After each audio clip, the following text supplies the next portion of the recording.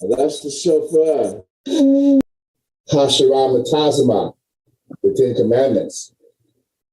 Ra'ah, Yahaya, Rakah, Alahayim, Akarayim, Iopinia. No and not have other gods before me. La'ah, Thayasha, Lakah, Pasah, Wala'ah, Thayobadma. No or not thou make graven images to serve them.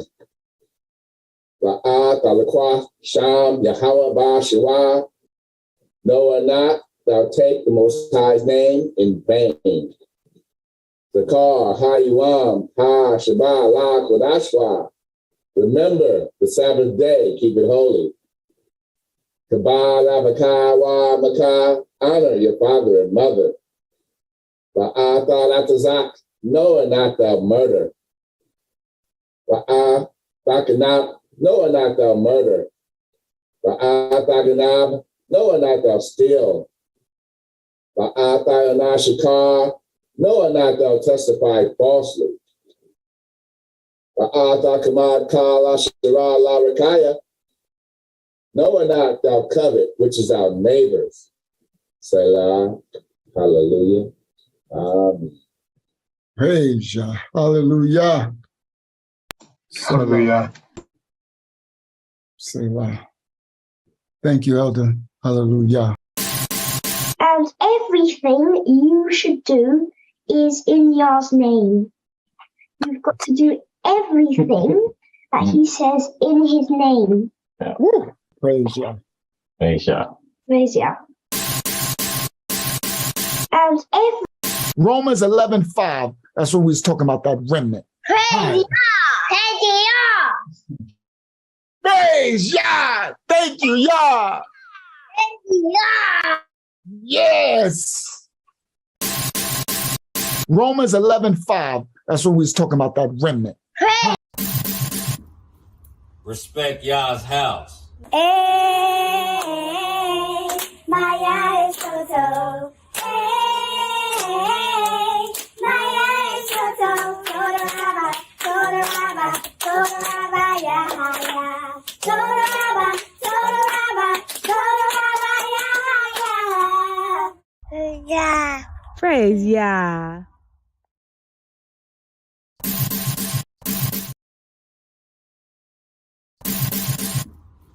Respect Yah's house. We sing praises to your name. Oh yeah, we sing praises to your name. Oh yeah, for your name is great and greatly to be praised. Praise Yah. Praise Yah. We sing praises to your name. Oh yeah, we sing praises to your name. Oh yeah.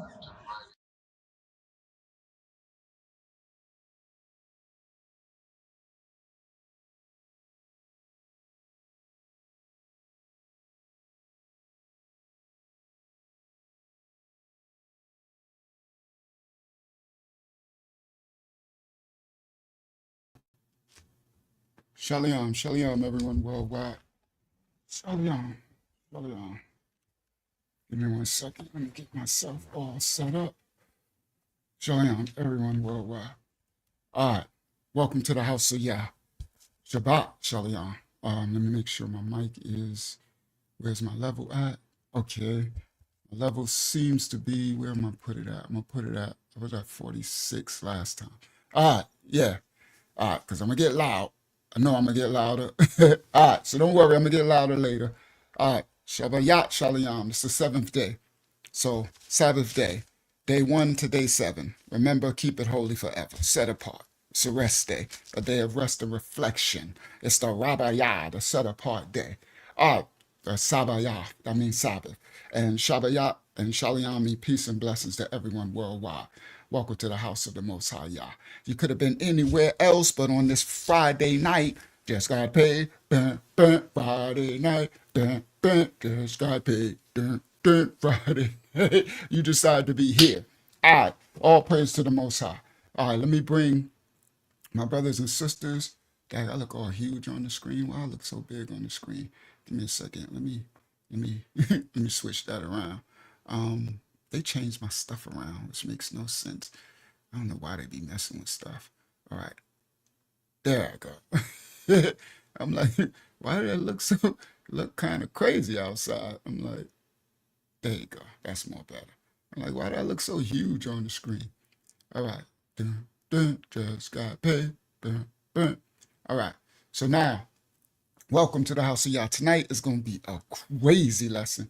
I only had 2 hours of rest because I was up all night. First of all, battling with technical issues, but putting this together. So I mean, I kind of went above and beyond. So all with the Most High's grace and mercy, this lesson. Hold on, I can't see the comments. Sorry, guys, I didn't see y'all. Shalom, Sister Linda Llewellyn. Shalom, Yamala. Shalom, everybody out there worldwide. Hopefully, I get to what do I about to say? Hopefully I can pull this off. I got so much to bring out. So I in the Most High's grace, I can pull this one off. It's gonna be you're gonna learn a lot tonight. You're gonna praise the Most High. He's been having me doing a lot of teaching lately, and this lesson will you will learn a lot. Oh, thank you, Dalal Shah. Sorry for everybody else who was in the chat. I didn't see you guys. I just got to the chat now. Shalom, Sister Phyllis Richards. Shalom, Run Rock. Shalom, everybody worldwide. Sister Kelly Perry. All right, I can't scroll up too far. Y'all know it's a lot of comments. But thank you. Yes, this one of my jerseys back in the days that I knew I had a bunch of jerseys that I used to wear. So this the only like there was one set of clothing that was saved from my previous life. For those who know my channel, the 25 to Life channel, and this is one of them. This is actually a Negro League. This is back. It's so big. This one we used to wear. This shirt is so. We used to wear 5X shirts. So I guess I had this shirt back in 2000 and probably six or five. Some of these jerseys. Now they're really expensive. This one was like $600. This one I was rich. I'm not rich anymore. This one I was in the street. I did my time for all the crimes committed. For those who know my testament, I had 25 to life and 15 to life prison sentences. The 15 to life, I took it to the Supreme Court and I beat it with a superstar lawyer team. The 25 to life, it was game over.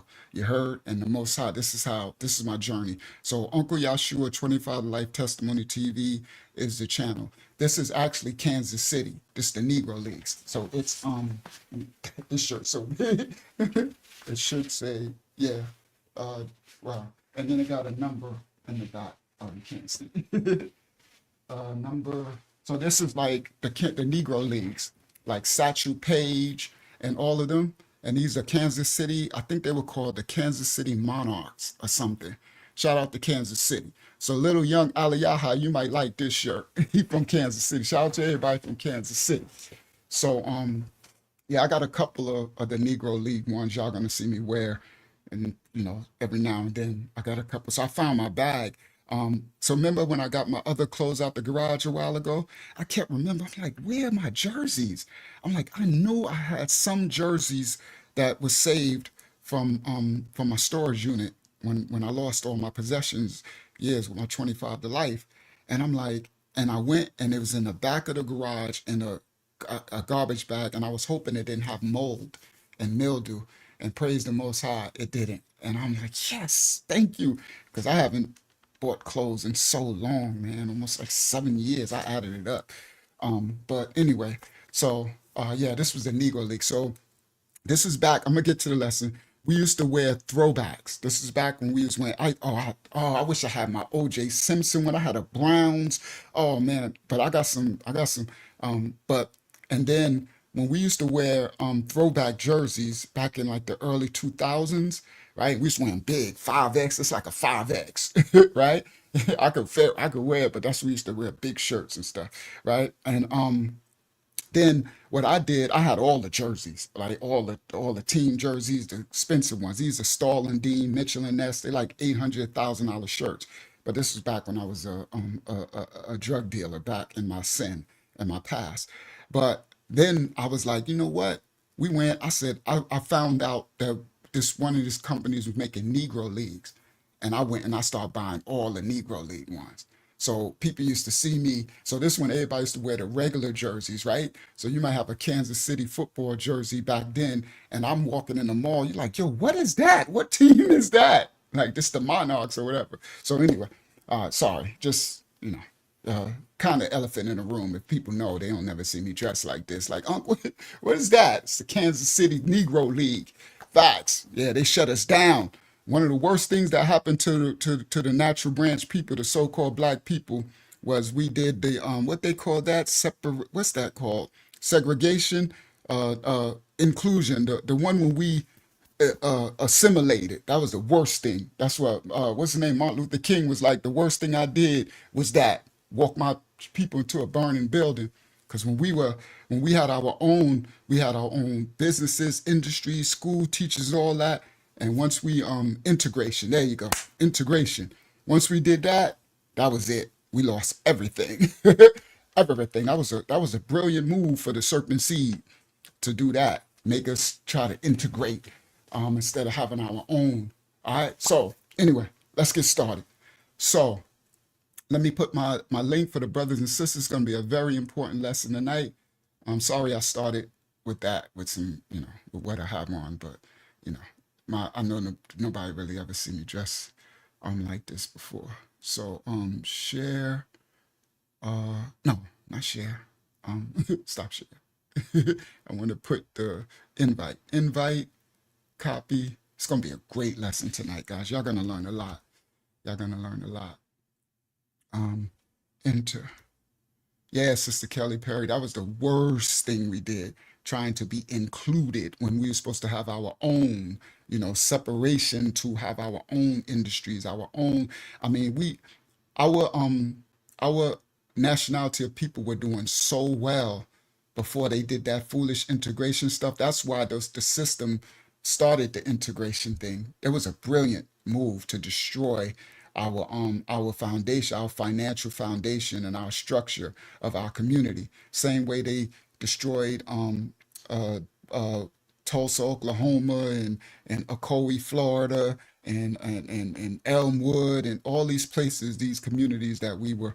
And so we had our schools, we were teachers, we had businesses, and we were running our own, and that integration just destroyed it. All right. Shout out to Shalayan Elder Taj Balayan Yanapa out there in Oakland, California. All right, we're going to get going. Whew, it's going to be one tonight. Demo scene. What's a demo? Oh, they put some new stuff up. New scene? I don't even know what that, let me close that. That's kind of dope, but I don't even know what that means. Demo scene 2. All right, let me close this thing. There it go. Okay. So they're always making new stuff backstage. Yashaha said desegregation. All right, thank you. All right, so we'll see. Hagyama will be here, I guess, a little later. All right, here we go. All right, now we go to what am I doing first? Oh, put the thumbnail on the screen. All right, and put the thumbnail on the screen. Present, share screen, window, where is it? Bang, share. It's going to be a great study tonight. It's a lot of fruit. What I'm actually going to bring out, I couldn't find a way to put it in the title and the thumbnail.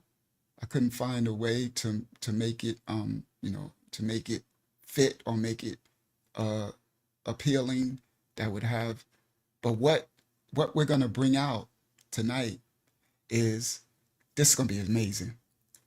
The Most High has allowed me to walk down, research, and find the actual receipt of why this still the Christianity series of the foundation of how Christianity was created from Rome, from Greek, and then the Greek came from the Phoenicians, and the Phoenicians were Canaanite. So we were walking down the Canaanites. Tonight, we're going to Sumer. Okay, this is crazy. Shalom, Sister Kathy Cunningham. This one's crazy tonight. I can't believe the Most High allowed me to uncover and research and find out all this info. That's why I spent so many hours putting it together for y'all. And I'm going to do the best I can to present it. I got some maps I'm going to show y'all. So y'all going to see tonight, there's some things we're going to uncover. One of the biggest ones is we're going to find out who the ancient Sumerians, Sumer. Okay. We're going to find out tonight that there were actually two Sumers. Ah, the unveiling of the mysteries. I'm like, whoa, two Sumers. Now, listen to this, guys. Now, we're gonna find out that the Sumerians. So y'all remember Billy Carson with his Fool Yourself, right? Y'all remember the ancient civilizations, right?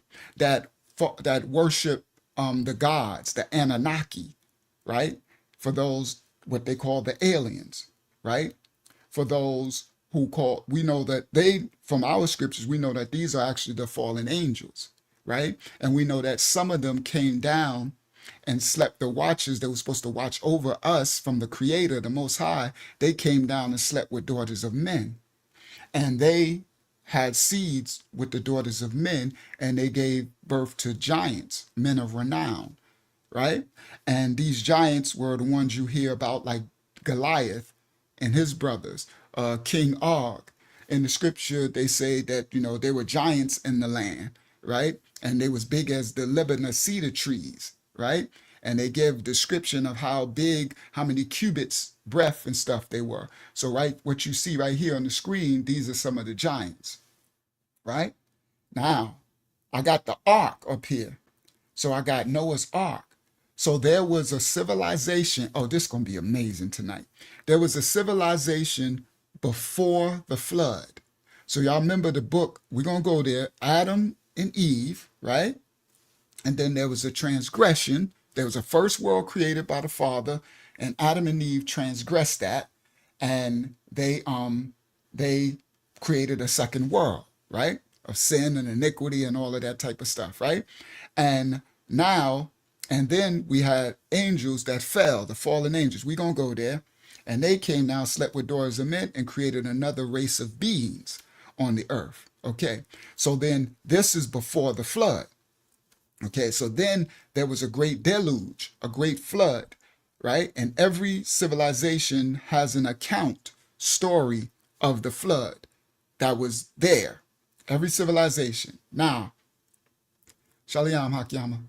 Now, there was a great flood, a great deluge. Now, then after the flood, okay, so now after the flood, all of a sudden, there were more giants, right? In this series, we're going to get there too. We're going to break that one down too, right? In this series. Now, but tonight, so now there was civilizations that after the flood, from Noah, Ham, Shem, and Japheth, this bloodline, this family tree, they went and they spread their seed and repopulated the earth. Okay, now, then you had another transgression that happened. And then you have something called the Tower of Babel. And you have a mighty man who was called Nimrod. So Taj, before you fall asleep, because I know you're going to be getting tired soon, your story going to come out tonight about what happened. I want you to, hopefully you got that on deck about the families, what happened after the deluge, the flood, because it's going to be crazy work right here tonight. This won't be a good one. So I got some images, I got pictures, I got maps too. So now I'm going to prove to you tonight that the Sumerians were actually what they would call black people, right? And we're going to find out how these books and mythologies, right? With Thoth and Thoth and the Anunnaki and the fallen angels and the books, the Atrahasis, the Epic of Gilgamesh and stuff like that. These giants and their texts and the Hebrew. Now, the craziest thing that we're gonna find out tonight, it's crazy. It's crazy work to me. Is we're gonna find out that the Sumerian culture, why the Phoenicians, the Acadians, the Sumerians, the Canaanites, why did the Canaanites, why is they called a Shemitic speaking people when Canaan was Hamitic from Ham? Why does the Phoenicians and the Hebrew and the Acadian and the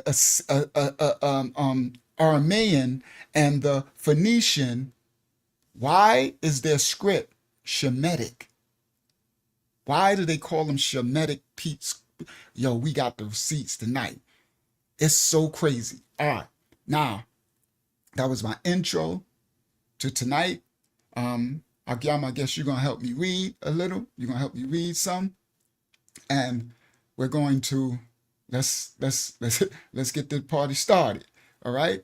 So, okay, I got that one first. I'm going to do that one. All right. So, Hakyama, could you do me a favor? Could you pray us in with a quick prayer over this lesson? Because we're going to uncover some things, and I'm covering this whole lesson, and there's going to be some images on the screen. And I'm going to say now in my prayer that we don't give covenant to any images that are projected. We do not get covenant to any fallen angel, Anunnaki spirits. This is a lesson to break down and rightly divide the scripture and ancient history. And everyone who watching worldwide and everyone who watches later on the playback, what's coming through your screen and images is not you giving a covenant to allow no spirits to enter into your homes or enter into your temples.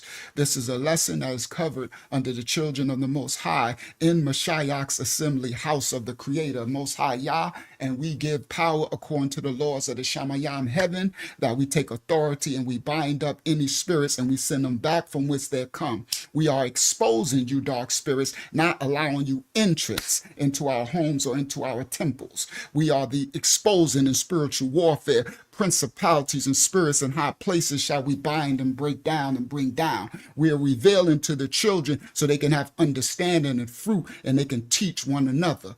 You heard? Praise the Most High in spirit and in truth. We're covering this lesson tonight. Hakyama, could you say a quick prayer for me, please, daughter of Yah? Shabbat Shalom, everyone. Shabbat Shalom, Yah. It is the day that you have made, your holy Shabbat. The seventh day, the day of rest. The day we are conjugated here together to hear your word. There is a feast prepared for us, a feast on your table, and we are all gathered to your house to eat. We are humbled that there is food for us. We are joyed that there is company in you, for you have sent us comfort, counsel. You have sent us might.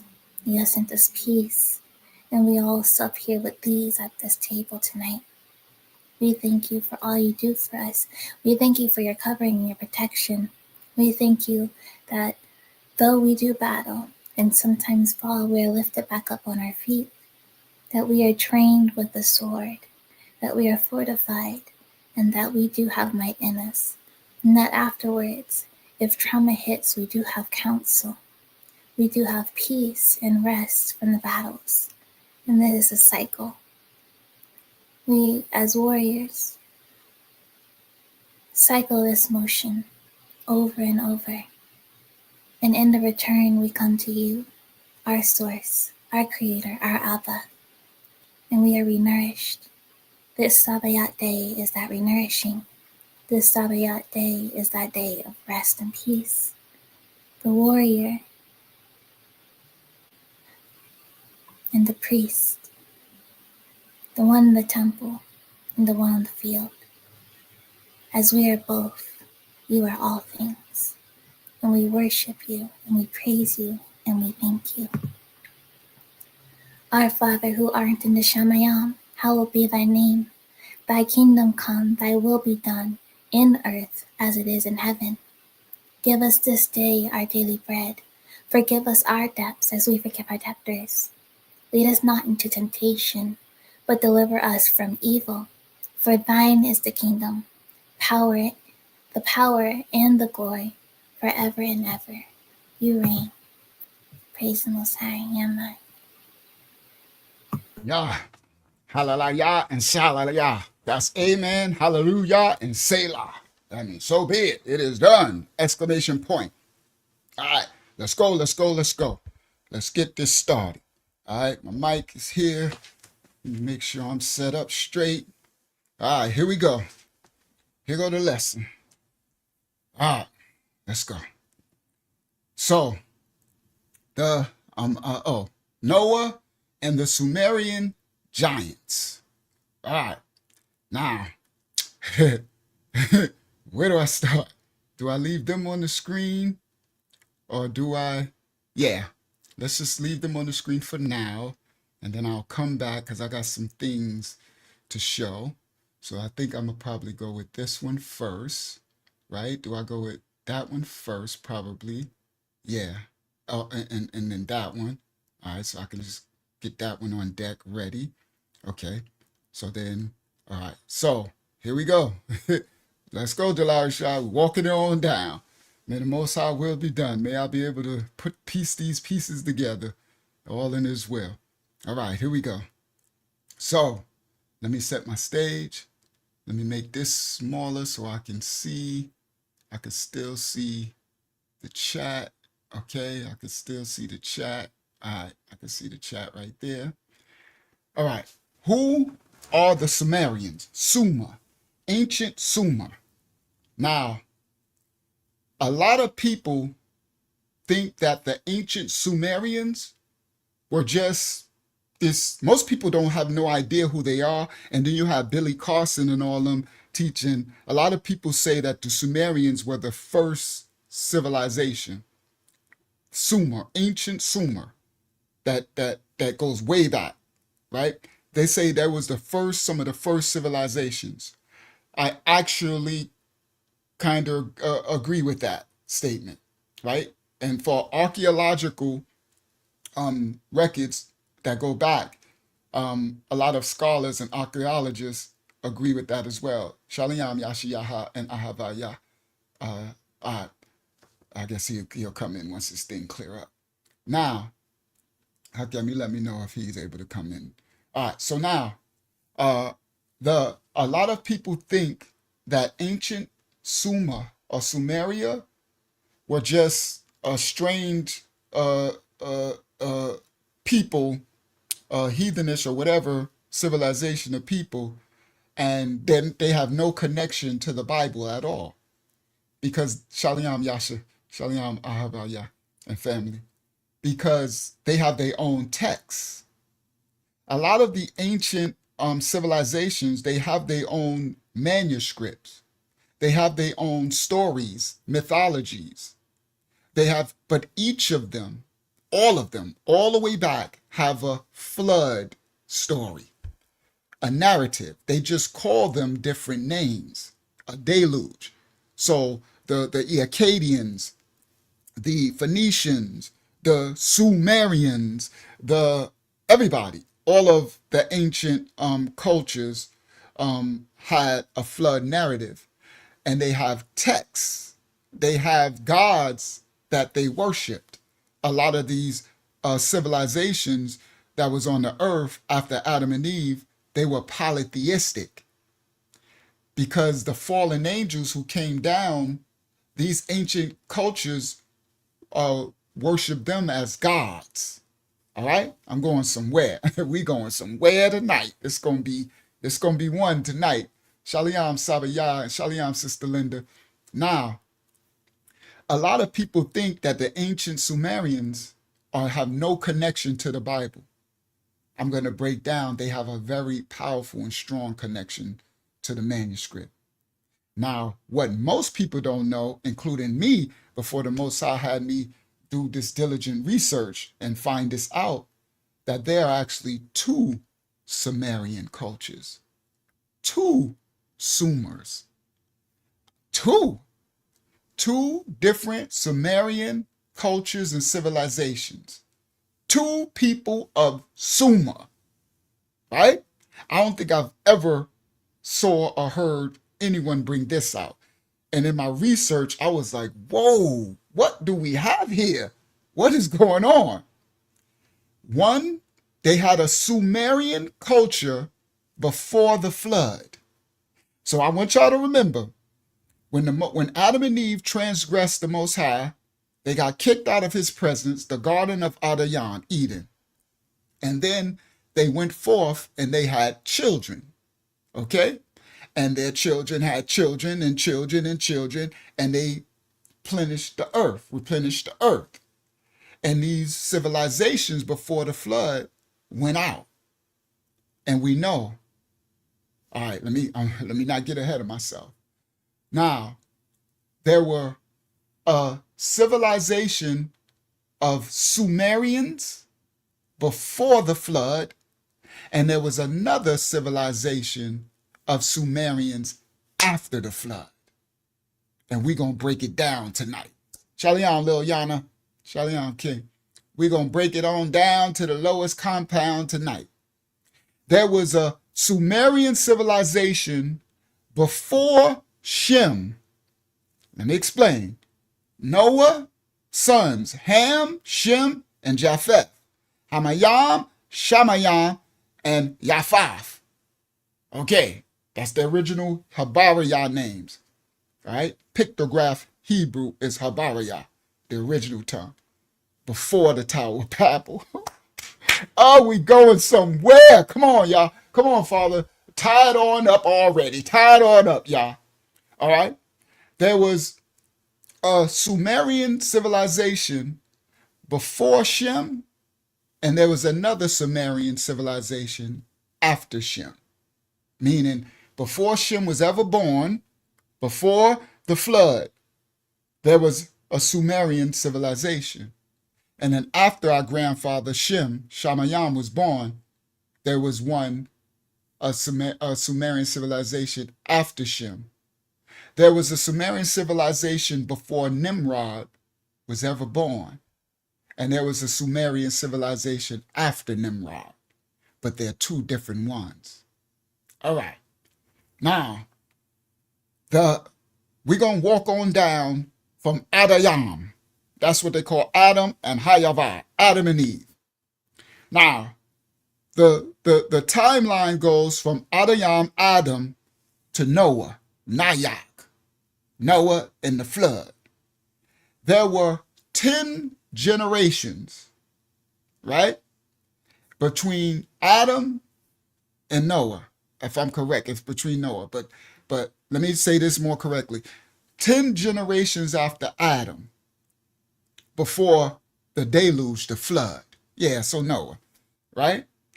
Now, something happened really strange in the 7th generation. The people on the earth, when Adam and Eve went out and they started to spread their seed, in the 7th generation after Adayam, the people became very evil and wicked. Okay? So we're going to break that down. But first, let's go back to the ancient Sumerians. Now, I'm going to jump around just a little bit and we're going to go back and a little bit forth. We're going somewhere. So y'all get in the ark. Get in the ark and let's ride through history. We're going back in time and we're going to go a little further up. Now, first, let's jump back up. Let's time travel a little bit. We're going to look at the Sumerian culture after the flood. The Sumerians, after the flood, had a civilization, and they called themselves, and they were called, I'm probably going to put it on the screen. Let me see if I could find, because I got my receipts. I got receipts to stuff. I got some things. There we go. There we go. So I'm gonna have to take that off the screen. I'm gonna be sharing some things, right? We got some things to share.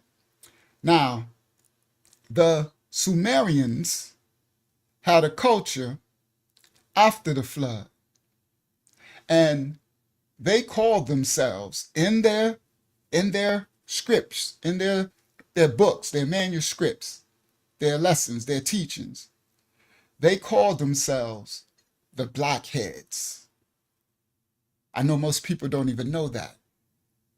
It's so crazy that the way that they whitewash and brown wash and yellow wash, green wash history, it's amazing that they try to make us think that nobody was black, right?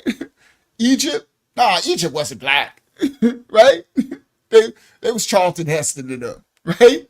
All these ancient cultures and civilizations, when they drew themselves, let me explain something to y'all. These cultures drew themselves. That part is just crazy to me. That work, that's crazy work right there. They drew themselves on their caves and on their walls and on their reliefs, and they drew how they look and their hair texture. They wrote about themselves. But these modern societies today will have us make everybody think well, nobody black. I don't know where we was. We must have been somewhere. Where was we? I mean, this is insane. But archaeology will tell you that Adam and Havva, Adam and Eve were black. Now they're trying to erase that. Now they're trying to say, well, they weren't black. They were they make up anything. It's just folio, right? It's ridiculous. It's really wicked. But the in culture, this is why I said the Most High left breadcrumbs. He left whole loaves of bread. He left bread trucks, and he left bread stores for these ancient cultures left records, pictures, drawings, reliefs, frescoes, you heard? And now you got like Russia and Germany and Italy and Ireland coming out and saying, yes, the ancient ones, they were black. You know, they got it's all through the world. But we on Sumer. So the ancient Sumerians, after the flood, they called themselves something. They called themselves the Blackheads. That part is really nuts. The Blackheads, okay? And do you know you got some people, most people don't even know this, but do you got some people who find that out? They're like, yeah, well, they were saying that their hair was black. They would call themselves, they would say they didn't call themselves the black hair. They call themselves the Blackheads, okay? We're going to find out tonight who these people, these Sumerians after the flood, where we get the Epic of Gilgamesh and these stories from, and their gods, and where did they come from? Okay, and we're going to show with maps and ancient pictures and stuff. Now these ancient Sumerians, stop share, come back, present. Where is it? Present, share screen. I got some sharing to do. Bang, share. Now, what y'all see? Okay. The ancient Sumerians called themselves, hold on, let me see what I can't see. Let me see. I'm trying to see what I got on the screen. If I can make it. Yeah, I can make it bigger this way. There we go. There we go. Oh, yeah, well, that was cool. That was all right. That's okay. Bang. All right. Now, the ancient Sumerians called themselves the black-headed people. Not black-haired people, the black-headed people. Or the Sag-Gig. That's Sumerian cuneiform text. And we know that because we found their writings. I'm going to break that stuff down. The Sag-Gig in Sumerian literally means head and black. So Sag is head and Gig is black. And the black-headed, those whose heads were black, the blackheads, literally what they call themselves, right? But Joshua, they be talking about they ain't black. Yo, this stuff be like laughable at this point, right? And then when I show you what they look like, that's gonna be another one, right? Because they left images, they left pottery, they left frescoes, they left drawings on caves, they left reliefs, they left all type of stuff. What they look like, not only what they call them, they like, well, that they still ain't black. It's crazy, boy. This history stuff is some crazy work. All right. So these Sumerians, after the flood, they called themselves the Blackheads. That's a funny name, right? That's a funny thing to call yourself too, especially if you ain't black, right? But anyway, so now we know all human cultures and languages can be traced back to the ancient Fertile Crescent, the Afro-Asiatic region, what they call the Mesopotamian region, okay? Between over by the Tigris and the Euphrates and the Afro-Asiatic section, we know that all human cultures and languages can be traced back to that land because that is the area that I'm going to show y'all where Noah's Ark landed. I'm going to get there in a second. Oh, we going there tonight. It's going down tonight. Now, all human cultures and languages can be traced back to this Fertile Crescent region. We broke that Afro-Asiatic language. That's why the Shemitic language of the Afro-Asiatic language group of people, languages is Shemitic language. And we broke down like why would Canaanite languages be a Shemitic language group when Canaan descend from Ham? Oh, we going there. We about to find out, everybody. Not only did Canaan take Shem's land from the book of Jubilees, it go further back than that. I didn't know that. It go back before Canaan. That's why the Most High calls Shem's lineage separate from others, from every nation. Okay? And it says, blessed be the Aliyah of Shem. That's in the scripture in the Bible. Hakiyama can find that and put there. All right? The Most High knows the beginning from the end. Now, we all know that the human cultures and languages can be traced back to the land of ancient Mesopotamia that began before and after the Great Flood.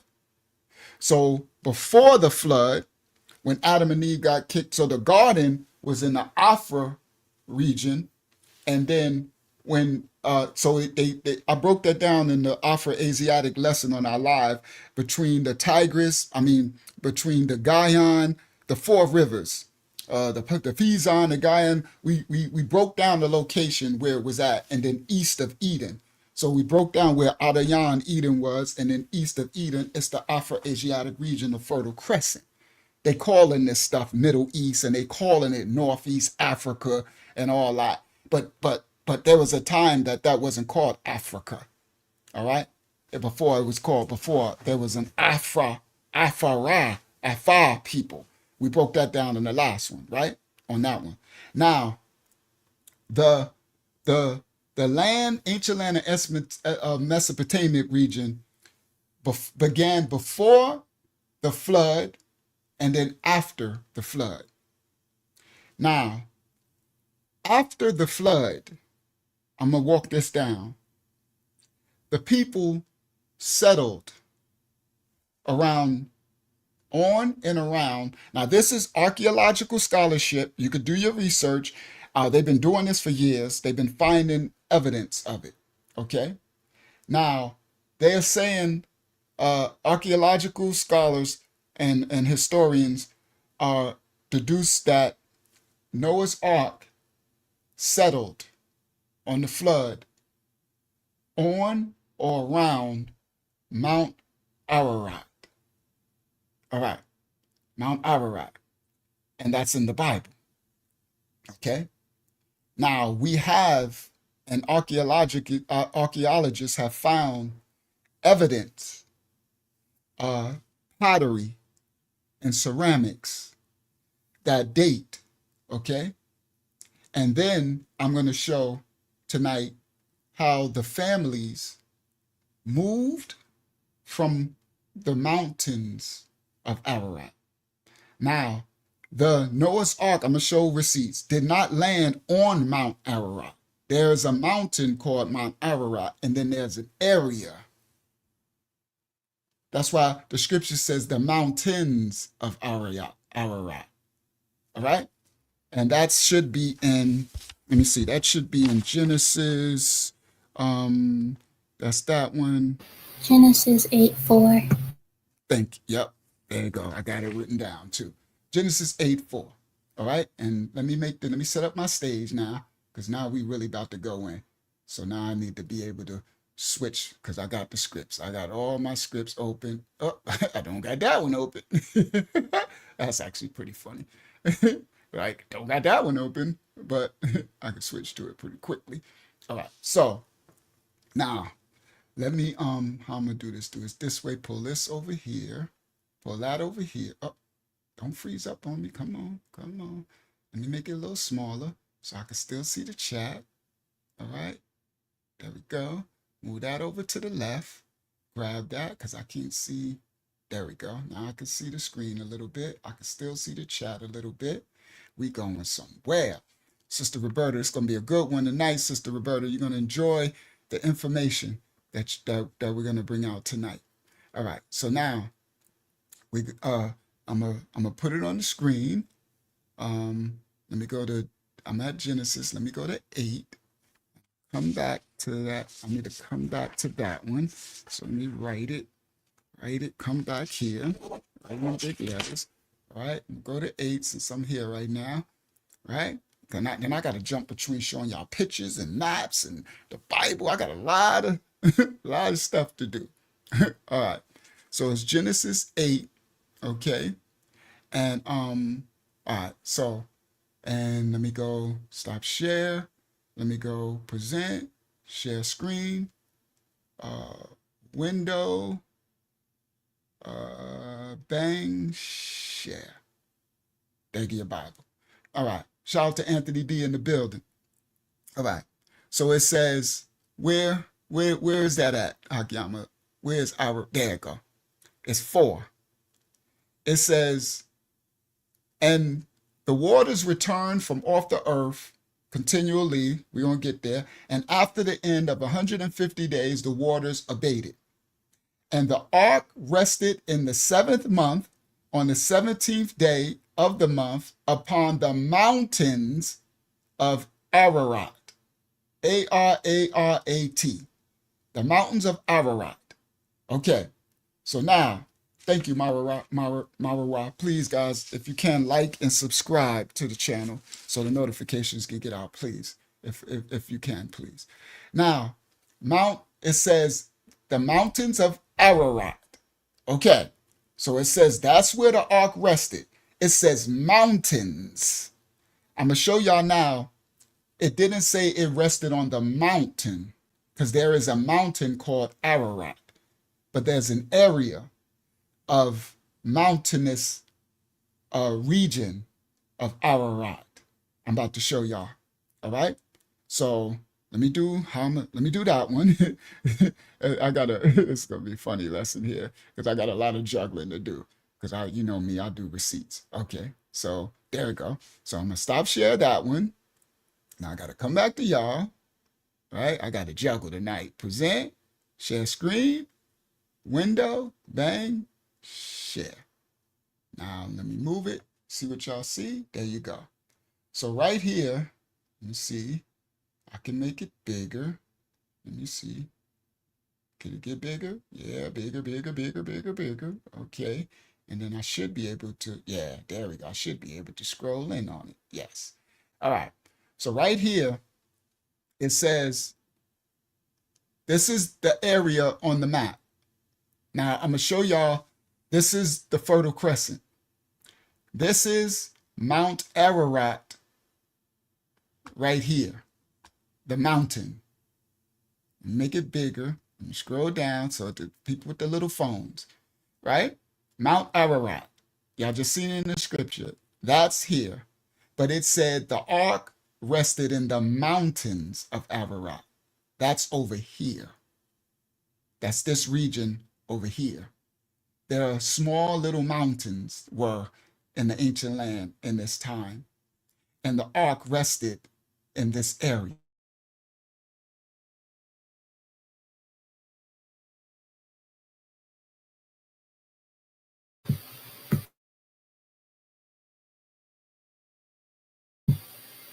You're frozen.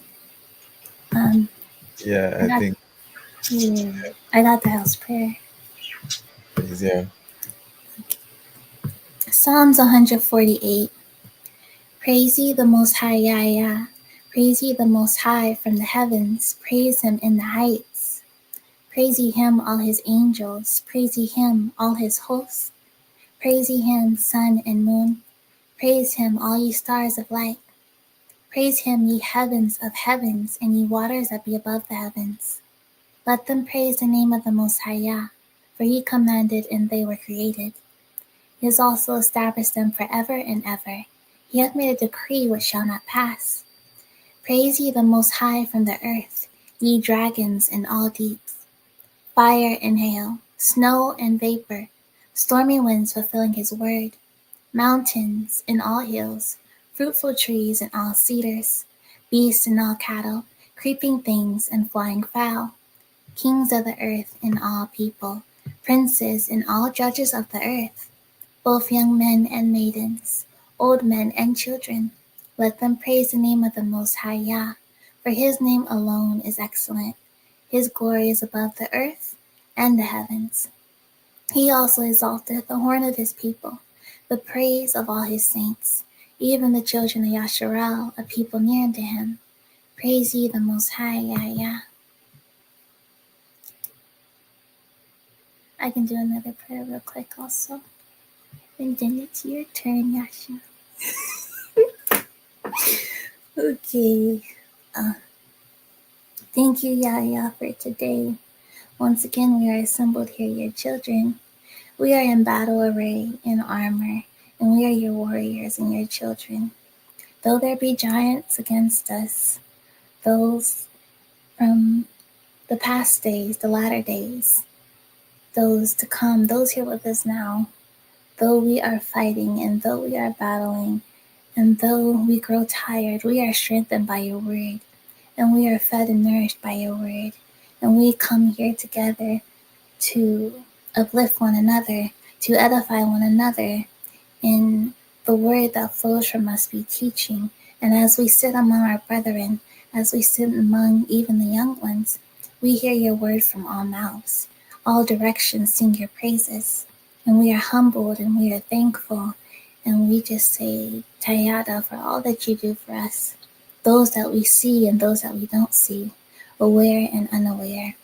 We are thankful and we are grateful and we are humbled and we are submitted unto you. Thank you so much, Yahya. Amen.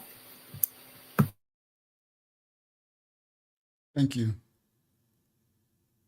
Thank you, Akiyama. Hopefully, can y'all hear me? Yeah, Yes. they're going to be mad at this one. All right, so now let me try to turn off my hotspot. Yeah, they're going to be mad at this one. I found the scripture where it says what mountain, if you need that. I'm not sure. Okay. All right, so give me a second. Let me close that. Let me close this. Let me close this. May the Most High cover this study. All right, so let me get back. So where was I? Oh, let me share my screen again. Because what they will try to make me do is they'll mess it up and try to make me have to restart and then lose all of my things that I have set up.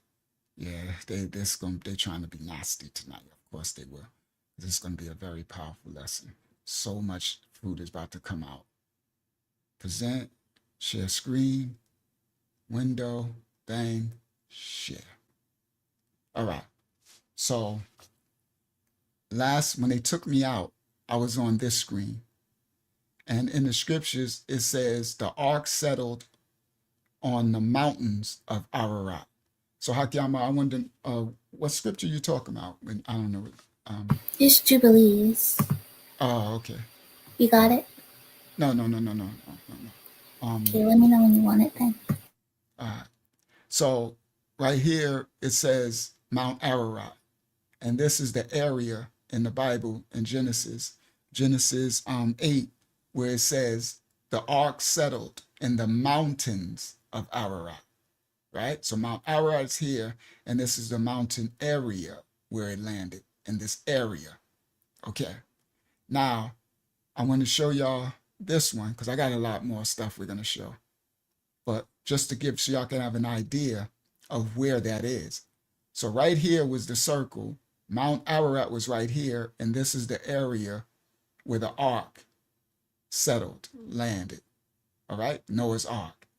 And look where this is, the Mesopotamic region. You see, in between the Tigris and the Euphrates. You see where this is? All right, this right here, y'all have heard of the Natufians? This is where the Natufians was, their civilization was right here. We way back in time now. We right after the flood. Okay? All right? And this is a Paleo-Triletian civilization was up here, and then the Zarians were here. The Zarians were in the Mesopotamian region. Okay? So now so I just wanted to show y'all this map so y'all can see now, because as we go forward, these are going to be important, this area, because we're going to walk down how Ham, Shem, and Japheth, where the civilizations went after the flood, and how these cultures like the Sumerians, the Phoenicians, where did they go, Ham, Shem, and Japheth? After the flood, and then after the Tower of Babel. Okay? All right. So, Hakiyama, could you put that Jubilee one in the private chat so I can see it? All right. It's there. Okay. And, all right. So, now let me go back. So now I did that because I want y'all right here. Now y'all see where this is, where Mount Ararat is, where Genesis said that the ark rested. Okay? And so Jubilees 9, you could put it, Hakiyama, in the regular chat so I can share it on the screen. Jubilees 19 and 27. That's why they took the Apocrypha out, right? Because it fills in the blanks, right? It says, and the water prevailed on the face of the earth 5 months, 150 days, and the ark went and rested on the top of Lubar, one of the mountains of Ararat. All right. So this area was a mountainous region, and that's going to be explained what was going on in this area. So according to the book of Jubilees, the ark rested on top of one of the mountains in this area, Lubar. All right. Now, all right. So let me go back to the, how do I get to be able to see? There are a few donations also. Oh, for real? I didn't see it. Thank you. I can't see the comment section now. Oh man, what they done did. Let me do media assets. Okay. All right, let me make it full screen. There we go. Comment section. Oh, thank you so much. Thank you, Marawa. I humbly appreciate your donation, daughter of Yah. Thank you so much. I humbly appreciate it. And who? Oh, Marawa again. Thank you, daughter of Yah. She said, go out the chat, like, share, subscribe, and oh, tell a friend. Come on, Maria. Thank you, Maria. Thank you, y'all's child. Thank you. Y'all are down.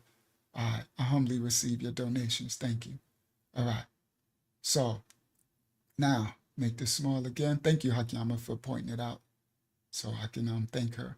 All right. So now y'all, I showed you Genesis where the where it says that the ark rested. Okay. So now I'm going to show y'all that they actually, the families left the area. I think that's still might be in Genesis 8, right? Let me see. And yeah, so let me stop sharing this. Let me go back because I got to walk this through. Let me present, share screen. This about to get really good in a second, so y'all just hold your horses. All right? We going somewhere. It's about to get really funky in a minute.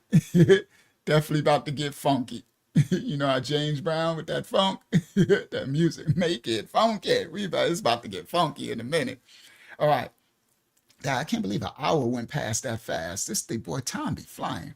All right. So now it's going to tell you, where is it? Oh, exit in the ark. All right. All right. Let me see. And let me go down right here. It's going to tell y'all when they exited the ark, they went somewhere. Okay. The draw, behold the face. And Noah saying, go forth with your sons. I really bring your cattle, everything. And Noah went forth and his sons and everything. Okay. They went forth out of the ark. Okay. Where is it? Because it tells you somewhere, Hakiyama, if you found it or if you could find it, it tells you that they went to the east when they left out the ark. They went east. Maybe it's on 9. Beautiful, the dread upon you, upon all the fish, your hand, every moving. Maybe I wrote it. Did I write it? Let me see. Waters gathered. Okay. Somebody will find it. So when they came out, it says in this Bible, somewhere up in here, that when they went out, they went east. Okay. Shout out to Anthony B. All right. So somebody will find it. Okay. All right. So I'm doing, I got a lot of scripts and stuff, so sometimes I don't remember to grab which one. All right. So they went east. And when they find it, that'll be a receipt. I'll say that, right? It's somewhere in here. And on that map, I'm going to show y'all where they went. Everything that I'm pointing out is very key because you're going to find out how the Sumerians came and what did our ancestors do when they left the ark. Because when they first left the ark, the first thing you would do was just kind of rest right there where you at first, because the waters had to continue to subside. All right. And then it says they immediately went east from where the ark landed. All right. And somebody will find it, I guess. I had it, but sorry. I can't do everything. All right. So let me go back to 8, because it might be there. All right.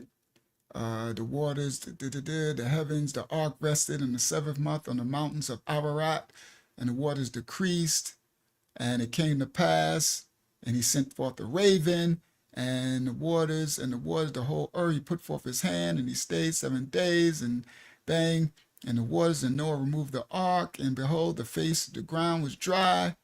All right, and he said, go forth with their wives, their sons, and Mofla, there we go, and all right.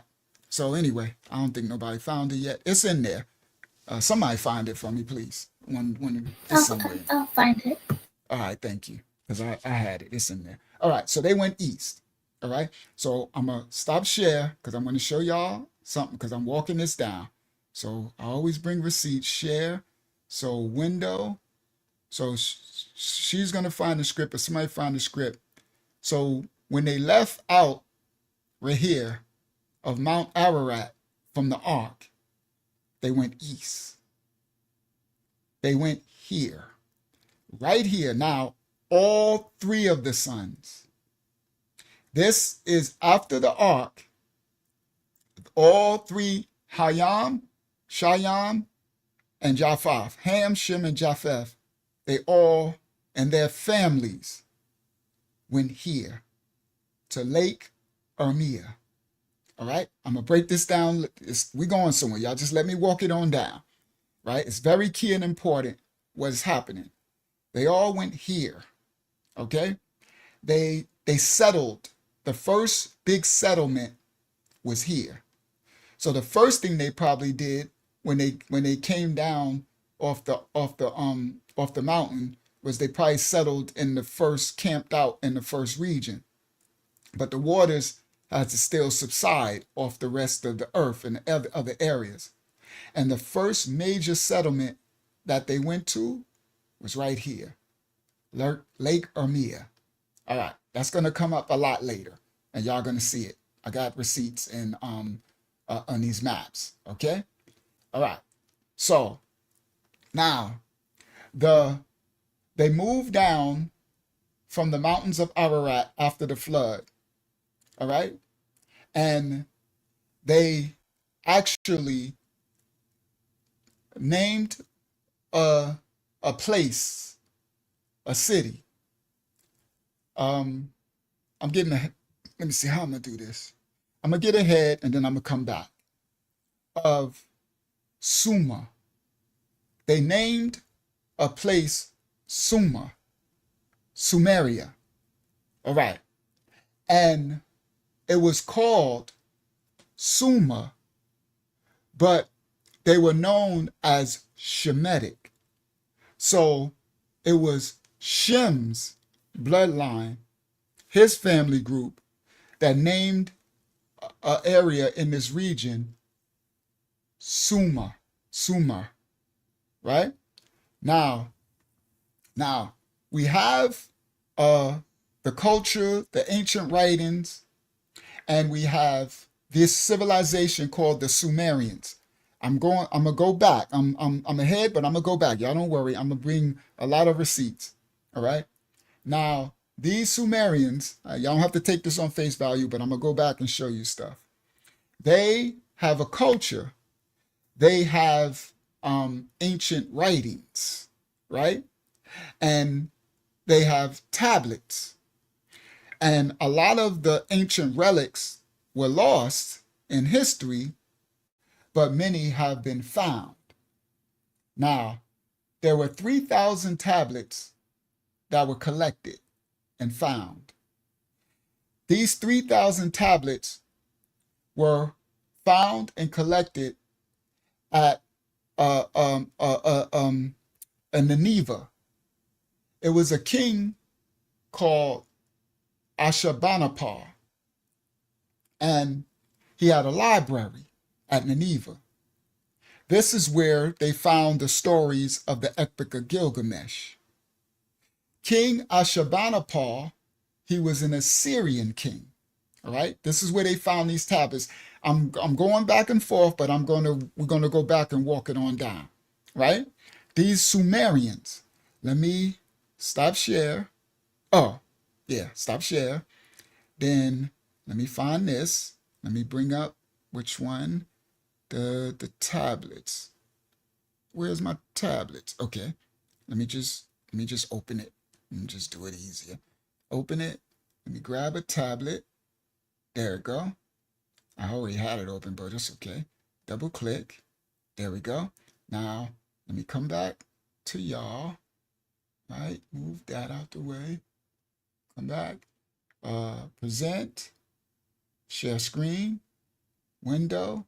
Bang. Share. All right. So these are the reliefs. This is some of the Sumerian tablets. The Most High left breadcrumbs through all ancient history. This is ancient Sumerian writing. Now, these are Shemitic. This is a Shemitic language family group of languages. The Canaanite, the Phoenician, the Acadian. The Acadian come from the Sumerian. The Phoenician come from the Sumerian. Hold on. The Greek come from the Sumerian.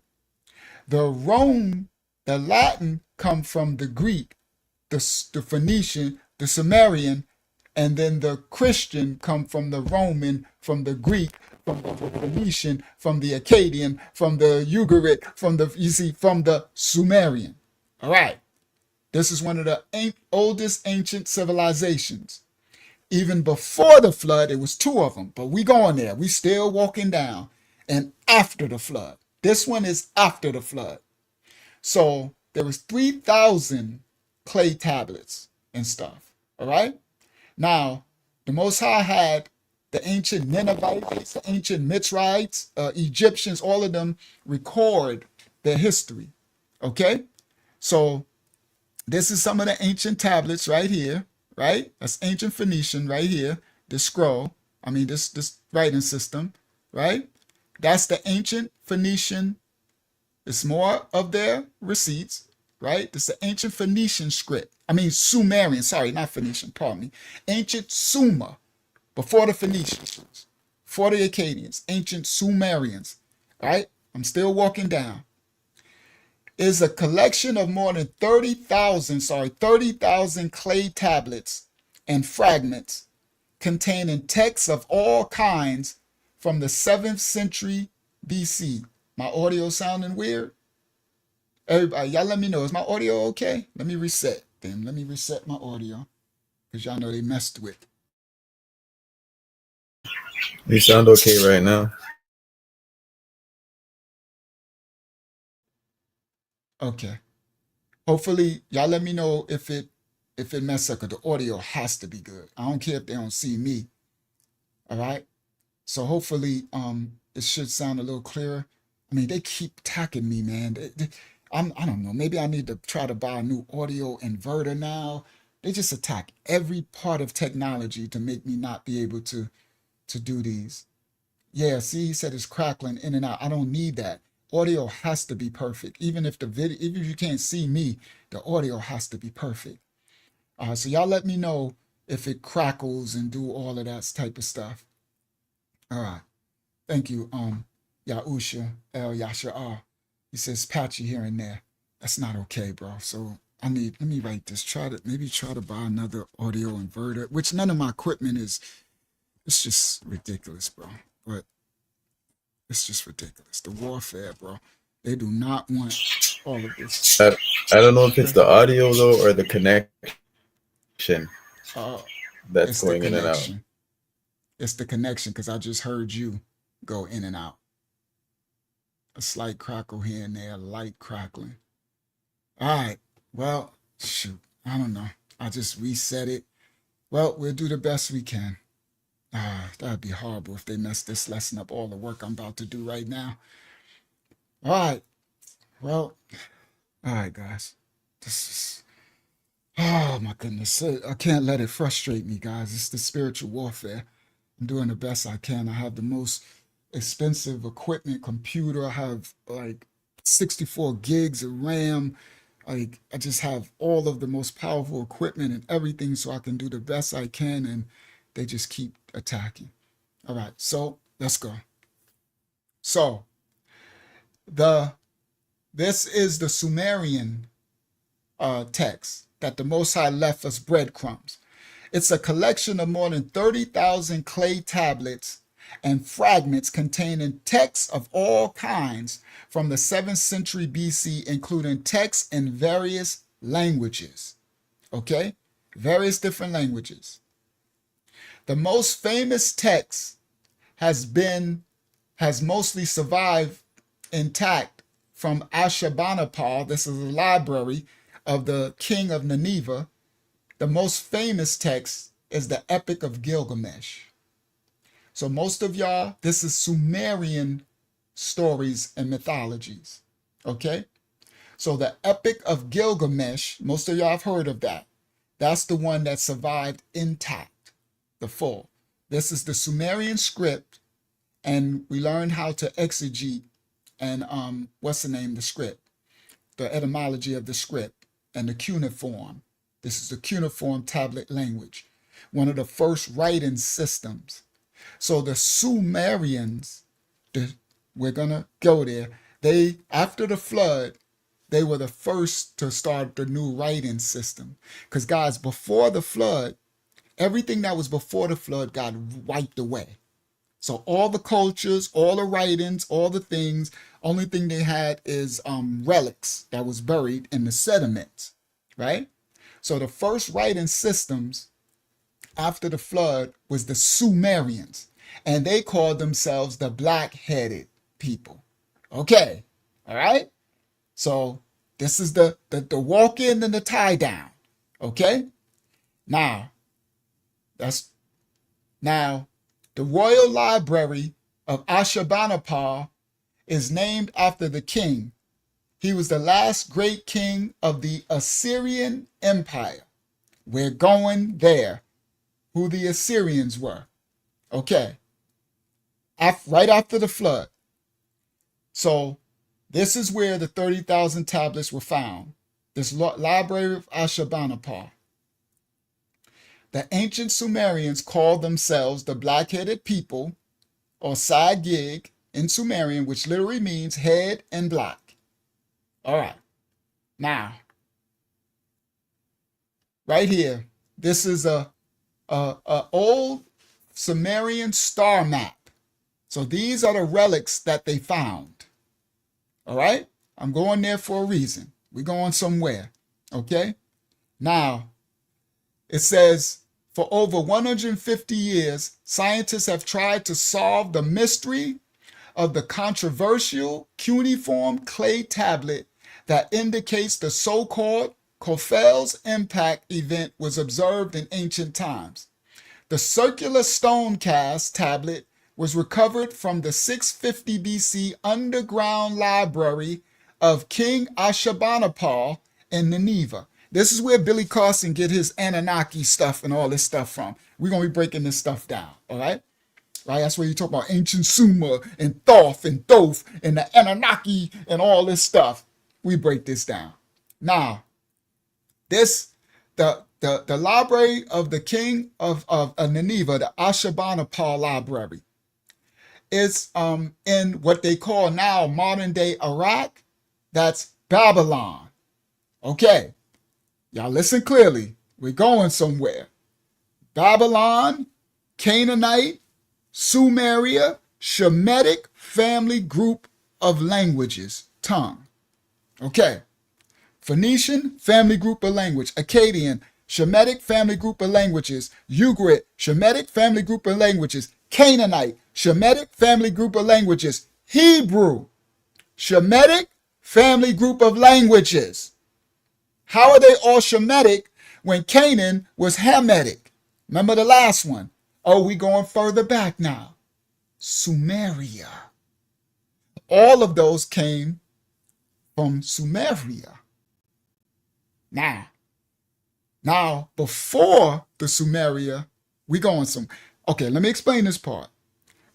After the flood, they all spoke one language. They spoke one language, and it was Habariyah. There was a language that he spoke with Adam and Eve, the creator, the Most High, the creator, not the fallen angel Anunnaki gods. He spoke one language to Adam and Hayavah Eve. The whole earth before the flood spoke one language. He created a deluge, a flood. The family group of Noah, Ham, Shem, and Japheth and their wives and the animals came off the flood. They still spoke one language. Now listen clearly. And it was Habariyah, what they transliterates to Hebrew. So this is why they call these Canaanite languages Acadian, which Acadian of Sumeria, a Shemitic family group of languages. We're going somewhere. Now, after the flood, when they came off the ark, they still spoke one language, and it was for a considerable amount of time. A lot of people don't assess that after the flood, before the Tower of Babel, before Nimrod was even born, you understand? Before, when Ham, Shem, and Japheth start to have their babies, okay? Before there was a one language spoken. All right, I want y'all to know that. And it wasn't Sumerian. We're going somewhere. All right, so anyway, let me keep walking this down. Now, the Most High did this. He made the king of Nineveh, the Assyrian king of King Ashurbanipal, to build an underground library and have all of these relics. All right. Now, they thought that this cuneiform clay tablet was an Assyrian tablet. The computer analysis has matched it with the sky above the Mesopotamian region in 3300 BC. And they said it proves that it's to be much more ancient Sumerian origin. So they first thought it was a late Assyrian, this tablet. But the archaeologists and historians, they looked into it and it matched it with the sky that was above the Mesopotamia in 3300 BC. Just like in the pyramids of ancient Mitzrayim, Egypt, they line up with the celestial bodies of the star pattern. This is our ancient ancestors have some great technology. But listen, fallen angel. Diana, we going somewhere. Brother Nick, we going somewhere. Fallen angel technology. We're going to find out even tonight when Egypt started to take on the fallen angel stuff. Oh, tonight's going to be a very good one. I hope they allow us the Most High allow it to keep going. All right? So now, but we're going to go somewhere, right? Because after the flood, remember, there were still giants, still Nephilim, fallen angel. All right. Now, they found out that this cuneiform clay matched the sky above the Mesopotamic region in 3300 BC. And so that proved to them that it was much more of an ancient Sumerian origin. The tablet is an astrolabe. It was the earliest known astronomical instrument. And it consists of a segmented disc-shaped star chart with marked units of angle measure inscribed upon the rim of it. This is astronomy, astronomical instrument. Later, you're going to find out that they took it to astrology. All right? So these are some of the receipts of the ancient Sumerian, okay, from the Library of Ashurbanipal. Look at this. This right here. Remember when I said the ancient Sumerians called themselves the black-head people, the black-headed ones? Look at this receipt. This is the bronze head of an Acadian ruler. The Acadian are the first set from the Sumerians, the Acadians. The Acadian, and they were Shemitic language family group from ancient Sumer. Look at this head. Look at that face. Y'all, I ain't even got to say it. Y'all can see exactly what that is. Okay? This is a mescalam dug helmet that they would wear back then when they would be battling and warring and stuff. The helmet. And this is a bronze head of an Acadian ruler. So receipts, they always talk about y'all just, we was kings, and they trying to say all this foolish stuff.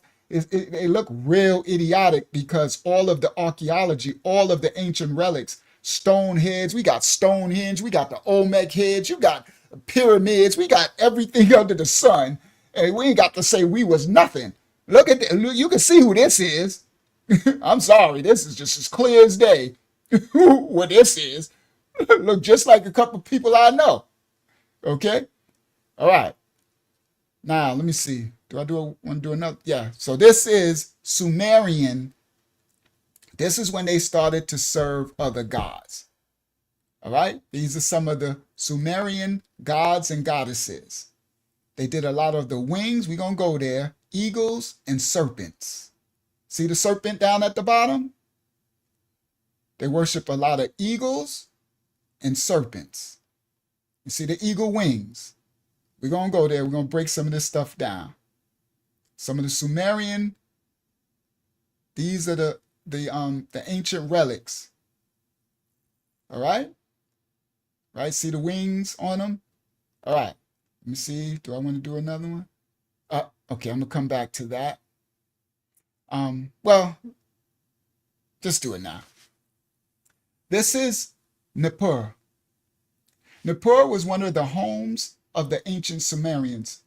The ancient Sumerians, people located in southern Mesopotamia. The southern region of Mesopotamia was called Sumer and consisted of several city-states such as Nippur, each of whom had their own king. The name Sumer actually translates to the land of the civilized kings. All right. Now, I showed before this Nippur. All right. And this is the ancient Sumerian city. All right. Now, I showed this before. Let me stop share. Let me present. And then I'm going somewhere. This is about to get good in a minute. Y'all give me a second. I'm still walking down. Present. Share screen. I just need to show receipts. Bang. Let me go to this one. Bang. And then come back to y'all. Bang, bang, share. Let me see what y'all see. There it go. Now this, I showed this before. Let me show the heads. This is Nimrod's kingdom. Now look at their heads. Look at that face. Look at that face. They look like gnomes with the hats, right? It's the kingdom. Look at their hair. You see those hairs? Either curly or Bantu knots, right? We did this before, right? They lion heads, they eagles, right? Now this, look at his face, look at his beard. Now let me go over. This is Nimrud or Nimrud. Right now, today, you can go over there today. It's right there today. This is right here. It's in Turkish, Nimrud Dagi, a high mountain in southeastern Turkey, notable for the summit where a number of large statues is erected around what is assumed to be a royal tomb from the 1st century BC. This is Nimrod. All right? Now, I'm breaking it down because I showed y'all this before, right? Let me go back. These are the stone heads right there now. Look at that head, right? That's right over there now. Y'all can go there right now. I don't know if it's at war, so don't go to Turkey right now. I don't know what's going on over there, but you can go visit this, right? Look, these people, see that? See this woman right here? She's looking. They taking pictures. You know, people go on vacations, right? This is Nimrud. Okay? Look at these heads. All right. Y'all know we do receipts here, right? And then these are all these heads, these stone heads. Okay? This is Nimrud or Nimrud. All right? Nimrod. Okay. This is right there right now. Right? This is the kingdom. This is Sumerian kingdom, ancient. All right. So I showed, hold on. Let me go back to that. Then I went to that one. Okay. So let me click that. Let me stop share. Let me come back. Let me present. Let me share screen. Let me window, bang, share. So that's, look, Nippur, one of the ancient Sumerian people located in southern Mesopotamia. Okay? This is the land. It's Nimrod. All right. Now, I'm going to show y'all that on maps in a second. Let me see. Do I got something else? Oh, here we go. Let's just continue with these. This is a statue of the Sumerian god Enlil. We'll get back to that. We'll get back to this stuff after. All right? All right? Now, the ancient Sumerians. Now, let me go back. Let's just leave it there. I don't want to leave that god on the screen. We ain't doing that. All right? We ain't doing that part. So, the library of Ashurbanipal, they found 3,000 tablets, all right, including a full story of the Epic of Gilgamesh, okay? The king Ashurbanipal, he was bragging and boasting that he had one of the most astute Sumerian collections. And now, these were the ancient Sumerians, and they called themselves the black-headed people. Now, the crazy thing is that these blackheads, what they call themselves, Sumerians, they recorded in their legends and their scripts that all of their tools, all of their weapons, and all of their inventions, they said was given to them by their gods, the Sumerians, all right? Now, they said that they received special knowledge from these gods, plural.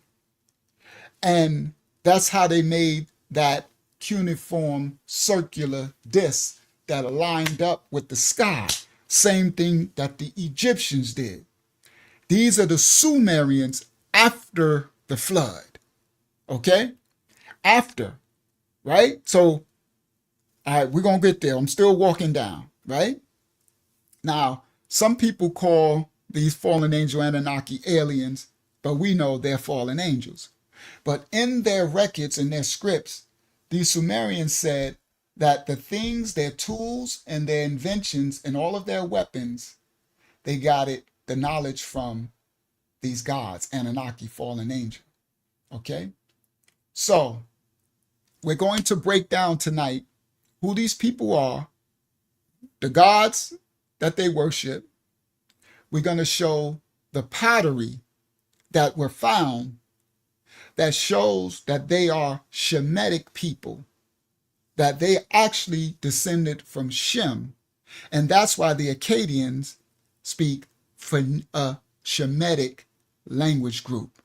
And the Phoenicians and all of it, it's for Shemitic group. I thought it just started with Canaan. I didn't know it went further back. I thought it started when Canaan took the land of Shem. And that's why they call Canaanite the Shemitic, Acadian the Shemitic, Phoenician the Shemitic. It's an Afro-Asiatic Shemitic group language. I'm like, why they say Shem and Canaan is Ham? It went further back to Sumer, before Canaan was even born. We're going to go there. Now, remember, all the people spoke one language before the flood. And after the flood, for many years, they spoke one language until the Tower of Babel. The Tower of Babel was also known as the Temple and a Ziggurat, okay? When the Most High confounded the tongues and then spread them into all the world. All right. Now, in the ancient Sumerian text that was found at the library of Ashurbanipal, the 3,000 clay tablets and all of that, guess what the ancient Sumerian text says? It says this. This is what they wrote. They got their own manuscripts. And it says that this is what they say. I'm just paraphrasing some of their texts. Some of the clay tablets said in their text that they transcribed that they were, in their text, they say they were created, the Sumerians, as male and female. That's what their text say. Now, it don't say other genders. Their text stated that they were created male and female, and their text say that they were given a command from their creator, their God. They have a high one. And they said they were created male and female, and they were given a command to multiply on the earth and to till the ground. I'm like, wow. See, this is where you get Billy the Canaanite Carson and all these fools talking about we took our Bible from the Sumerians. I'm going somewhere. Okay? Now, listen guys, this is their text, their scripts. Their scripts say that they were created male and female. They were given a command to till the ground and multiply on the earth. Now that sounds identical to the book of Barashayat, Genesis. Now, this text was written in what they call a Shemitic language. Their texts tell the almost same identical story, but it just has different names for the characters because it's a different tongue. But it's basically the same story. But the Habariyah Hebrew book of Genesis, Barashayat, it covers more of it than the ancient Sumer text in more details. And there's a lot more manuscripts in our text. Now, I want to point this out. Just because we can find this script written older or first doesn't mean that whatever's written first don't mean it's the truth, and it also don't mean that that came first, because there was oral traditions. So the Sumer was the first ones who were writing. So off the ark, they were still saying oral traditions, telling the story. Because Noah, Nayak, guys, y'all listen, the stories came from Nayak, because every other group of people were wiped off the earth with their tales and stories. So Nayak, Noah told the stories of Adam, of Adayam and Eve. He told the stories of before the flood. You understand? And he told it to his sons and his sons' wives, and then they told it to their children. And it was word of mouth as the population started to grow from the flood. I'm going there. I'm about to show maps and receipts in a second. I'm still walking down, right? I'm still just walking down. Y'all give me a second.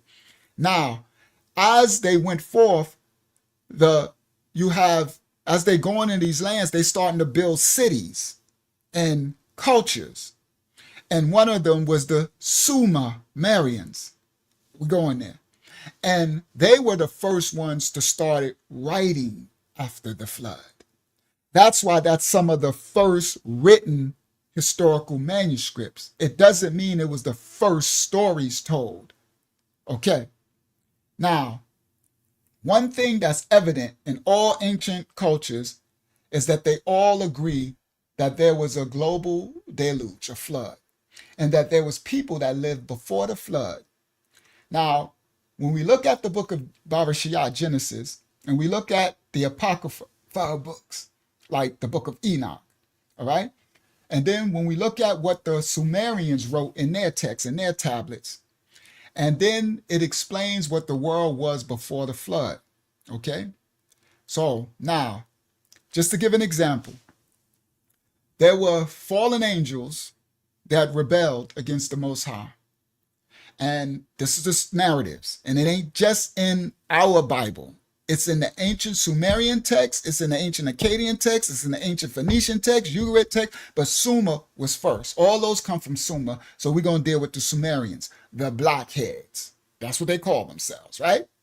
Now, in the Sumerian text, it's the same. They just have different names. But in our Bible, in our manuscript, the Habariyah, the Hebrew, right?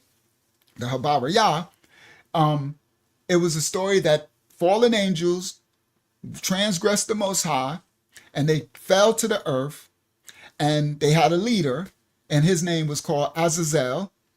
And what people, this part of the Revelation exegete, just like, yes, I knew it had to tie in. Most people don't know, a lot of ancient archaeologists and scholars, and a lot of them deduced that the fallen angel, they went specifically to Cain's descendants. That's the part that people leave out. They specifically went to Cain's descendants. Now, y'all remember, Cain was the actual transgression line from Adam. He became the spiritual seed of Hasatan, adverse.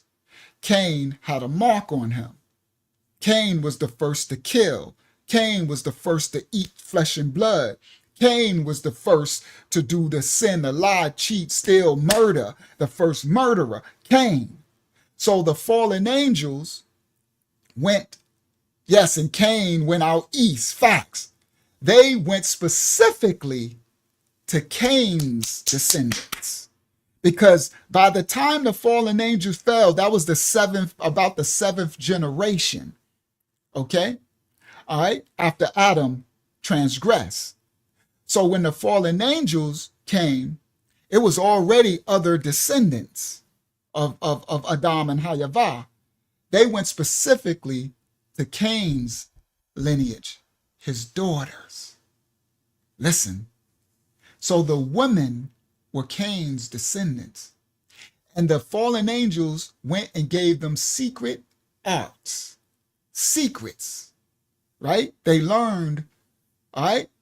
And they slept with the women, Cain's daughters, and created a being of people called the Nephilim. And these were mixed breeds of angels mixed with human DNA, the daughters of men. These were the daughters of Cain. Most of them became powerful giants, the Nephilim. Now, these people, these Nephilim became gods on the earth. This is where you get your gods. This is when the gods, this saying, came into existence, okay? And these were the fallen angel, what they call Anunnaki or whatever, okay? Now, a lot of the people after that seen the technology that they bought, the wisdom, the fallen angel, resources that they bought, and they just worshiped them as gods. And others who didn't, they forced them to worship them as gods. The fallen angels and their offspring, the Nephilim. Now, they lived among the people as gods in this time, ruling over them. This is before the flood, about the seventh generation when it got real wicked and evil. Okay? Now, before the flood, this period is called the antediluvian period. They call it the antediluvian world. Okay?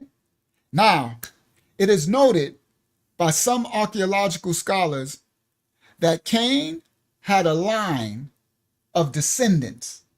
All right? When Cain went forth, right? The Most High, he had a descendant line. And now this is a scholarship. This is the research and the scholarship. A lot of the top archaeological scholars are noting this now, that Cain had a line of descendants and they were hunter-gatherer nations. This is before the flood. Now listen clearly. These are the descendants. This is, hold on. Let me put this back on the screen, right? Let me go here and put this back on the screen. I'm doing the work here. Praise the Most High. It's starting to come together. It's starting to come together, children. Y'all hold on. It's going to get good. All right? Here we go. Now, let me put that back on the screen for a second. Now, they're finding out now that Cain had a line of descendants that descend from his bloodline, right? Because Cain had children, nation group of children. He had Enoch. He had Lamech. We're going there in a second. Give me a second. Let me walk it on down. Come on, Taj. You're going to like this tonight, Taj. Cain had a descendant line, okay? And they were a hunter-gatherer. Now listen clearly. There was a descendant line, and they were called the Sumerians. This is before the flood. This is what Billy Carson get. This is where you get the Sumerians before the flood are different from the Sumerians after the flood. We going somewhere. We going to walk this on down. Okay? Now, there was a descendant line of Cain, and they were called Sumers, Sumerians. Okay? And they were very powerful hunter-gatherers. But the fallen angel, who were called the Watchers, when the Watchers fell, they went after Cain's daughters. And they mixed their seed into Cain's lineage. And the fallen angels transformed the antediluvian Sumerian culture set of Cain's lines from a nomadic people of hunter-gatherers into an agrarian-based society. Now, when the Watchers, the fallen angels, mixed their seed with Cain, this is when the Sumerians took on this fallen angel technology. Now, Cain had a line, shout out to A. Villa, and Enoch come from Cain's line. And I'm going somewhere, y'all just hold on. Cain, Enoch, and the fallen angels transformed the Sumerians, listen, Sister Roberta, into a society of which were hunter and gatherers and nomadic, into builders and masons, a gregarian-based society of builders and masons. This is where the Freemasons come from. Come on, guys. We before the flood. Y'all listen clearly. We before the flood. This is the genealogy of Cain. So now we get into the foundation of where Freemasons come from. It is the original Sumerians. That's why Billy Carson talking about Anunnaki and the gods and Thoth and Thoth and all this fallen angel stuff. Yeah, it's true. Now, Cain and his son Enoch and their descendants and the fallen angels transformed the most powerful Canaanite society, the Sumerians, into a society of builders and masons. And he took them to worship the 7 sacred sciences. They have the 7 sisters. We did that on the live, which is said to be the oldest mythology story. The oldest book story is the story of the 7 sisters. This is the Sumerian 7 sacred sciences that the fallen angels watchers mixed with the daughters of Cain, and Enoch and his sons, his genealogy, transformed the society. Now, the 7 sacred sciences and their fallen angel gods, the legends of the clay tablets that's found in Ashurbanipal, recorded all of this. Now, everybody, this is not the same Enoch from the book of Enoch. This is not the same Enoch from the family line of Noah and Seth. It's a different Enoch. This is the evil Enoch from the line of Cain. They have the same names. Thank you, Hakyama. She put the lesson. Y'all could go watch that. Okay, the 7 incarnations revealed. That's the 7 sisters, 7 sacred sciences. Go watch that. This is the evil Enoch from the line of Cain. They have the same name. Now, many ancient writers explain the evil world that became before the flood. Okay? Now, they have the world before the flood from Cain and the fallen angels. It became so evil with these fallen angels. The Nephilim, they call the gods or the demigods, full of evil cities. The Bible says the people did did evil continually. From Cain, murder. They did rituals. They did raping. They did sacrificing children. The world was so full of a society of evil people, they immersed themselves in the fallen angel technology of witchcraft, sorcery, and mysticism. Okay? They created from astronomy, the stars, astrology, the worship of the stars, and they aligned. This is the fallen angels. This is what Azazel and them came and taught. Okay? And the people in the land started to do unthinkable sin. Sin like had never been. See, Adam and Eve transgressed. But once the fallen angels in the seventh generation came down and slept with the daughters of Cain, and then mixed his seed with Cain, and then Enoch, his wicked descendants, Cain descendants, started to learn, and their children and the Nephilim and stuff was born.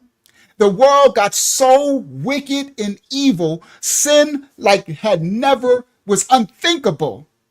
They started sacrificing the people. They started to drink human blood and stuff. The world got so wicked and evil that the Most High said, I need to purge, because he said it's wicked and evil continually. There was none righteous but one. The Nephilim drank the blood and started eating the humans as well. They doing rituals. Okay? Genesis Barashiat describes this period as completely wicked and evil. Genesis 6 and 5. Okay? Let me stop sharing, put that on the screen. I got it. Oh, that's right. So I had 8. So let me do that. That's why I'm gonna come back. We going somewhere. Watch this. We going somewhere in a minute. It's gonna get really good in a second. I ain't in the thick of it yet. All right. Let me go back to 6. Genesis 6 and 5. Hakiyama, could you read that? Or who is Yashi? No, Yashi not here. Go ahead, Hakiyama. Could you read that for me, please?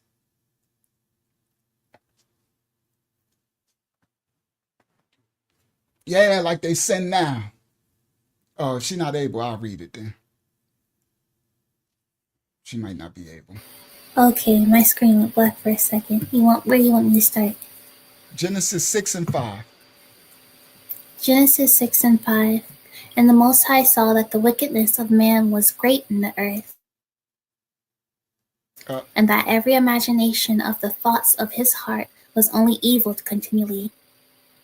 And it repented the Most High that he had made man on the earth, and it grieved him at his heart.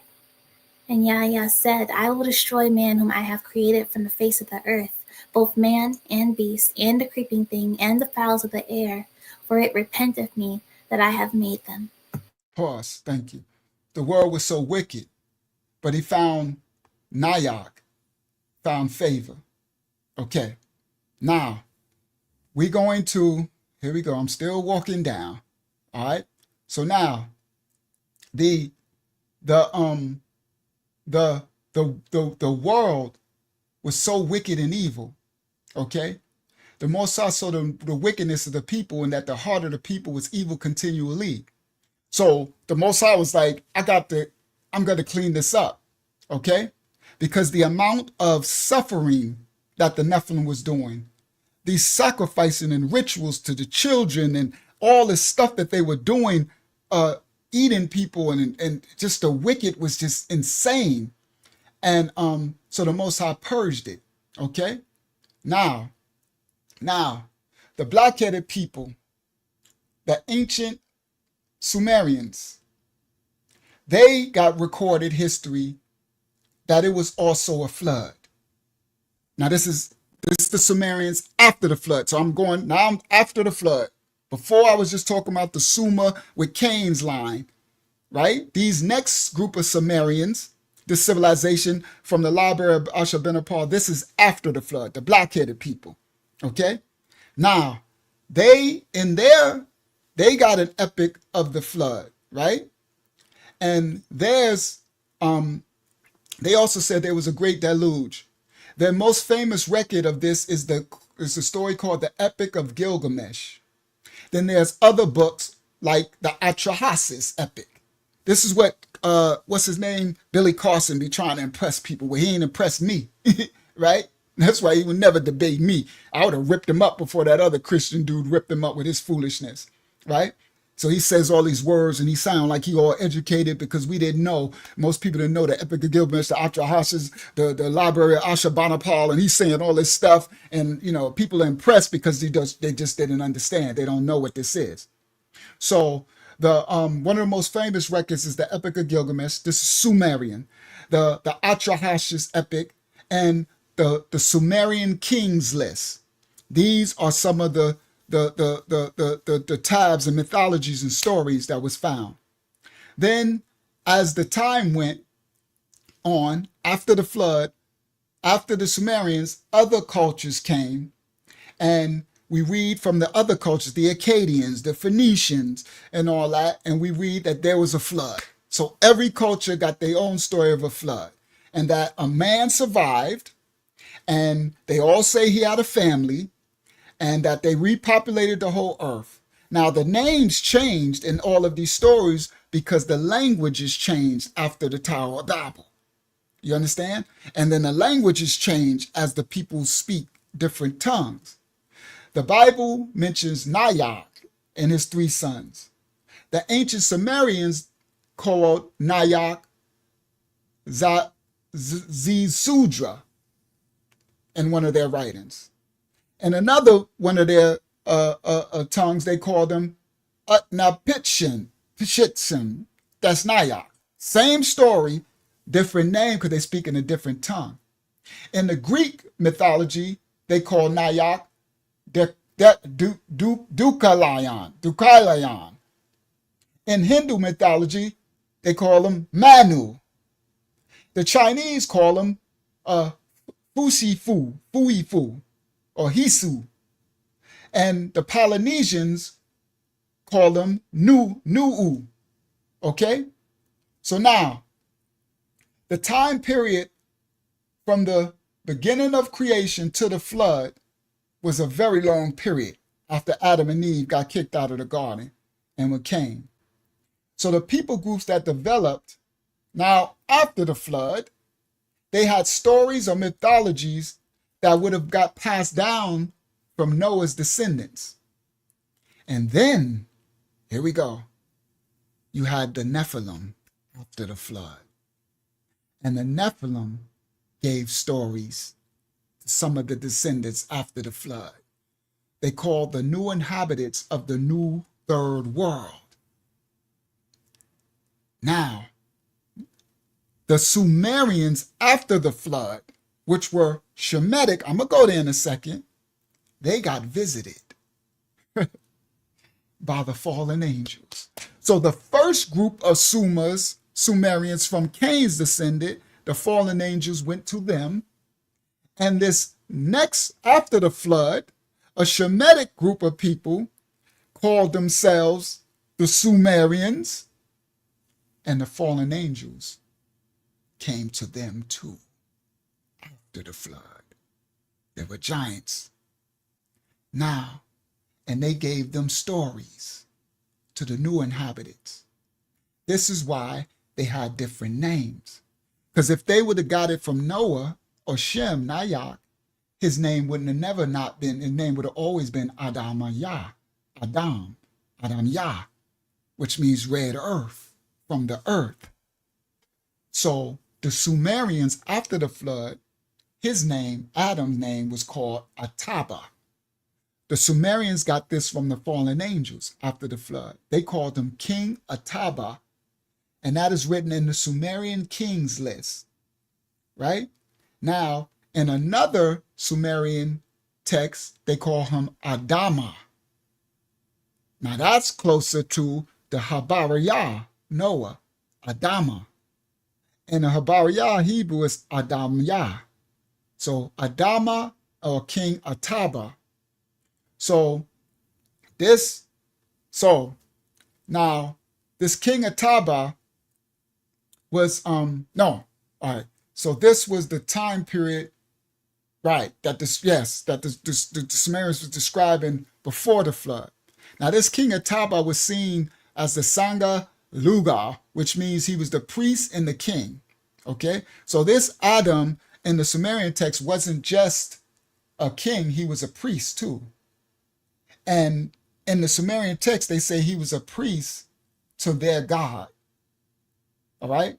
Now, the ancient Sumerians called their god An. The letter A, the letter N, An. And later it became Anu. This is where you get your first U vowel sounds as well. From the Ugarit, from the Acadian, and that's where the Hebrew and the Paleo picked up these oohs. That's where you get Ya'u from, Ya'u and all these oohs.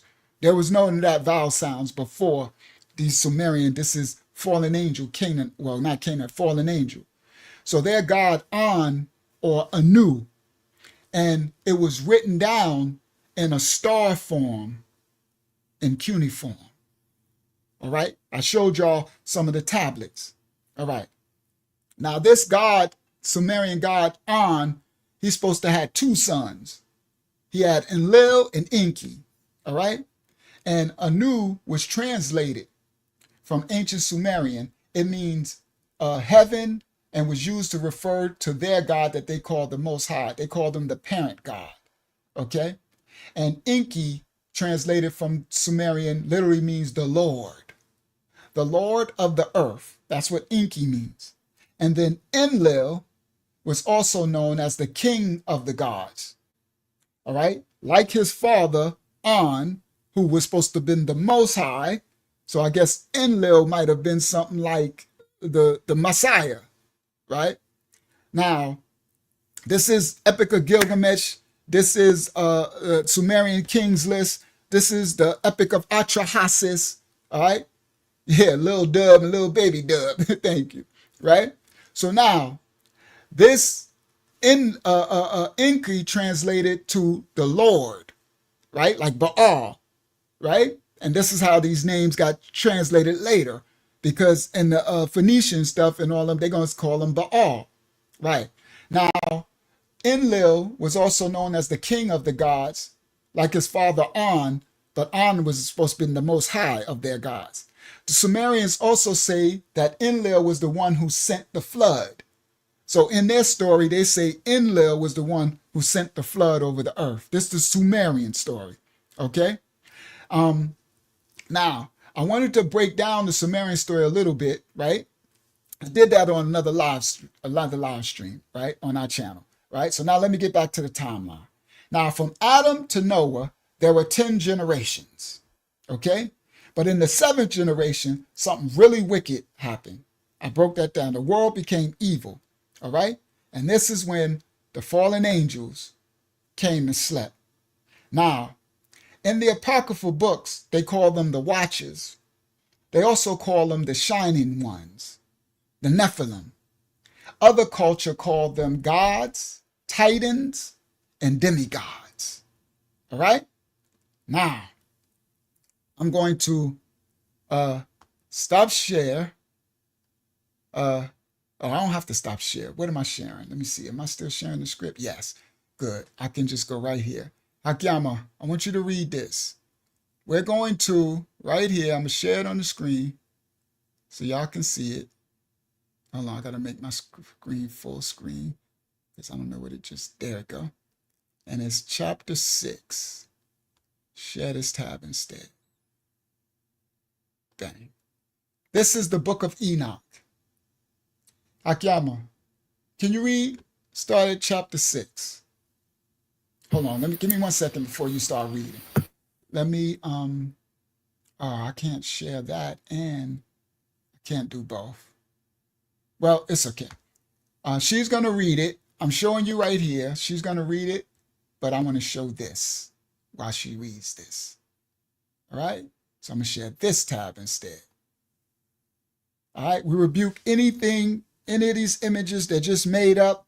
We're not in covenant with any type of spirits that come through. We're reading what happened and we're breaking down these false spirits and we're exposing and we send them back from when they come, from whence they come.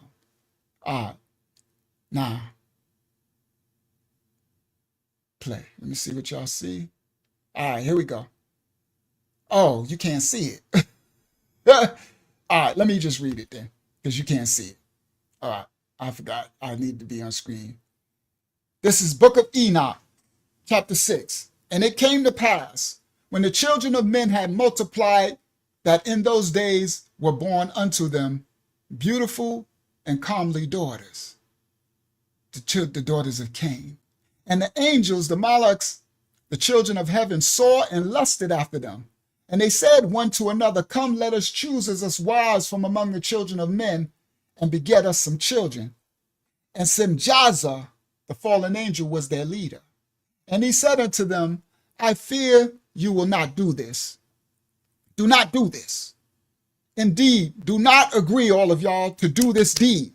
Semjaza know that the Most High, this is against the Most. Y'all going a little too far. We are not supposed to sleep with the daughters of men. And Semjaza said, because I'm the leader, I alone shall have to pay the penalty of this sin if you do this. And they all answered Semjaza and said, we're going to all swear an oath, and we're going to bind ourselves by our mutual imprecations not to abandon this plan. We doing this thing. We about to smash. These daughters of Cain are looking real good, and we don't care what the Most High say. We about to smash them because, guys, spirits, angels can shape shift.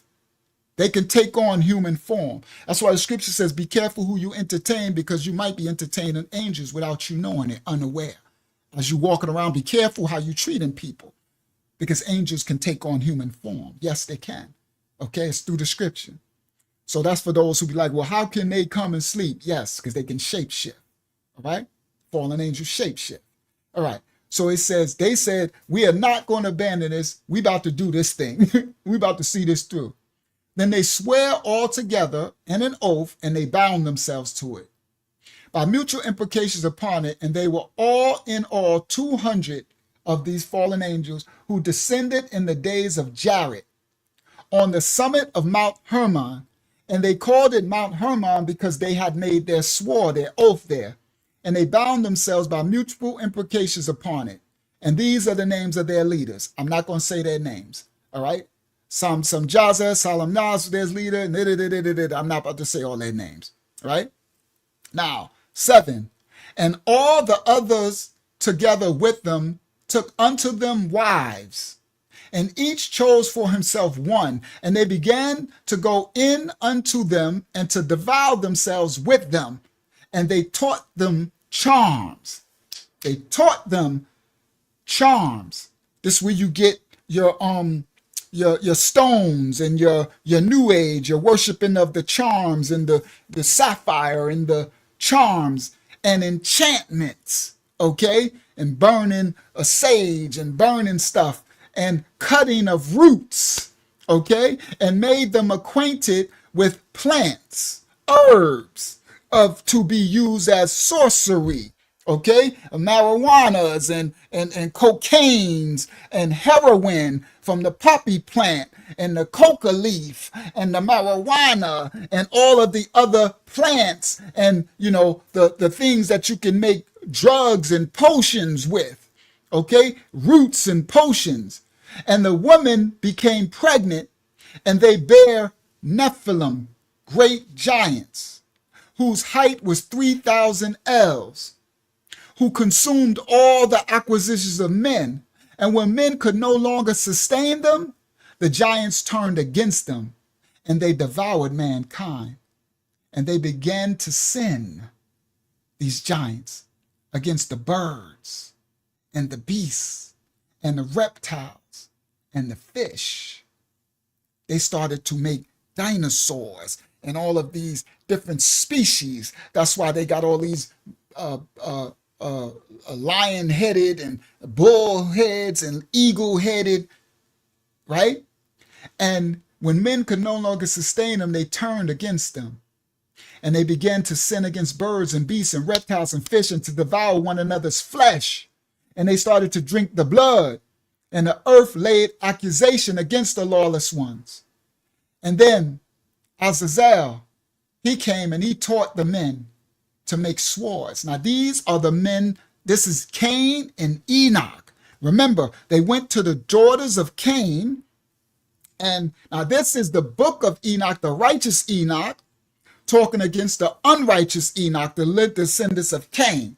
We'll bring that out in a second and show y'all in the Bible, Cain's lineage, that he bore Enoch, the wicked, evil Enoch. Now this is the righteous Enoch who walked with the Most High, okay? Who was with the Most High for 300 years on earth, okay? He was with the Most High in his presence, all right? Now, he said, Azazel came and he taught men to make swords. He taught them knives and shields and breastplates. He taught them the metals of the earth. He taught them warfare to kill one another. So Cain's descendants, this is how the earth got so continually wicked, evilly. Understand? This is fallen angel technology. That's why in the later Sumerians, they said the fallen angels taught them technology. Now, Azazel taught them the metals of the earth and the art of working the metals, the gold, the platinum, the resources, the metals, right? The aluminum and all the stuff, the metals that the ionosphere and the metals and all of this sorcery and bracelets and ornaments. Be careful of the jewelry and stuff that you're wearing. Pray over it. Remove all spirits over your jewelry, whatever you buy. Anything you ever purchase, children of Most High, say a prayer to remove all spirits from whence it come, because you don't know what people have sacrificed making your jewelry and your artifacts and your artwork and anything I ever buy, I touch and pray over it and remove the spirits over it. Y'all hear me? Do it all the time. Never forget. For those who don't, do it. You could do one big general one over your home, big general one, and just remove spirits from over everything in your home. And then whenever you buy something new and bring it in, touch and pray over it. Your children, anybody. Take dominion, Rada Yah, over your possessions in your house, over your spirit, man. Because everything is spirit. Okay? So now, Azazel, they taught them bracelets and ornaments. All right? The use of antimony, beautifying of the eyelids. Here we go. The women. So they taught the men knives and swords and breastplates and metal. And they taught the women to put on all this jewelry and bracelets and ornaments and beautifying of the eyelids and makeup and all kinds of costly stones, jewels and diamonds and all kind of coloring tinctures with purple hair and beautiful diamonds in your hair and makeup. And there arose much lawlessness, much adverse to the Creator, and they committed fornication, and they were led astray and became corrupt in all their ways. Then Simjaza taught enchantments and root cuttings, and Amaraz taught the resolving of enchantments. Another one taught astrology. I ain't going to say their names. Another one taught the constellations. Another one taught the knowledge of the clouds. Another one taught the signs of the earth. Another one taught the signs of the sun. Another one taught the course of the moon. And as the men perished, they cried out, and the cry went up into Shamayam. Chapter 9. Makael, Yariel, and Raphael, and Gabriel looked down from the Shamayam and saw much blood being shed upon the earth, and all lawlessness being wrought upon the earth. All right. And they said, and the earth made without inhabitant cries, the voice of their crying came up to the gates of heaven. All right.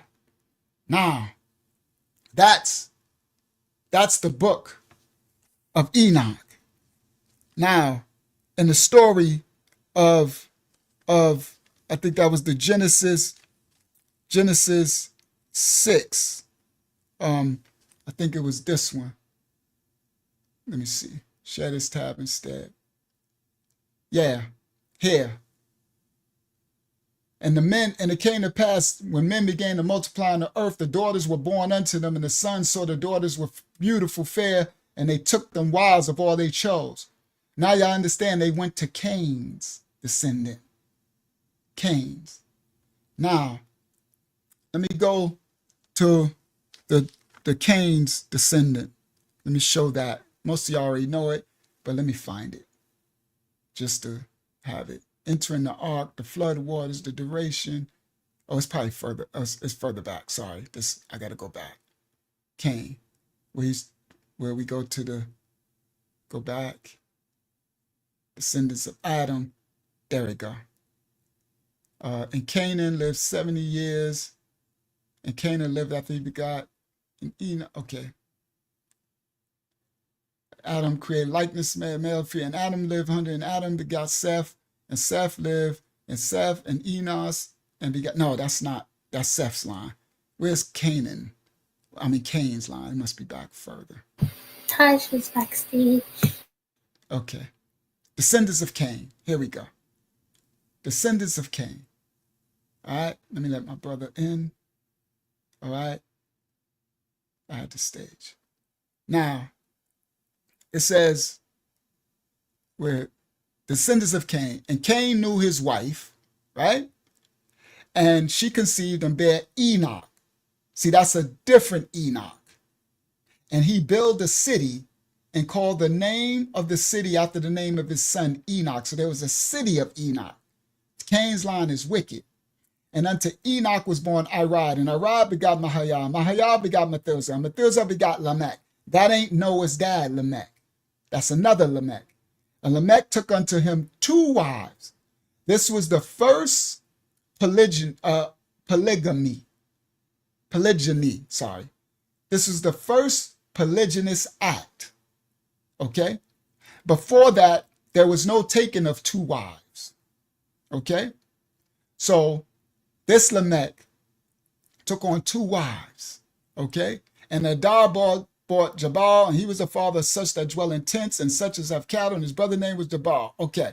And Zillah also bought Tubal-Cain, and instructor artifice of brass and iron. All right. So these are the descendants. And Lamech said unto his wives and all that, and Cain and all that. So now, and then Adam knew his wife again, and she bare a son named Seth. And she said, the Most High said he appoint me another seed instead of Abel, Abayah, who is righteous, who Cain slew. And now the descendants of Seth, now that's when you get the other Enoch. See? So Seth lived 800 years, and he begat sons and daughters. And Seth lived 105 years, and he begat Enos. And Enos begot Canaan, and Canaan begot Mahalalel. And Mahalalel,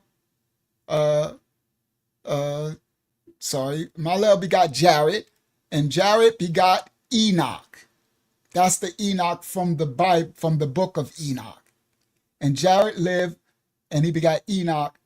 And Enoch lived 65 years, and he begot Methuselah. And Enoch walked with the Most High after he begot Methuselah for 300 years, and he begot sons and daughters. Now, Enoch was one with the Creator for 300 years. Most people just talk about Enoch got lifted up. They don't talk about the 300 years that he was in Yah's presence, meaning he was one with the Father. He was righteous Enoch, the one who wrote, and that's why they took the book of Enoch out the scripture, the apocryphal books and stuff. You know what I mean? Now, Enoch, this righteous Enoch, walked with the Most High for 300 years, and he begot sons and daughters. All right? And all the days of the Enoch were 365 years. And he walked with the Most High, and then he was not, and the Most High took him. All right. And then you got Methuselah. So this is where Noah come from. So Methuselah, he gave birth to Lamech, and Lamech was Noah's dad. All right. Lamech lived 782 years. And he begot sons and daughters. And Lamech lived 182 years and begot a son, and he called his name Noah. And the saying was, the same shall comfort us concerning our work and our toil of hands. All right.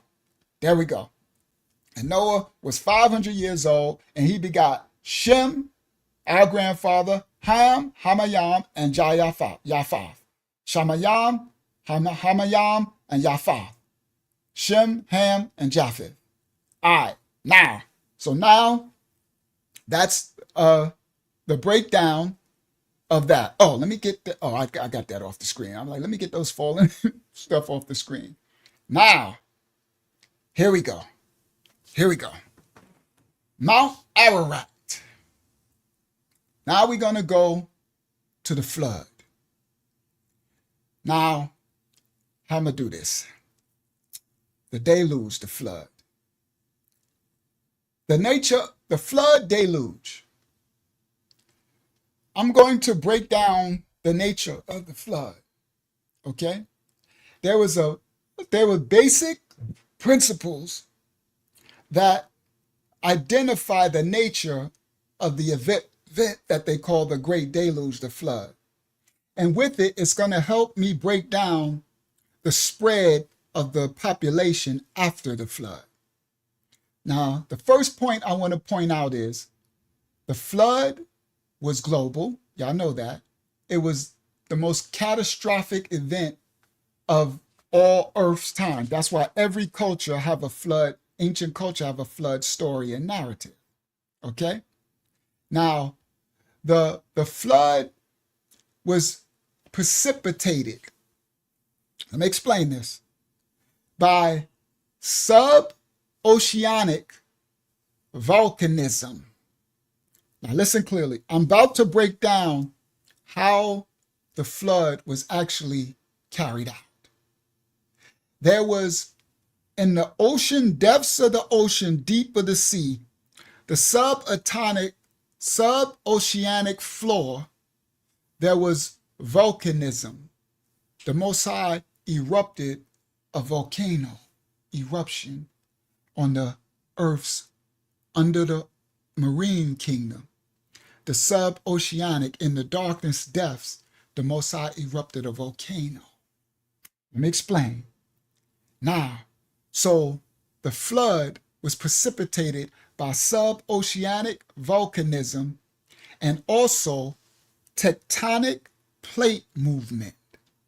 Okay, so the sub-oceanic volcanoes actually moved the earth, and the tectonic plates moved. This is described in Genesis. Let me go there. Genesis. I should have that open. No, well, I can go there right here. Go to Genesis 7, right here. That's already on the screen. And I'm going to go down to, I think it's 11. 11. In the 600th year of Noah's life, in the second month, the 17th day of the month, the same day were all the fountains of the great deep broken up.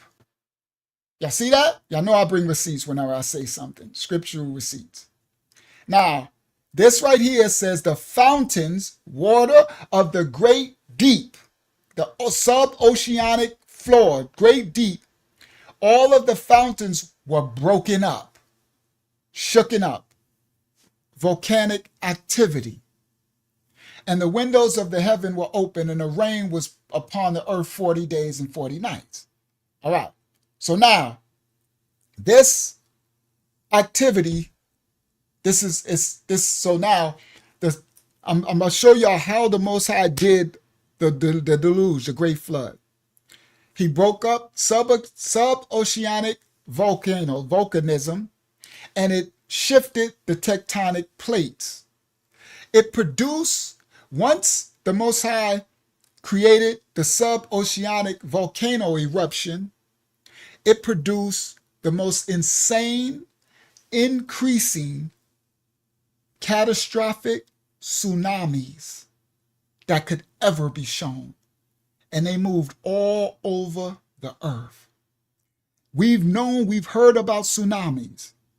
Imagine the Most High creating in the earth of a sub-oceanic volcano that will compass the whole entire earth, because the earth is covered 3/4 by water, by Mayam.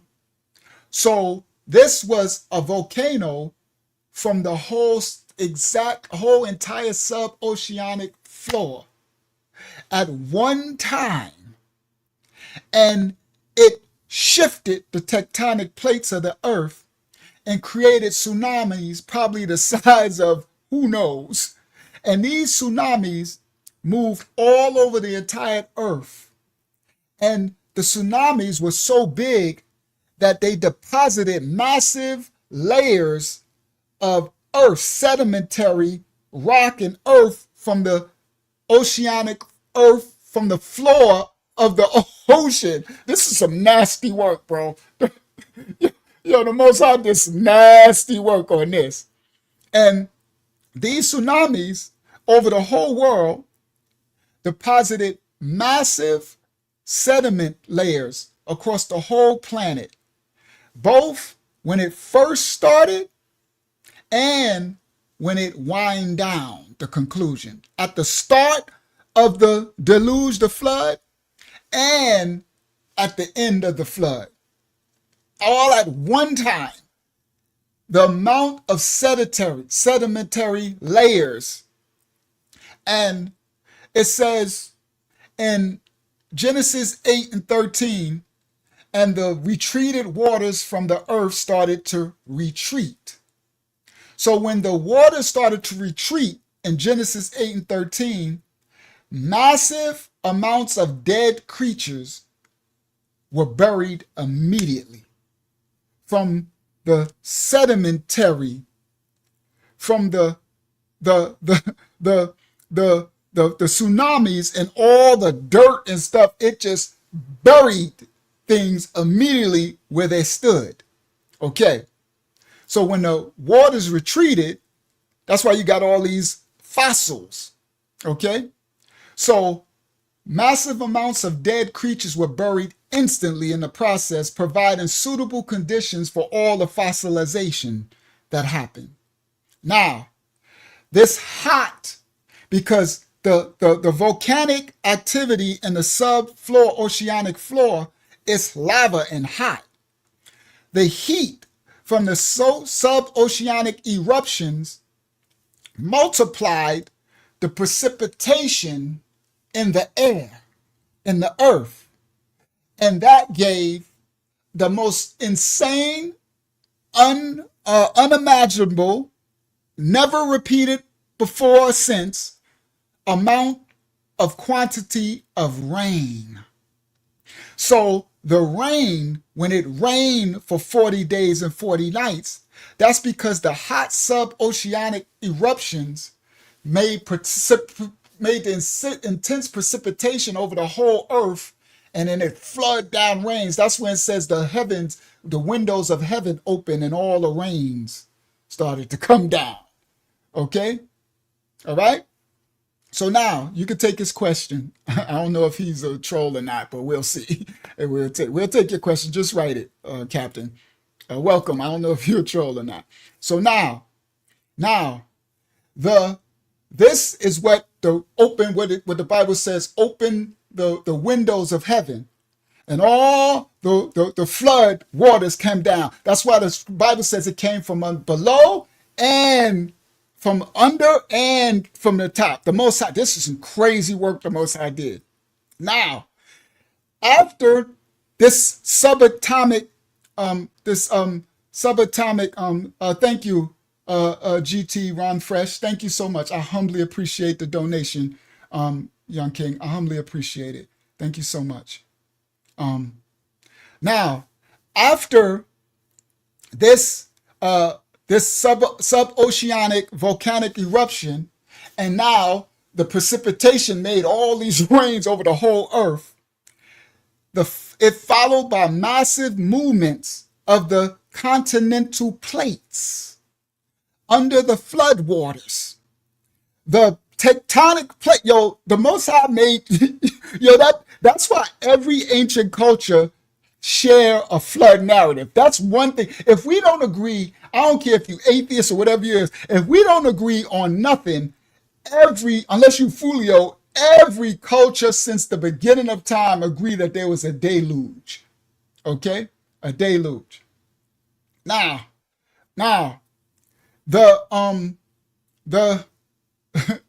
I don't know what's going on. They back and they giving donations. I don't know who they are, but thank you, Ultimate Max Spider. I appreciate. Here come fish sticks. Oh boy, here they come. They back. All right, y'all probably gonna have to get to work. All right, all right. This is some weirdo stuff that they come and they be doing. And for I think it was Sister Roberta. She said, "Don't receive it." Sister Roberta, I don't. So when you do this super chat, I don't receive it. It goes to YouTube. So I can't I can't do nothing with that. They're paying you. This is going to YouTube. So I can't like not receive this. All right. All right. So they're back. So can y'all to the moderators, y'all got to get on your job. All right. They ain't say nothing too crazy yet, but they back. So anyway, let me stay focused. Y'all handle that. All right. We come in peace to all the, to everybody, the ghost politics and everybody else who come in. We come in peace. All right. All right. So now, let me continue. All right. And moderators, y'all make sure no real wicked stuff be said in the chat. Now, once these actions happen, massive movements of the continental plates started to shift under the flood waters. And this is where you get the repositioning of the continents. Before the deluge, it was one continent. It wasn't broken. It was, as I brought out the last time, it was the sin that was evil continually deposited into the earth and all of this. And then the deluge, the Most High, it broke up the continental plates. And this is where you get the breaking of the land, the repositioning of the continents. Okay? And then afterward, after the flood, they call it post-flood adjustments of the land, and the plates continued as the movement settled, as it started to settle over time after the flood. Okay? A lot of archaeologists and scholars have concluded that the pre-flood earth was initially just one giant continent, Pangaea. Some call it Pangea. You might call it different names through different cultures. In the Habariya tongue, it's called Pangaea. Okay? Some others call it Pangea. It was one continent. Okay? One giant continent. All right? And they say they have deduced that this continent of Pangaea or Pangea was basically flat for the most part. Okay? Y'all get them out of here. Moderators, y'all get them out of here. Y'all just take them out. They're gonna keep so I don't know how they doing this with this money thing. They paying to spam. So y'all just get them. I don't care about nobody's money. Y'all know we don't care about monies, none of that. Right? So y'all get them out of here. So I shouldn't be saying no more. As they'll probably make new, they'll go away after y'all keep getting them out of there. So y'all get on your job. Get them out of here. All right. So now the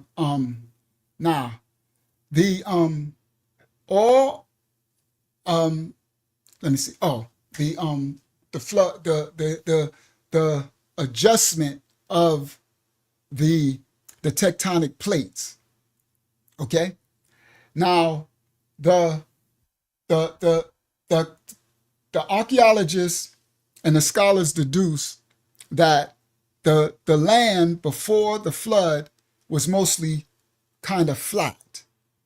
There were hills and mountains, but they were very small. They weren't as big.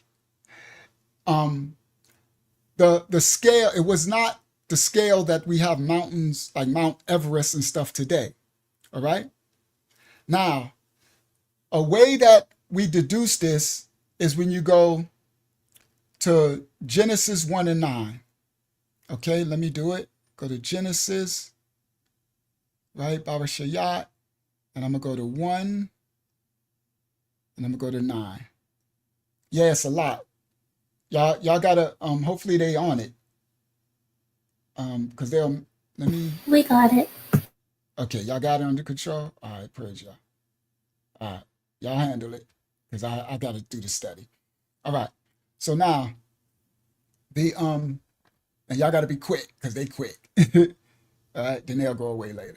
All right, so now Genesis 1, and I'm going to go down to 9. And it says, right here, And the Most High said, let the waters under the heaven be gathered together unto one place, and let the dry land appear. And it was so. Okay? And the Most High called the dry land earth, and the gathering together of the waters he called seas, and he saw that it was good. Right? So in that statement, it's denoting that it's inferred that everything was in one place because it was gathered together in one place, right? Now, as a result of what happened from the flood and the hydrological forces of the flood, the most powerful geological and hydrological forces on the flood, the continents were shifted and displaced across the planet to where they rest today. And in that process, the bashing together of the plates and the moving and the shifting, it created big mountain ranges. Mountains were forced up into the air. That's where you get Mount Everest and all these that's why we got all these big mountains and valleys and canyons and stuff in the earth. That's from the deluge, from the flood. Okay? Now, in the book of Psalms, the Most High said he will never flood the earth by water again. All right? The biblical descriptor of Noah's flood is a Hebrew word used only for that event and not about any other type of floods. After the flood, everyone, there was an ice age that followed. All right? And I'm still going somewhere. I'm about to put maps on the screen in a second. I'm about to do my map thing and show y'all. I'm almost there. Right? After the flood, post-flood, there was an ice age that followed because the waters had to subside.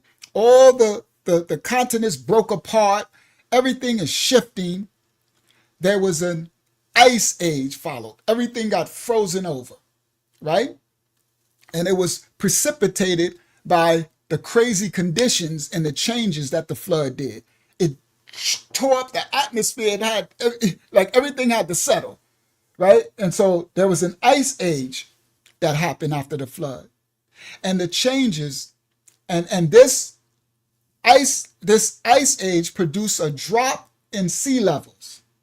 So the waters, it produced a drop in sea levels as the ice age kicked in. And it's recorded that the sea levels dropped by 300 feet. And when the sea level dropped by 300 feet, it created many temporary land bridges. Okay.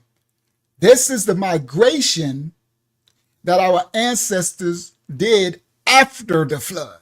The descendants of Ham, Shem, Japheth, Noach, and them. It created land bridges all over the earth that was never there. But because the sea level dropped about 300 feet, these land bridges allowed migration to places that people weren't occupying, okay? Because it was covered by water before. Now, later, as the ice age started to end and the ice started to melt, the sea levels rose back up again to just above where they are right now. And then over time, it slowly settled to where it is, kind of been for a long time. Now, the Noah's flood was not just a rainstorm, all right? Nor should it be ever confused with the floods that happened after Noah's deluge. They call it post-flood because the oceans, as the ice melted and the sea level rose, a lot of the land masses, the temporary land bridges got flooded over, okay? So there were many more other floods that was written, but they are not to be confused with the great deluge that the Most High created from Noah when he wiped the earth. Okay? And all ancient cultures have these floods. So even if you atheist, you know, there's a flood narrative. You ain't got to believe in no Bible. Okay? So now, once the ice melted, it flooded all coastal areas. Okay? Now, there's an oceanic rising flood, and that's written through all ancient texts. Now, we're about to go to the dispersion after the flood. But before I do that, I'm going to talk about the king. There is a Sumerian king from Sumer, and this is after the flood. And his name is called King Enmerukar. Enmerukar. Enmerukar. King Enmerukar was the Sumerian king. This is Sumer. And I'm going to break down that this is actually Nimrod. Okay? You got some scholars say, that's not Nimrod. Yeah, study to show yourself approved. Let me show you why I'm deducing that this Sumerian king was Nimrod, and now we going somewhere. We about to find out who the Sumerians was and how were they Shemitic, and how did they get this writing system after the flood.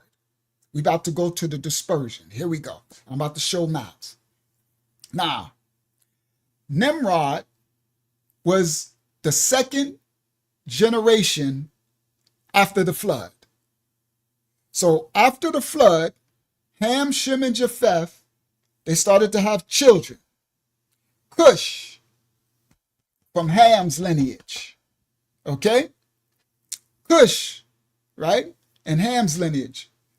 And Nimrod, right? Now, Nimrod was the second generation after the flood. And in the Sumerian text, their king Enmerukar, he was the second generation after the Sumerian flood. Same flood story, different names.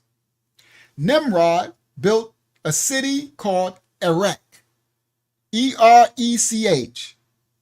In the Sumerian tale, scriptures, Enmerukar built the city called Uruk, U-R-U-K. That's Erech. That transliterates to Erech. Okay. Now, Nimrod built Erech, Enmerukar built Uruk. All right. Now, that's why you have to have the transliteration. So once you transliterate the vowel sounds for Erech, you get Uruk. Little Siri. And Hebraic will be Arak. Arak.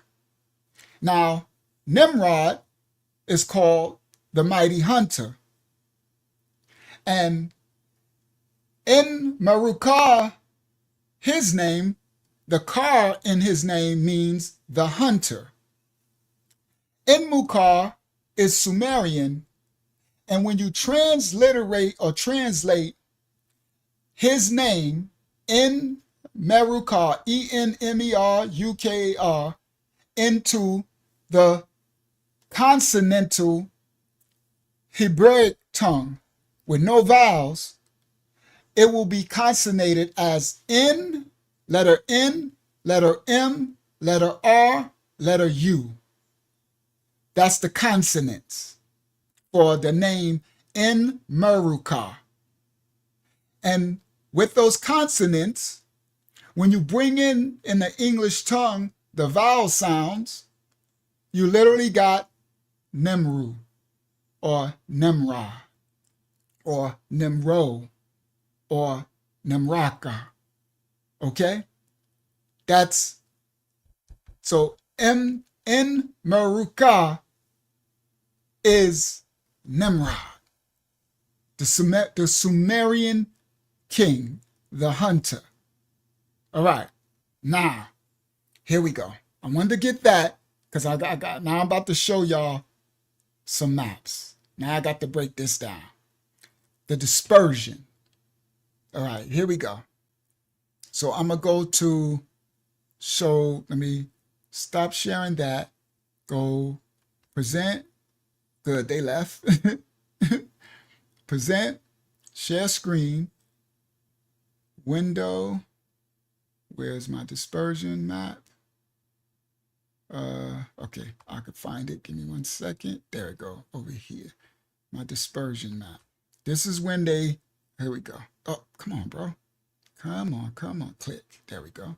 Now, where you at? Up there. Bang. Share. All right. Now, remember, this is where, here we go. This part y'all should like. This is where the ark landed. Mount Ararat. From Genesis, I forgot which one it was. Genesis 6 or Genesis 8 or one of them two, right? Mount Ararat. This is where the ark landed. And then it says, I don't know if no one found it, but it says they went east. They dispersed east first. And I'm going to show y'all that the first place that they inhabited as a strong city was Lake Ermia, right here. All right? And this is the Fertile Crescent region. That's the Tigris and the Euphrates right here. Okay? All right. Now, let me show y'all that, because now we're about to get funky. See? This is Mount Ararat right here. Tigris and Euphrates. This is the Mesopotamian region. Fertile Crescent. All right? Land of Shem. Remember? This is the allotment that Shem got allotted later. Okay? Fertile Crescent. And Canaan took this. Now I'm finding out something else happened before Canaan was even born. All right? Here we go. So let me go back over here. Let me make that bigger. All right, here we go. Let's go. Now, the narrative, there you go. I think it was Genesis 11. That's why I couldn't find it. All right, but anyway. And 2. Oh, it's in 2? 11 and 2? Yes. Thank you. And read, what does it say? Ahabiah found it. She says, and it came to pass that they journeyed from the east and found a plain in the land of Shinar, and they dwelt there. There we go. Thank you. Genesis, I knew I had it somewhere. A journey from where it landed to the east. Okay. Okay? Now it's telling you. So the scripture's telling you. So everything we do is scripture-based, historical records-based. All right? All right. Now, the Bible indicates profoundly that all the present world's population descended from the 3 sons of Noah. That's Genesis 10 and 32. From Shem, Ham, and Japheth, the origin of all the families of the earth. Okay? And then Genesis 10 gives a detailed family basis for the origin. Now, this Ritage comes in at. It lists somewhere around 70 original family groups. Okay. Now, we're doing the dispersion. We're doing the thing that the flood landed in Mount Ararat. The ark landed. They got off the boat. Okay. The water is starting to recede and subside. Okay. And all the families of the earth are going to be dispersed from this family group. These 3 sons and his dad. Right. Now, Genesis 10 gives a detailed family basis listing somewhere around 70 original family groups at the moment of dispersion. So after they got off the ark, they camped out, right? They just got off the ark. The water still probably got smoke, right? I don't know what was going on, right? Things was all barren and stuff. Well, it was some greenery because the bird went out and saw, right? But things were looking crazy. All right, good. I didn't do that one. I should have did that one. Well, let me do that here. All right, let's do this here. This is going to be dope. I got another one for y'all. All right, let's go. Let's do this one here. Stop share. Present, share screen, and then where are you? It's this one. Where are you at? It got to be this one. Quiet. Yeah. Share. Okay. And make it bigger. There we go. And play. Here we go. All right. I got that one for y'all. Pretty dope. I put some work in on this lesson tonight. All right. So now, after the flood, it's everyone ubiquitously says in all cultures that the earth was populated by the descendants of Ham, Shem, and Japheth. Genesis 10 says that about 70 original family groups after they started to disperse. So after they got out of the ark and everything, they started to mix with one another, have babies. Sons and daughters were born. By the time they started to disperse from the ark, 70 original family groups were already created, okay? All right? Now, these family groups all came from the sons of Noah. And these 70 family groups spread out over the entire earth, okay? Later, after the dispersion from the Tower of Babel. Okay, all right, so we're going to go somewhere. And Taj is going to give us some information about the Tower of Babel. Now, Genesis 11 gives us a narrative of the migration from the ark to other areas. They went east in the Levant region. It also gives a generational times for that period. In Genesis 11, it gives us approximately 30 years for each generation, okay? Now, Genesis 10 and 25 indicates that the dispersion from Babel occurred in the 4th generation. Now, what I'm talking about is after the Tower of Babel with Nimrod, when he confounded the tongues, then that's another, they dispersed, right? And it suggests in Genesis 10:25 that this occurred in the 4th generation after they came out of the ark. All right? I'm trying to give y'all some timeline a little bit, right?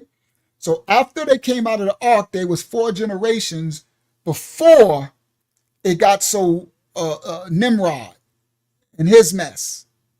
All right? I'm going somewhere. Now,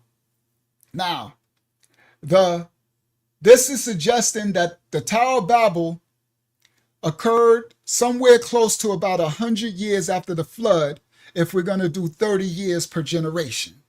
All right? We're just trying to do mathematical exegete of script and time frame, right?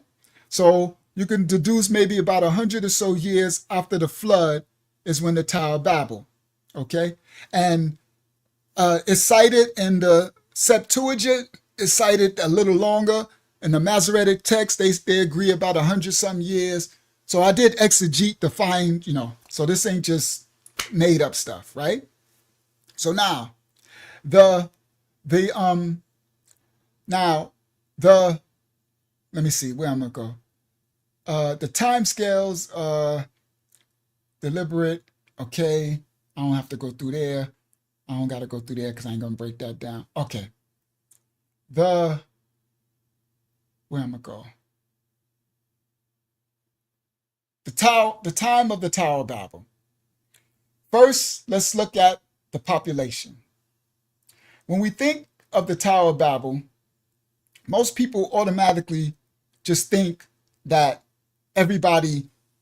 So at the time that the people spoke one tongue, and this is after they dispersed off the ark, they weren't as close knit as most archaeologists will quote them to be, right? They were actually spreading out, okay? Now, they were spread out through the Mesopotamic region, okay? Now, some were in the immediate area, but some were further out, okay? The archaeologists even deducing today that there are some people that genetically through their genetic bloodline are still in the further mountain regions today from the Mesopotamic region by the Tower of Babel. Others were in the northern areas of Mesopotamia. So when they came together, they came from kind of far, those families, those 70 families and stuff, at the Tower of Babel to build this tower, when they were speaking this one tongue. Okay? Now, some of these individuals had to migrate from all different directions. Okay? Now, I have deduced and calculated through my diligent research and studies that and over all the face of the earth, that the population by the time of the Tower of Babel, using all of the ancient manuscripts, I put this together, that it was about 8,000 people at that time. I'm just deducing it. Some say 7, some say 8, some say, this is just my scholarship, about 8,000 people, okay? And this, so this dispersion is about 130 family groups, individuals on average, okay? Now, there has Armenian scriptural tale that relates to one of the progenitors. In the Armenian legend, it says there's a titan called Bel, and it says they revolted against the titan Bel after the destruction of the Tower of Babel. Okay? And, all right, so in that story, it says it took with him his entire family. This is Armenian story about the titan Bel. It says after he revolted after the Tower of Babel, he took with him his entire family, numbering some 300 people in his family group, and also other men, and they went to the land of Ararat.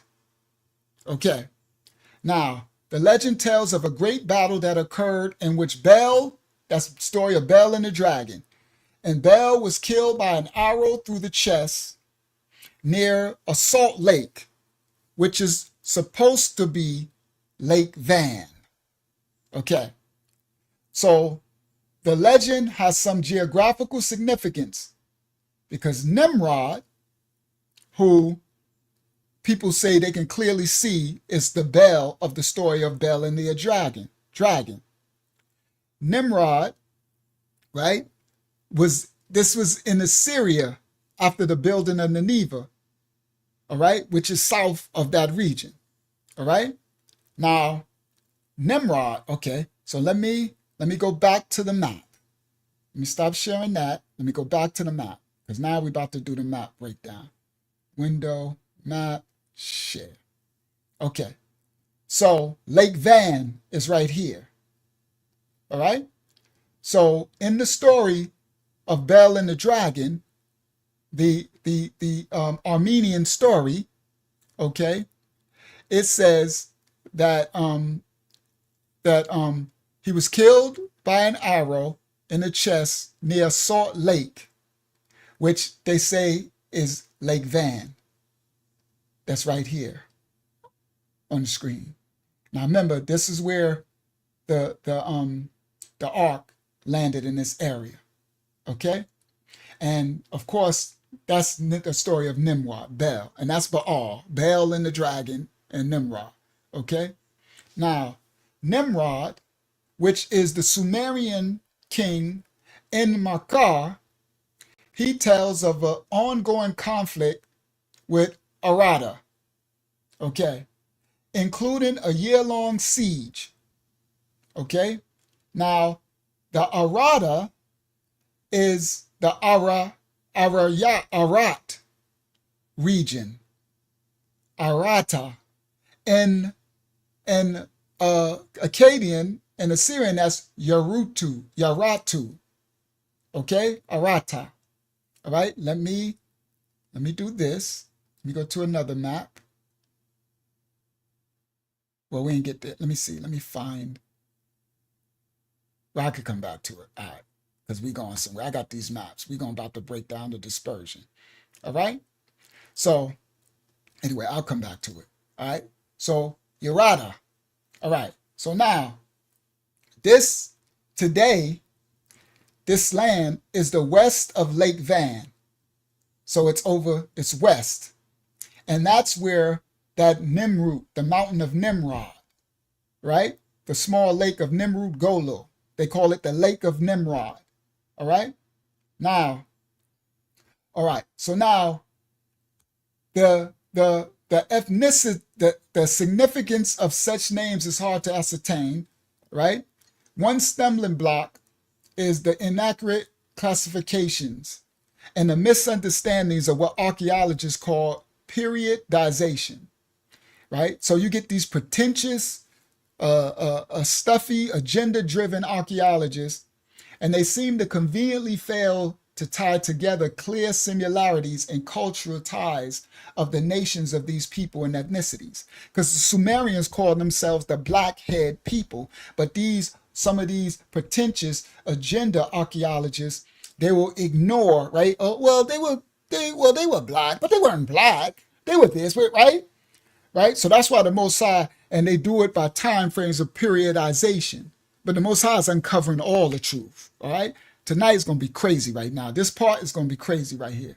Now, how much evidence that the Most High is revealing now shows that these time periods that some of these fake archaeologists call these are contemporary cultures, and that these cultures, they intermingled and they interacted with one another.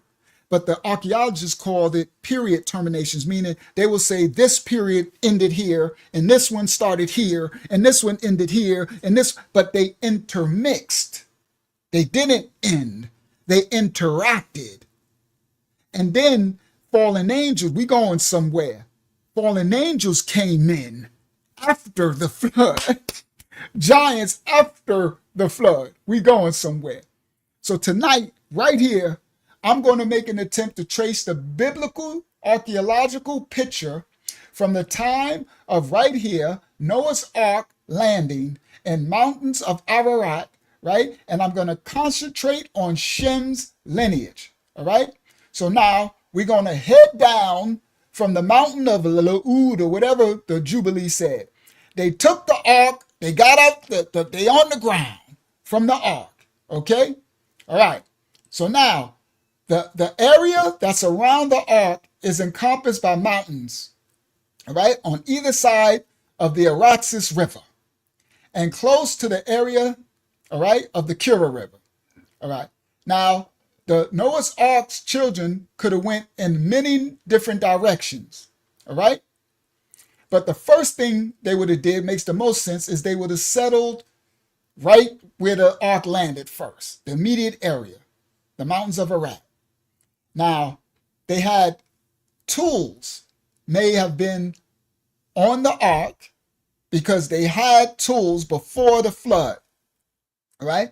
So they might have tools and stuff that they already had with them on the ark, right? But they definitely would have been making tools and stuff when they got out of the ark and artifacts, right? Stone technology would have been needed. Okay, especially as they started to have children and multiply. Okay, they would have stone technology. Okay, now these were sophisticated people. They were sophisticated before the flood and even after the flood. Boy, they got all type of fallen angel temple stuff that we still can't replicate today. So don't get this twisted. Okay, now it'd be foolish not to understand that they could automatically quickly put together stone technology to make tools to work for even the tools that they had off the ark. Okay? Now, I'm just doing a little exegete.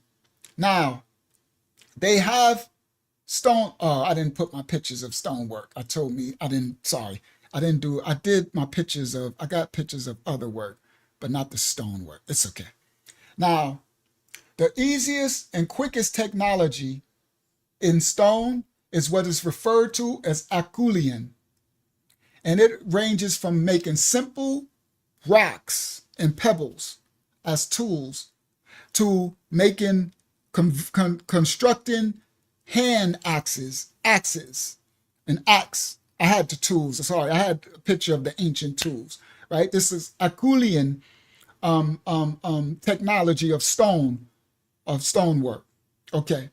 Now, these tools that I'm talking about and that I found the pictures of, they actually found them today around the mountains of Ararat.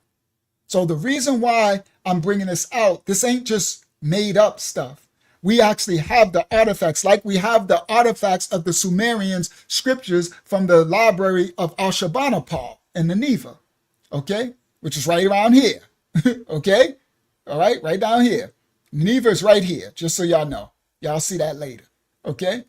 So now, they found the tools of our ancestors right here where the ark, where they said the ark was landed, okay? Now, these tools are found around the earliest sites, all right, where it was landed. These are simple, quickly made tools that would be suitable for survival. They're also the earliest tools found in a very wide arc geographically due to the fact that this technology, it would be quick for them to make, okay? And it would be appropriate for the area that they was in. And immediately after settling until the time where they kept dispersing and the conditions allowed them to make more advanced techniques and tools, okay?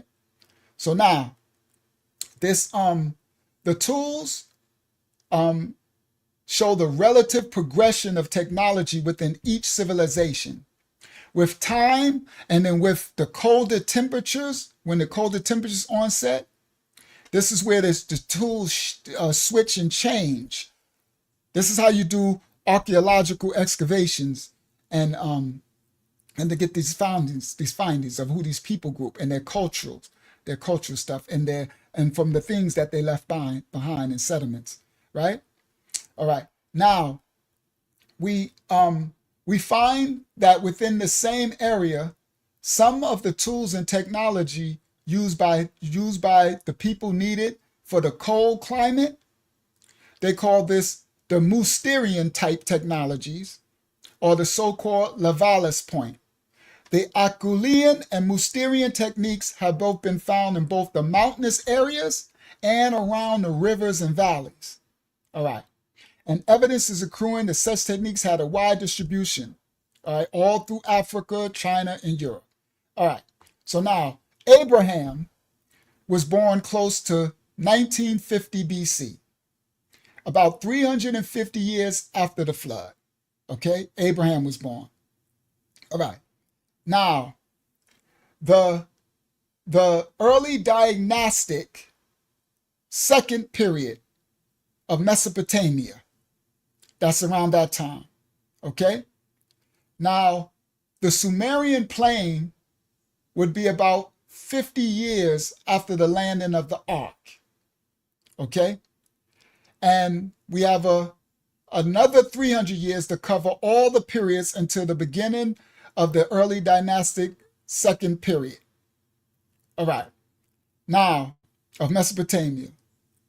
Now, the rapid changes in climate that was happening and the Pleistocene and Holocene junction, that's the rapid rise of the sea level due to the ice age. Remember, after the flood, there was an ice age and then it melted.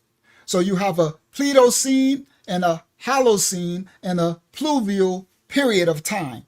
A rapid rise of sea level due to the rapid ice melt, and it flooded what they call the Persian Gulf to 5 meters above what the present levels are today. This brings the city of Ur and Eridu to the seafront. We going somewhere, the ancient city of Ur. I'm going to tie this all down with maps, y'all. I'm just walking down, y'all come along. Y'all come along. We going somewhere. I'm still walking down, right? Now this flood, which was the sea rise of the oceanic floor, this is another flood known as the Holocene transgression, okay? This flood, because there were other floods because of the ice age. This flood is called the Holocene era transgression. They call it the Holocene transgression when the ice melted, all right? And it flooded the area of what they call the Persian Gulf and stuff, right? Now, today, right? Now, this is not the Noah flood, the deluge, Okay? The ancient population, 350 years after the flood, would be was really big. Okay? Now, if you don't count the conflicts of the wars and diseases and even infant mortality, the actual population 350 years after the flood would probably equate to about 3 million or 3.5 million people. All right? That's if you number the males in the first and second generation mentioned in Genesis 10 and assume that the average male reproduction rate of 3 and a generation time of 30 years. All right? Now, tonight we're going to break down the earliest Mesopotamian cultures. But in order to get there, I got to name them and show the evidence of their roots to their destinations. And I'm going to do with Shem first. The earliest culture was the Sumerian culture. And they were on the plains of the lower Mesopotamia, and they are classified as Chalcolithic in the conventional chronology. Now, this Sumerian culture was grouped by a period of a length of, some say thousands of years, but I think it was more hundreds of years. Now, Sumer. Sumer has been deduced to be what you would call the biblical Shinar. It is derived from the name of the father of its first inhabitants. This is the Sumeria, Sumer, right? It was called Shumer first, all right? We about to go, not right now, we about to start the walk down of how this became an Afro-Asiatic, listen guys, tongue. How did the Sumerians, why was they calling that a Shemitic language tongue? Why is the Acadian, who come from the Sumerians, how is that a Shemitic tongue? How is the Phoenician Shemitic tongue? How are they Afro-Asiatic? That's the Levant region, the Afro-Asiatic region. How is Sumeria? Yes, yep, Ur in the Chaldean. We about to go there, Sister Roberta. It's just getting started. Party's getting started right now, Sister Roberta, with the map. I'm going to show y'all everything on the map. I'm about to get going right now. Now, how is the Sumerians and the Acadians and the Aramaic and the Phoenician and the Urigan, how is that an Afro-Asiatic Shemitic and the Canaanite Afro-Asiatic Shemitic group of languages? Because after the flood, the inhabitants that went east, Ham, Shem, and Japheth went east. They first settled right here in Lake Urmia. I'm going to show y'all in a second. I'm about to break this down. Y'all just walk with me, right? And when they break this down, when they settled here, each of them start to have children. Shem, they haven't, remember, they were here before they settled. So they already were having babies. By the time they got here, it's a bunch of family groups, okay? Now, one of the cultures that came from Shem's descendants, they created a city-state, a landmass, and they called it Shumer. Shumer, right? But no, first they called it Shimmer. Let me explain, sorry, not Shimmer. They called it Shumer. Shimmer first, Shem. From their grandfather, from the name of their father, it's the inhabitants of Shem. Okay, Shemitic. So they called it Shimmer, right? Later, as, that's funny. All right, let me just say it, and I'll show y'all later. But they got visited, just like Cain's descendants got visited by the fallen angels. These Sumerians, who were Shemitic, they're not Canaanite, they're Shemitic, they got visited too by the fallen angel, by the Nephilim, giants in them days. I'm about to show y'all. I know y'all like, what? Let me walk this down slowly. Now, this group of people that descend from Shem, who had this land called Shema, later they called it Shuma, and later it was called Suma, okay? The R was unpronounced in Shema, so it became Suma later. The Egyptians called this Sinar. I'm also going to show you when the Egyptians first got visited. Yo, we going somewhere. This is some crazy work right here. I was so excited to bring this out tonight. Now, the Egyptians' name was Sinar for these group of people. Senaar, Sinar. And the place was in the Bible. It was written in the Bible by Mashaya, Moses, as Shinar, because Moses was trained in Egypt. So when Mashaya, who wrote Genesis, who wrote the script, yes, and this is a proof of the claim that Mashaya, Moses, wrote the Torah. Yes, all right. This is one of the proofs. In the Torah, Mashaya wrote Shana. He wrote it in Hebrew, but it's transliterated in English to Shinar. That's the Egyptian word Sinar for the Shemitic Shema, which became Sima, then Suma. Okay, now the Egyptians placed Sinar in the southern Mesopotamian region, from whence they received the Egyptians. They called these people Sinar, Suma, these Sumerians, and Mitzrayim, Egyptian, where they received an influx of people. So these people group, the Sumerians, who the Egyptians called the Sinarians, Sinar, right? They influxed, they invaded Egypt by sea. These were seafaring people. This was during the Gerzean period, Gerzean. Y'all can look all of this up that I'm telling y'all. That's why I'm going to be spelling the words. Study and show self-approved. This was during the Gerzean period. It was called the late Uruk or Susa Mesopotamian period. Now, let me show y'all. Here we go. Next. Bingo. Now, y'all see this? I'm going to break this down. These are the first cultures of the Mesopotamia called the Chalcolithic region. All right? The first cultures after the flood.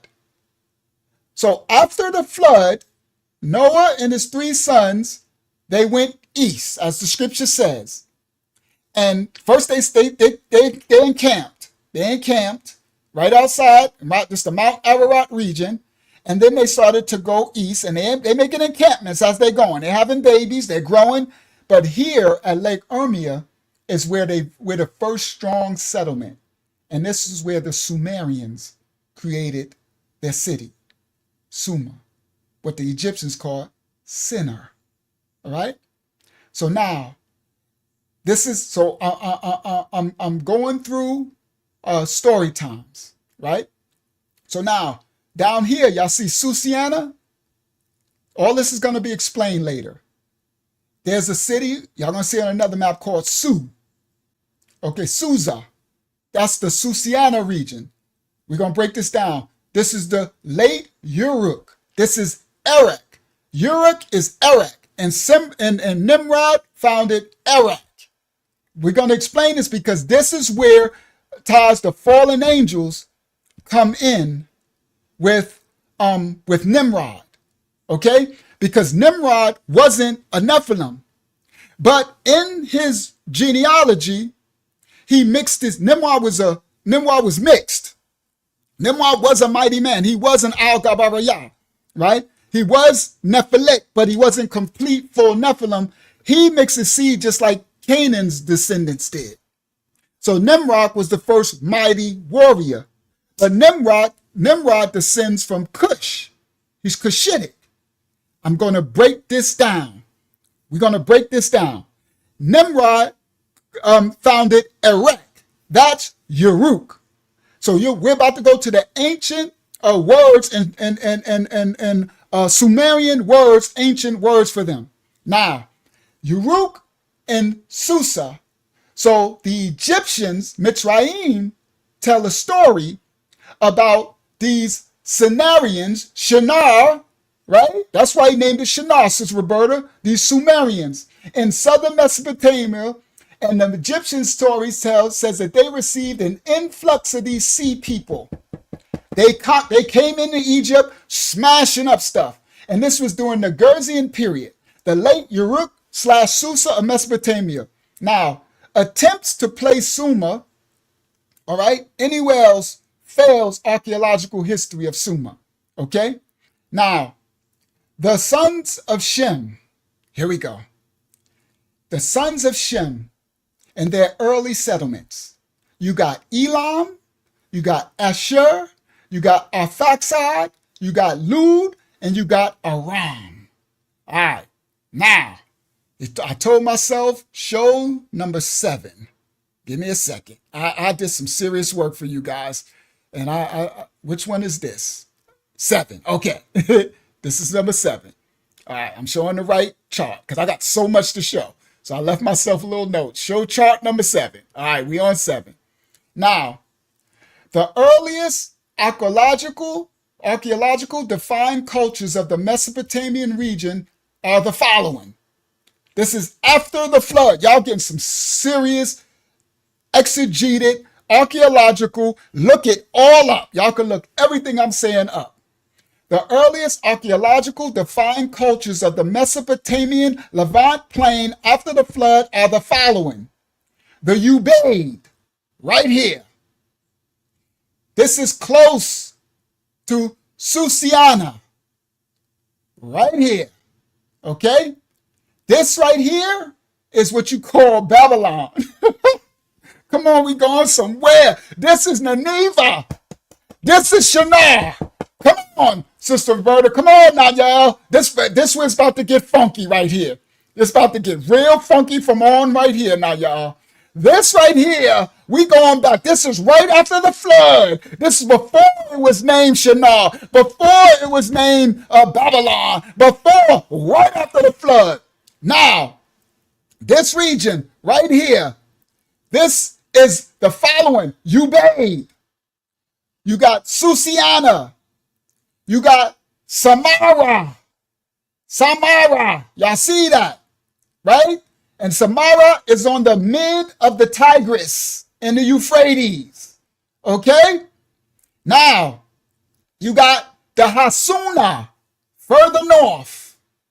Then you got the Halaf. I'm going to show y'all who these people are. The Halaf people. Okay?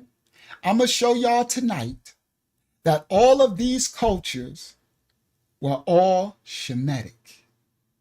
And these cultures gave rise to the Mesopotamian plain, okay, which was initially known as Shema, Sema, Shuma, Suma, Sumerian, and it was called the land of Shem.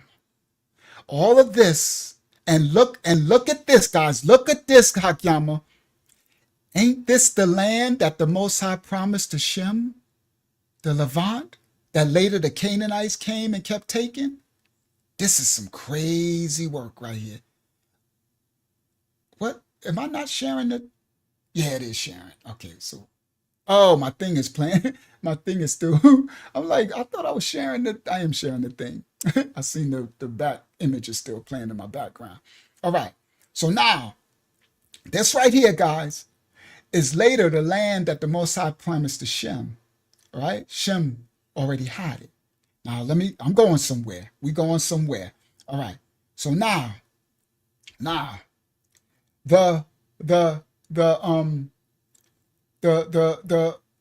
going to hold on. Let me Where am I going? It messed me up. It messed my doggone thing up. All right, there we go. The earliest Sumerian cultures, where am I? On my map. There we go. Okay, so now, these are the cultures that archaeologically define the Mesopotamian plain after the flood as they spread out. Now, I'm going to show y'all how they all started off here, and I'm going to show you how each of them spread. These Shemitic, this is Shem. I'm dealing with Shem. We're on another one. We could do Ham and where he went, and Japheth and where he went. This is where Shem went after they left Lake Ermia. I'm going to break this down. They all left Lake Ermia, and this is where Shem went. And one of Ham's descendants followed Shem. Oh, so we got to know. I thought it was only Canaan. Oh, it wasn't just Canaan. Another one of Ham's descendants followed Shem, and what does the scripture says? And conquered, mixed his seed with Shem, just like Canaan did. This is why it's called Shemitic languages. So the Sumerians were Shemites, but one of Ham's descendants came and conquered Shem and bred with him. Let me explain. I'm walking this on down. All right, now, this group of people gave rise to the Mesopotamian plain, and this is called the land of Shema, the land of Shem, Sumerian lands.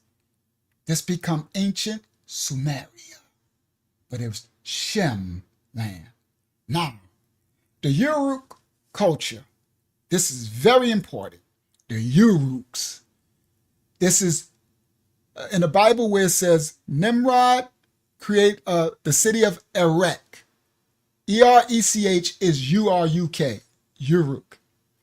The Uruk culture came later, and it was clearly a Hamitic culture in the midst of the Shemitic land of Shuma, the land of Shem, the Uruk.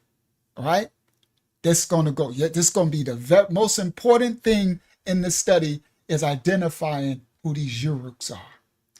Now, I'm going to show y'all tonight that it's a Hamitic and it's an identifier leading to the beginning of the Tower of Babel dispersion.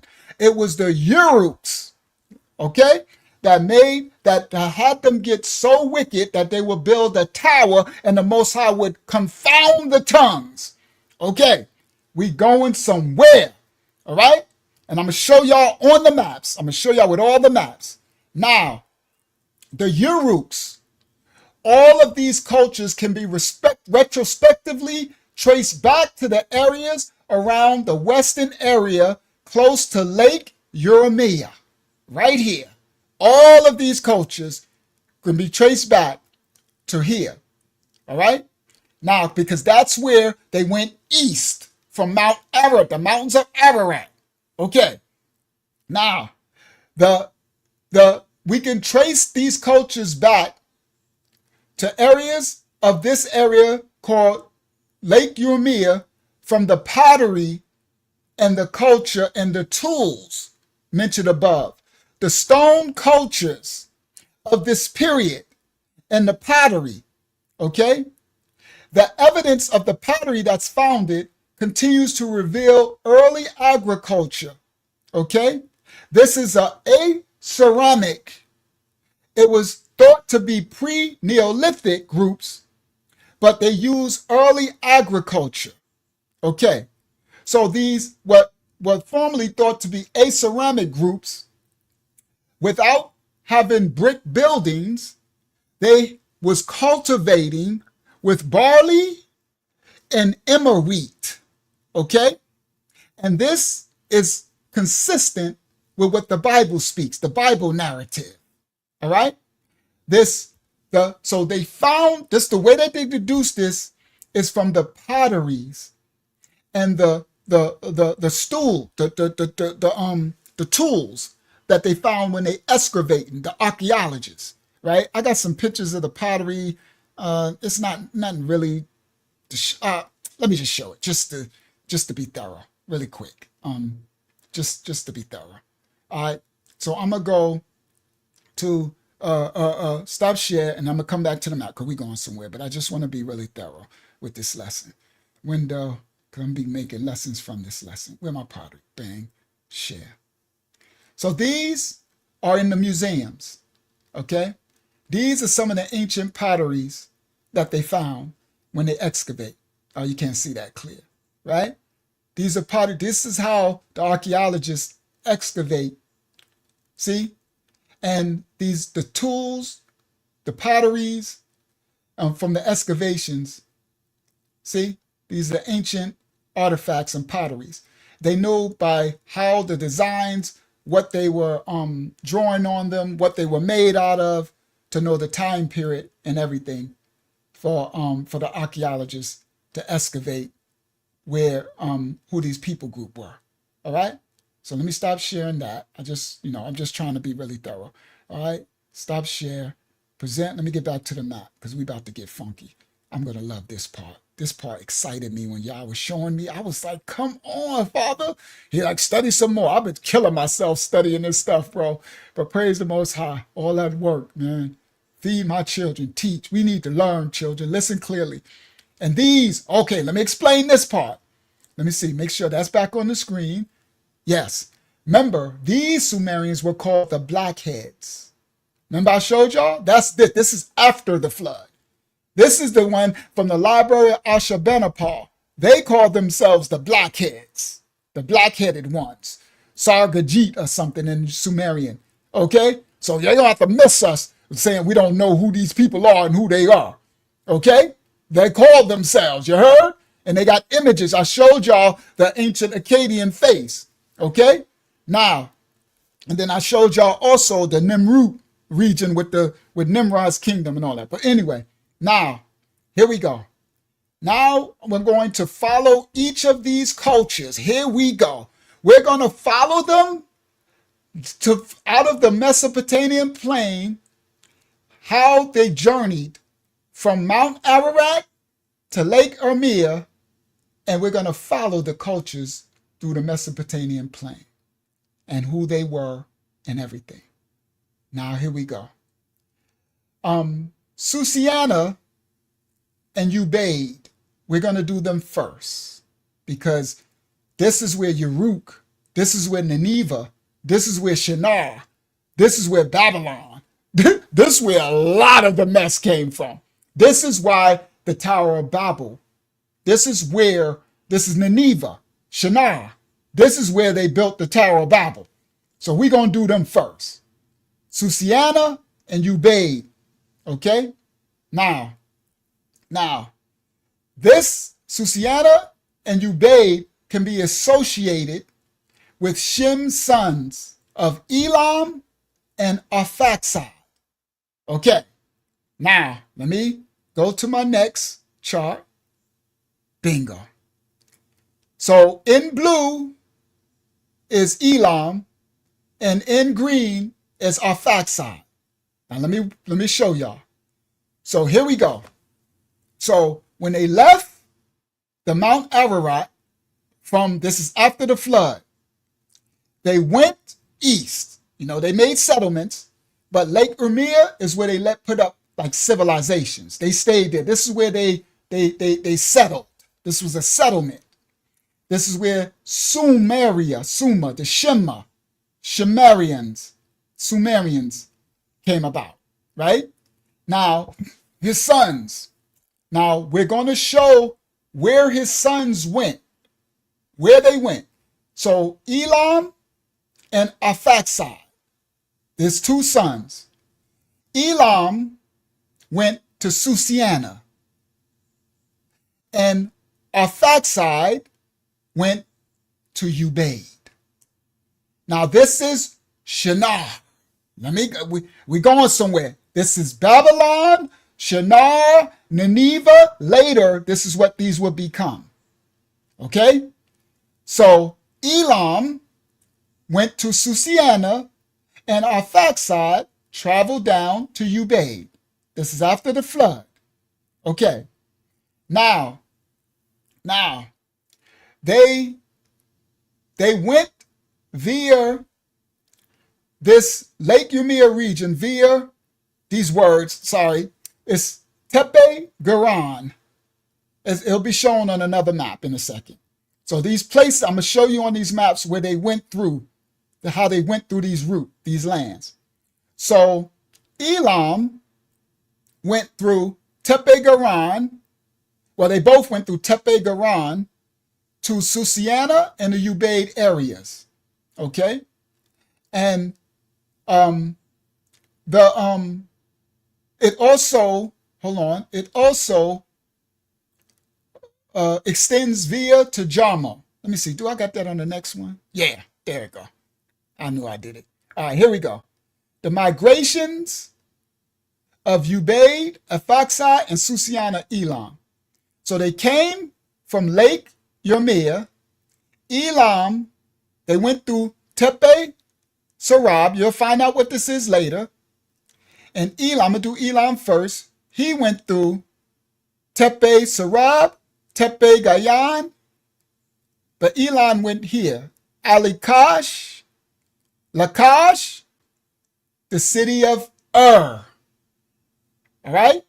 This is Ur of the Chaldeans, but this is ancient.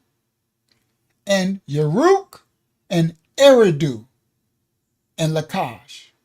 This is where Elam settled, the Elamites. This is early. We straight out of the flood. First inhabitants of this new world. These are the first inhabitants inhabiting this land since it was washed over by a flood.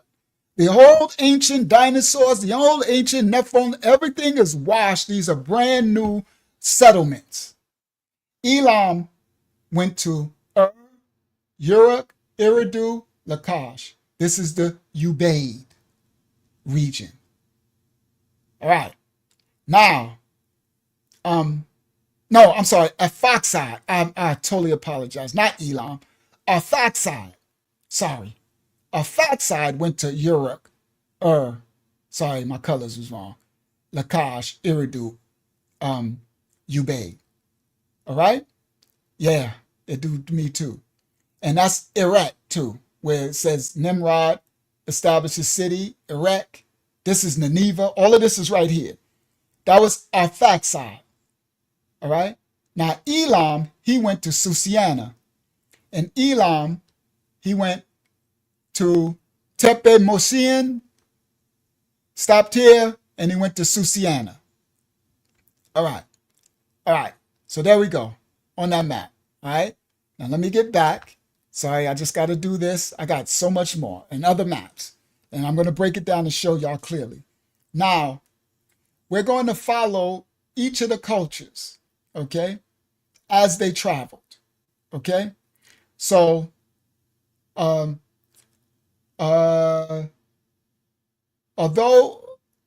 okay, so as they traveled, let me go back one more. These are ancient ancestors. Now understand, they didn't always play well together. Okay? So this ain't just go along to get along. Later they started warring like we do, right? Now, the cultures and the relationship between them, okay, of Halaf, Hasuna, and Samara, and there's another culture of Jamo. These were called northern cultures. So Samara, Hasuna, Halaf, and then another one, Jamo, they were calling them the northern Shemitic. These are Sumerians. And the Ubaid, Susiana, that's Uruk, and the other ones, they are southern Sumerians, Shemitic. Y'all know we always dividing ourselves, right? Southern and so they had a relationship, but it wasn't always good. They started to conquer stuff, okay? All right. So these northern cultures, right? While they were all culturally related, they used different tools, potteries, different routes, and everything. All right. But we're going to follow each one of them. They all came from here, the Urmia region, Lake Urmia. Okay. Now, Elam's descendants can be related via, here we go. Elam's descendants, one more over. There we go. The orange can be related via Garan and appear early in Susiana. Now, Susiana later will be called Khuzistan. Khuzistan. Khuzistan. Right? It's Babylon and stuff, right? But it is clear and from later history that Elam settled fairly widely, all the way from the north of the Dayala River down as far south as Susiana and Khuzistan. Okay? They followed the Kirka River Valley to Susiana, right? Kirkistan. Okay? This is Elam. Okay. Now, the same root can be deduced that Arphaxad's descendants did the same via the Kirka and to Tel Olea and went to on the Alluvia Plain, all of these, right? So as you see, Elam and Arphaxad, they kind of went the same way, right? When they left Lake Urmia, they went the same direction. And, they intermingled and stuff like that. Now, Halaf, okay? Halaf, which one is that? Which one? Let me go back. Because I'm going somewhere. I got some stuff to show. I can show it this one, Halaf. Now, this is Halaf. Halaf left Lake Urmia. Now, Halaf is Shem's son Aram. Aram, this is where you get the Arameans. The Arameans. Aram is Halaf. And Halaf, he left Lake Urmia. And Halaf, which color is Halaf? Halaf is blue and Hasuna is... So Halaf went from Lake Urmia and he settled here. Okay? And that's the Halaf territory. All right? And that's here. I'm going somewhere. There we go. See? So right here is Arphaxad. You got Elam. Now you got Aram. I'm showing you Noah's, Shem's sons. And when they left Lake Urmia from the flood, the Shemitic region where they inhabited. So this is Aram's land, Halaf. Okay, let me go back. All right. Now, he followed the Bardos range and Shanadar by way of the Greater Zab to settle first at Tempigawa and Arapakaya, a secondary movement of Halaf to culturally related Samara is traced by the Matara to the mid-Tigris area. So later, Halaf went down and settled in Samara as well, which is up in here on the other map, right? Sorry for the words, but I want to say them because anybody who does scholarship, I want them to know that I'm saying the correct words and the actual scholarship was done, okay? We ain't just speaking no crazy stuff. Now, the next one is Hasuna. Hasuna is Shem's son Asshur. Asshur. These are the sons of Shem. All right? Arphaxad, Elam, Aram, Ashur. This Hasuna is Ashur. So Halaf is Aram. Let me go back. Here we go. So this is Aram. This is Arphaxad. This is Elam. This is Asher. See, guys, I'm showing y'all exactly where they went. From Mount Ararat, the mountains, from the flood, they went east. Then, come on, there you go, Genesis 10 and 10. And the beginning of his kingdom was Babel and Erech. There you go. And that Erech is Europe. Wait till y'all find out in a second. And Akkad and Calneh, and we're going to show all of this in the land of Shinar. Oh, that's the one I didn't grab. I knew it was something I forgot. I was going to show y'all the kingdoms of Calneh. I put AI images of the kingdoms of Calneh and Akkad and Shinar. That's the one I didn't grab. It's okay. I couldn't do it all. Praise y'all for what I could get. All right. So now you got the son of Shem, Aram. Aram went here. Okay? Aram went here. And Asher went here. Okay. Arphaxad went here, and Elam went here. Okay. Now, the Mesopotamic region.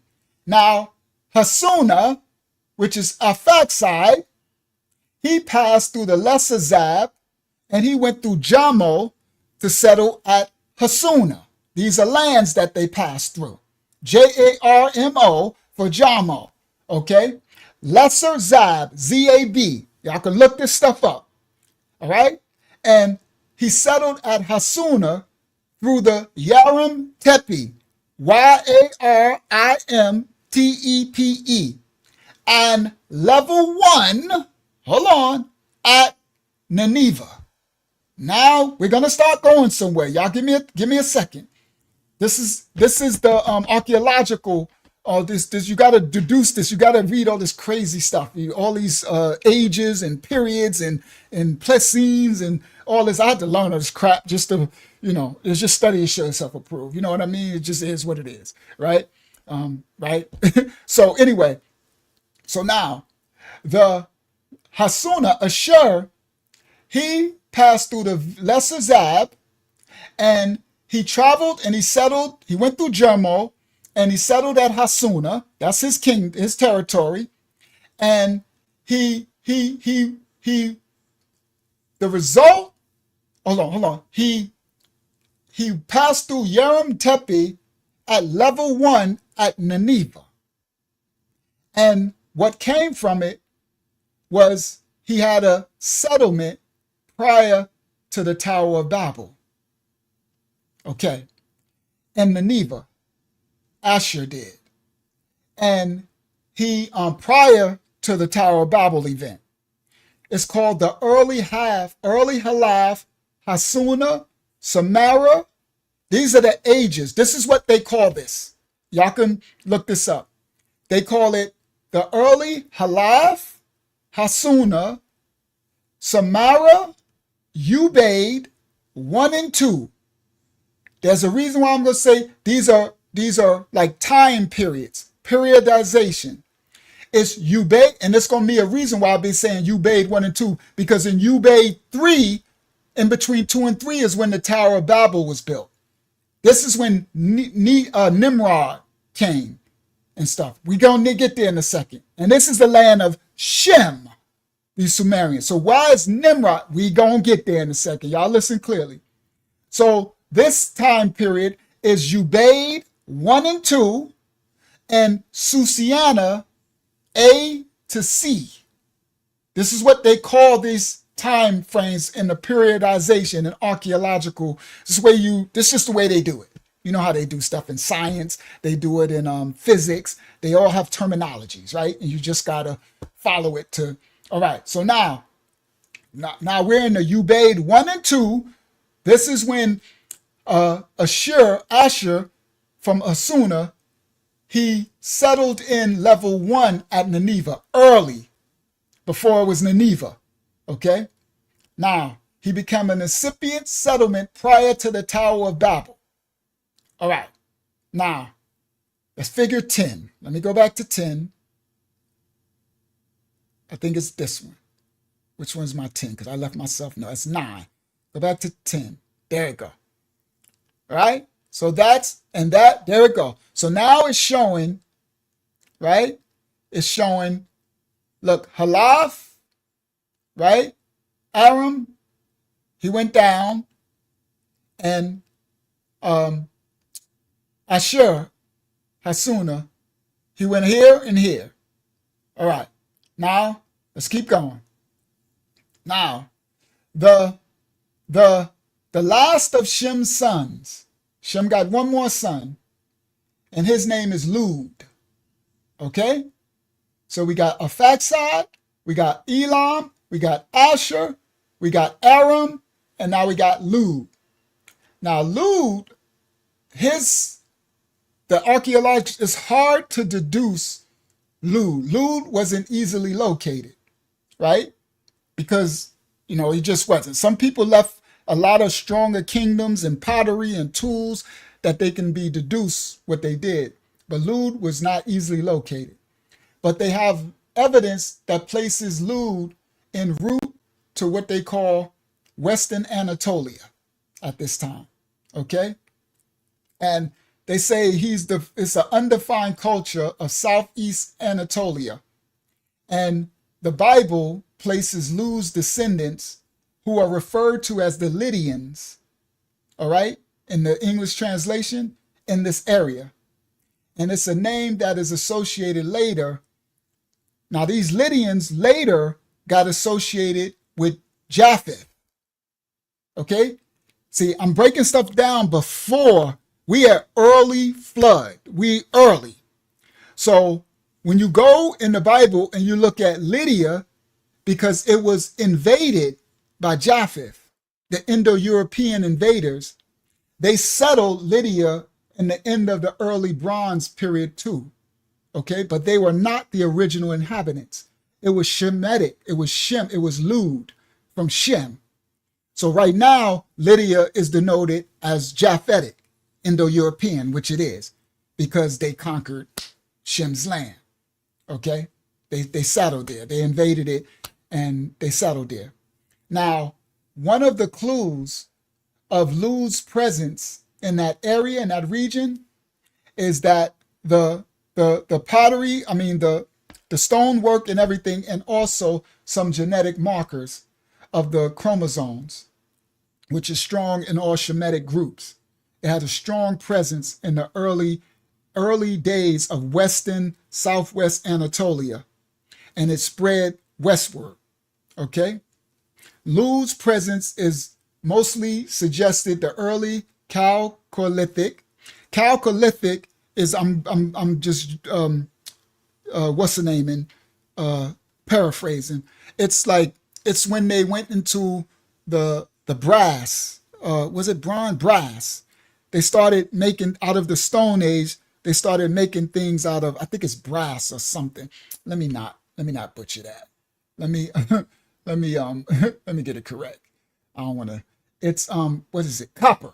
Sorry. See, I was butchering it. It's not brass. It's the Copper Age. Okay. It refers to a point in history when they began using copper tools to go with the stone tools. It ushered in the Copper Age, or the Neolithic period. They call it Chalcolithic. Okay. And that comes from the Greek words of chalco and lithos, meaning stone. Okay. The Greek word of chalcos. All right. So these are the Chalcolithic period, because our ancestors they were using the stone when they came out of the ark, and then they started to become Chalcolithic and use copper to make tools along with the stones. Okay. So that's all right.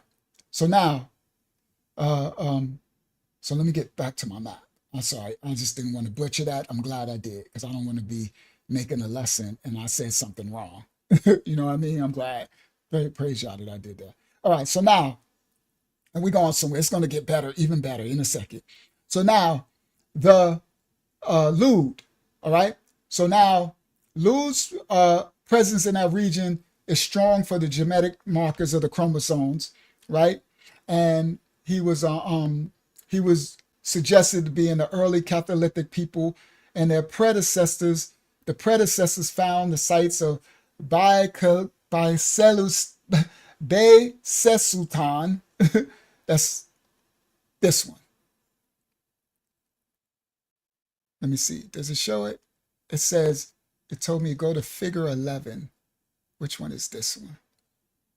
That's 12. Uh-oh. I don't know where 11 is. Did I not save 11? Nope, I don't think I saved 11. It's okay. Oh, I know why, because I wasn't going to go. I know why I didn't, because I wasn't going to go into all that. Right, I'm not about to do it right now either. So let me, all right. So anyway, that's Lou. I don't got to go into all that. All right, because then there's talk about all the pottery and the people. Stuff will bore y'all to death, right? It's stuff I got to do to do my exegete, to do my research. I got to read. If y'all know how much I have to read, bro, I mean, I'll be hours and hours. I'm talking about 20 hours and feet swelling and reading and writing and digesting and discerning and deciphering and going here. I got to it's just a lot of work. All right. And this stuff will bore you to death. Right. So I didn't even save that one because I'm not, because I got books and where it come from. I got receipts, James Malott and his 1962 books. And I got, what's that other dude name? I got so many, like I get, you get your receipts for stuff. Right. All right. So now let's get funky. Let's get funky. Now we're going to break down the lineage of Shem in more detail. So now we're going to go to Arphaxad in the Ubaid period. Here we go. We about to get funky now because the Ubaid is where the mess starts. Let's go back to figure 8. Here we go. Arphaxad and Ubaid. Now the funk start. Let's make it funky. Let's get James Brown on them now. Now, the Ubaid period called, this is and all these, remember that one? Where is it? There you go. Uruk, Lakesh, Eridu. The Ubaid period. This is a mess.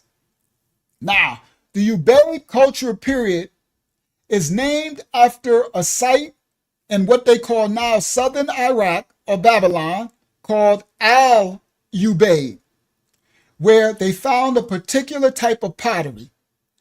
The same pottery was then found at Eridu, right here. Okay? And the same pottery was found at right here. And the same pottery was found at Uruk. All right? And was judged to be one of the earliest cultures in the southern Mesopotamia from the flood, Arphaxad. Okay. Now, a kind of similar pottery culture was found in Susiana over here, where Elam went. Now, it was recognized separate, though, from the Ubaid culture of Arphaxad. Okay? Now, a key to understanding the Ubaid culture comes from known in the Bible as of the Chaldees. Now we're getting somewhere. Genesis 11 and 28. Okay? Genesis 11 and 28. Genesis 11 and 31. Genesis 15 and 7. And Nehemiah 9 and 7. They all talk about of the Chaldees.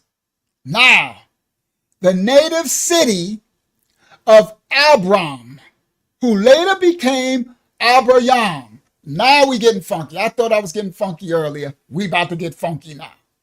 Now, this Ubaid period. That's why I'm doing it first. Ubaid, Arphaxad, where he went. This culture is revealed by early literary writings and relationship with Eridu and to the post-flood Sumerian story. All right? And the fact that those areas were the areas of the Shemitic Chaldean language. Because Chaldean, this is Shemitic. All right? Now, this post-flood Sumerian story, this is where they tell the story of the Epic of Gilgamesh and all these stories. All right? Now, the Assyrians recognized the area south of the confluence of the Tigris and the Euphrates as the home of the Chaldean people.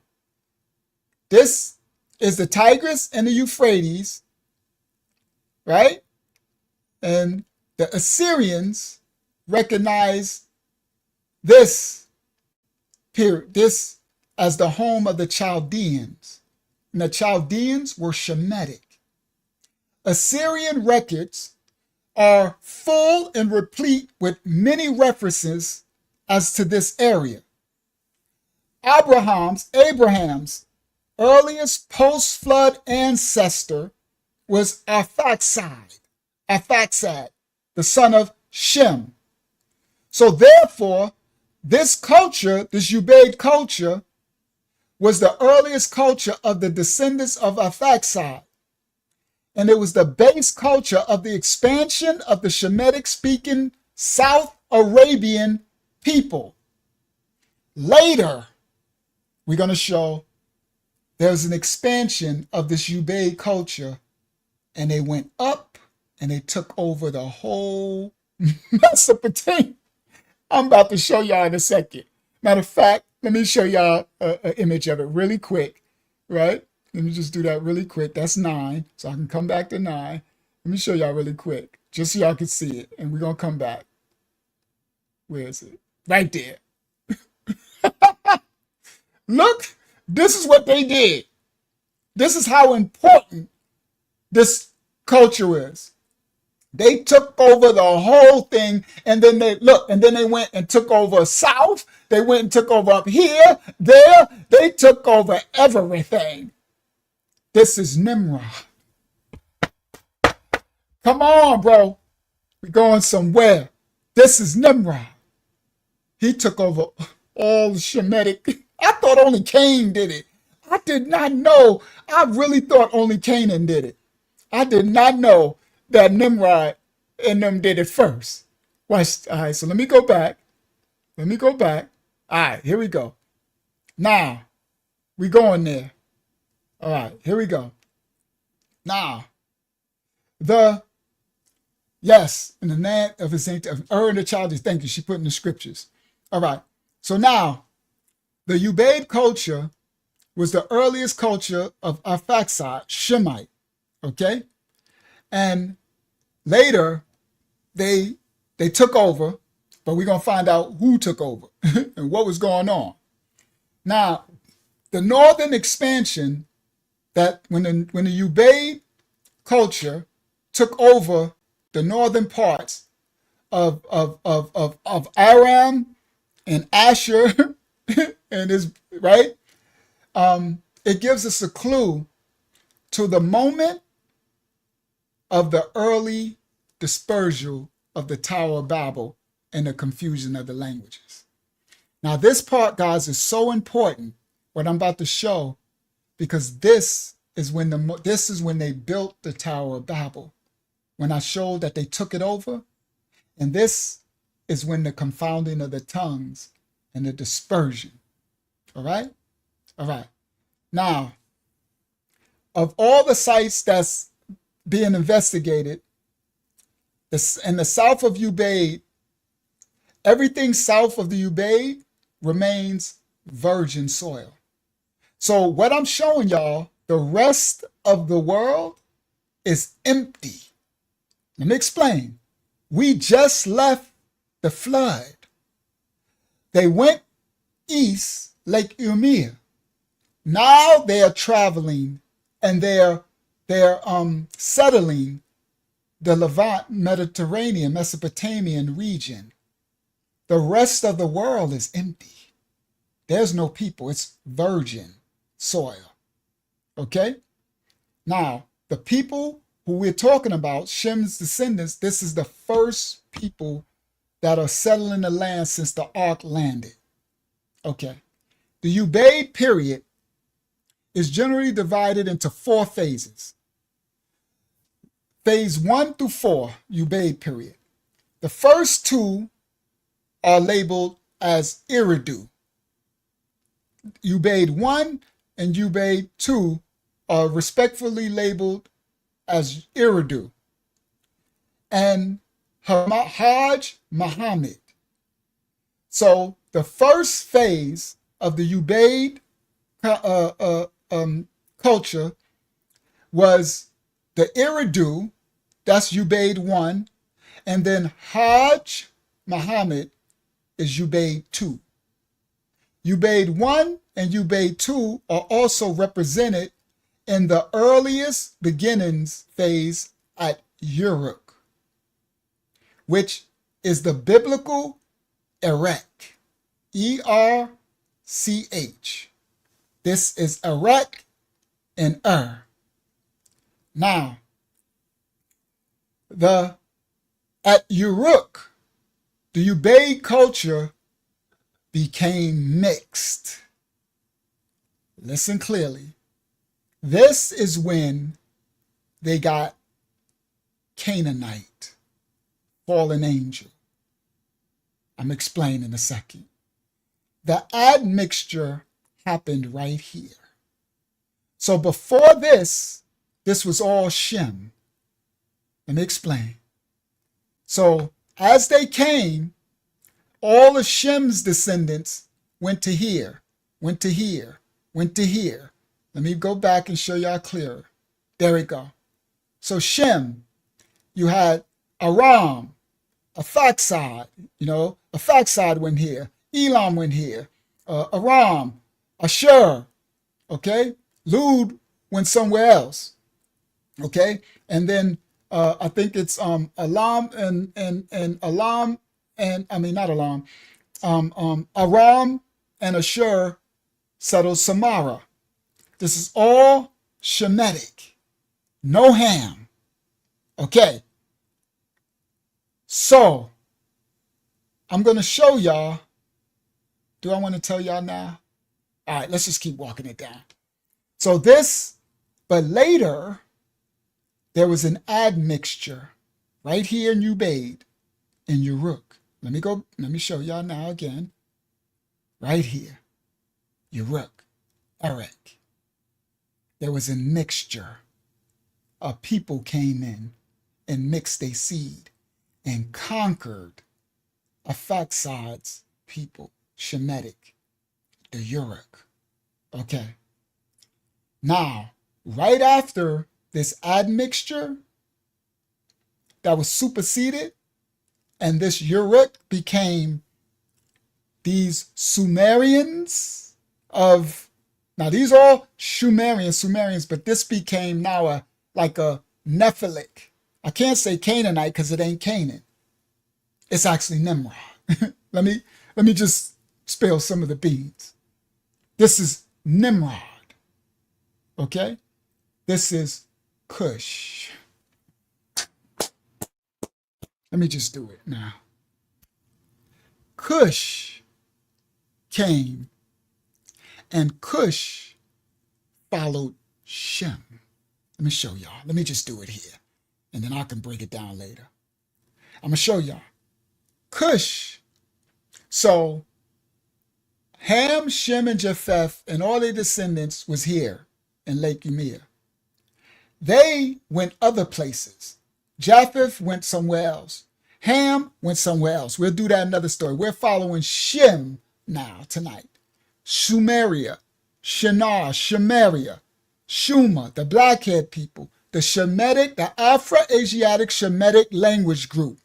Now you understand why Sumeria is an Afro and Acadia is Afro-Asiatic Shemitic. You like Shem? Yes, Sumerians were Shemitic.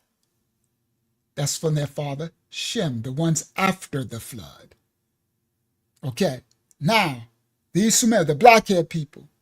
Now, when they started to leave Umea and settle the Levant, only one family group followed them later, and it was Cush. Cush followed Arphaxad. But Cush followed the blue Arphaxad. That's where you get Erech, Nineveh, Come on, guys. We are going to, this understanding is crazy work right here. I was like, it's going to tie in everything in the scriptures for you. It's going to make all the sense in the world to you. Okay? Now let me continue. I just want to give y'all that to understand what happened here. I thought only Canaan came and conquered some of Shem, but Cush did it too, through Nimrod. All right, now, right here at Uruk, once they got mixed and conquered, right after it, soon after, you see an expansion, a conquering northward of the Ubaid culture. The Urukians are coming.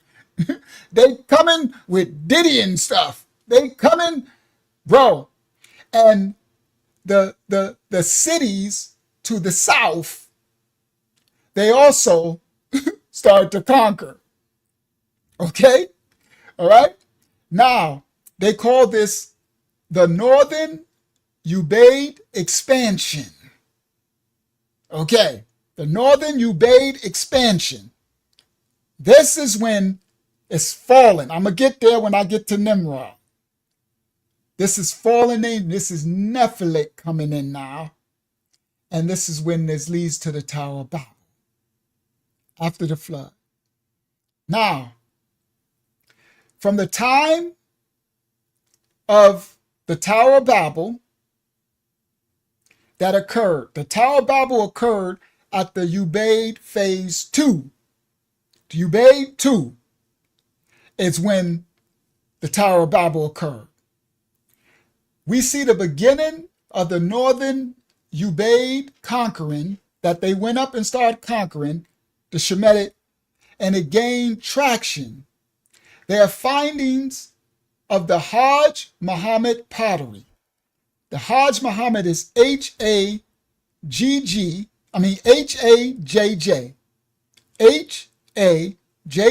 Hajj Muhammad, Muhammad, pottery. I'm doing this so y'all can do your own scholarship if you want. The findings of the Hajj Muhammad pottery of the Ubaid phase 2 is at Tel Brak in the Habur, Habur region. It's suggested that the Ubaid from the south now arrived to conquer the north. From pottery sequences, it appears that the Ubaid culture came initially from the north of Zagros. Here we go. Now, it's saying that, how did they come? They came, let me see if I was supposed to show another one. Do north of Zagros, maybe, because I'll get back to them. Let me see. Is it this one? So there's those I should have showed that when I was showing Tepet Sarab. So this is how they, right? So this is the early settlements, the migration of Elam in early settlements. I should have showed this when I showed saying the Tepe Sarab, Tepe Gayan, Tepe Guran, Tepe Muzian to Sosiana, and then Susa, and then Anshan. This is Elamites, Elam, Susa, Susiana, and Anshan. Okay? I'm gonna show y'all. I got other stuff. All right. And this is Susiana became Kazakhstan. Okay. And you see, this is the Tigris. Let me show y'all. And the Euphrates. This is Uruk, city of Eridu, and Kish. Talmuzian. This is Susa. Okay. All right. And then, so this is Elam's settlements and Susanna, who became Khuzestan. All right. And then Samara, they migrated further, but we'll get to that. All right, I need to get to Uruk so I'm going to knock this out. Hopefully I can finish this. I want to finish out. It's getting late. I didn't know it's going to take this long. I thought I was going to be able to answer questions. I should have knew better. All right. So anyway, here we go. The Ubaid expansion. All right. So now let me come back and make it bigger. And now the early relationship from the pottery of the region shows that all these Mesopotamian settlers were from the descendants of Shem. Now, you got Halath, Hasuna, Samara, Susiana, and Ubaid. Okay? Then this region is where the survivors of the descendants of Noah's Ark had come. The original pottery has therefore come from the family of Shem's descendants. Okay? But with individual variations in the potteries that was found. There we go. These descendants of Shem. All right? The individual variations with clear, basic, early relationships to one another. All right?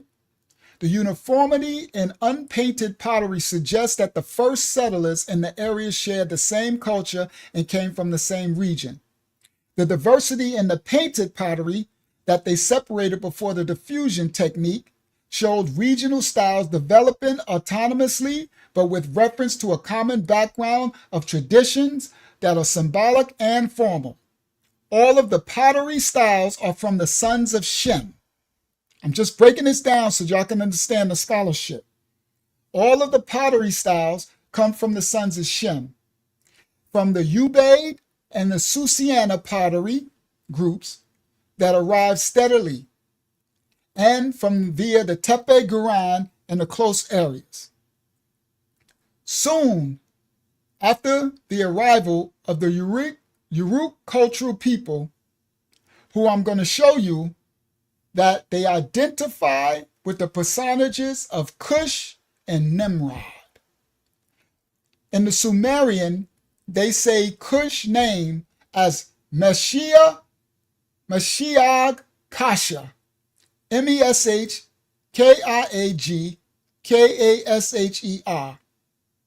Meshiag Kasha is Cush in Sumerian, and Makar is Nimrod.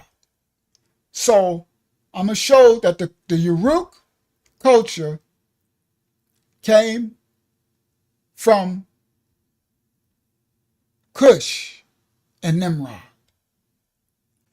We see, according to archaeological records, a significant dispersion of people from the south, which in Uruk, that went up to the north, that caused the Tower of Babel incident and made Yah confuse the language. When the Cushites came down from Lake Urmia, Nimrod and Nim, okay? Cush decided to follow Aphaxids migration. And Nimrod and them came down. But in Lake Urmia, the Cush got visited, Nimrod. Something happened. Let me explain. In the migration from Mount Ararat, where the ark landed, and as the descendants of Ham, Shem, and Japheth had more children, Nimrod came from the lineage, right? And Nimrod somehow got visited. Something happened here. We know that there were giants in the days. Okay, we know that after the flood, there were still giants in the land. Something happened here. I haven't found it yet. But from the evidence and the historical records in the scriptures, there was a visitation here. And somehow Nimrod got mixed, his seed. Somebody, his dad or somebody smashed somebody. Some type, because Nimrod became half. He wasn't fully man. He was, after the flood, Nimrod was the first admixture of fallen angel again, mixing their seed after the flood. So that's through Cush's line. And somehow in Nimrod's lineage, he decided to follow Arphaxides. So the Cush took the same route as Arphaxad. This is before, let me explain, they migrated later and developed the land that we now call Ethiopia. Guys, y'all getting some serious history now. This is later, after Tower of Babel, after all that. Then he took the northeast Afro region over here, up over here, of this region of Ethiopia, of what we now know the Cushites. This is when Cush followed Arphaxad. And in Europe, Nimrod's seed conquered the Arphaxad Shemitic people. And the reason why the Sumerian, the blackheads, which were Shemitic, that's Arphaxids, these are the Shemitic people, Shem's line. The reason why the Acadians and the Phoenicians became Canaanite and Hamitic is because Cush conquered Europe and mixed his seed and then became the kingdom. That's where you get Nineveh, Shinar, Babylon. And that's why the Canaanite language is Shemitic. I thought it was only because Canaan took the land. It went further back. It was because Nimrod took the land. And it became Hamitic because of Cush lineage through Nimrod, but it was Shemitic speaking people because he invaded Arphaxad, the Shemitic Sumerians, after the flood. And that's why it's a Shemitic. Acadian is a Shemitic, right? Phoenician. And then we know later with Ugrit, no, that's Canaan. So Canaan just added on to it more. Now, this is the first cultural expansion, all right, that the dispersion of when Cush and Nimrod conquered Arphaxad's people, the Shemitic people of Europe, and then they went and started taking over all Aram, all Ashur, all the Shemitic land, Nimrod. And this is superseded later by more expansion over the whole of Mesopotamia. In Uruk 8, and later expansions. That's Nimrod took over the whole kingdom. Okay? This was called the second cultural expansion. It went down along the Persian Gulf, and it was seen as the migration of the South Arabian groups progressively passing around the Saudi Arabian shoreline. These groups are connected with the names of the descendants of Arphaxad's descendants of Joktan. And Joktan and a prince of Joktan and a prince of what's his name? Japheth helped Nimrod build the Tower of Babel. Okay? In Genesis 10 and 26, the Chaldeans, all right, who were later referred to by the Assyrian kings as Beth Jakin. That's called in Hebrew Bayat,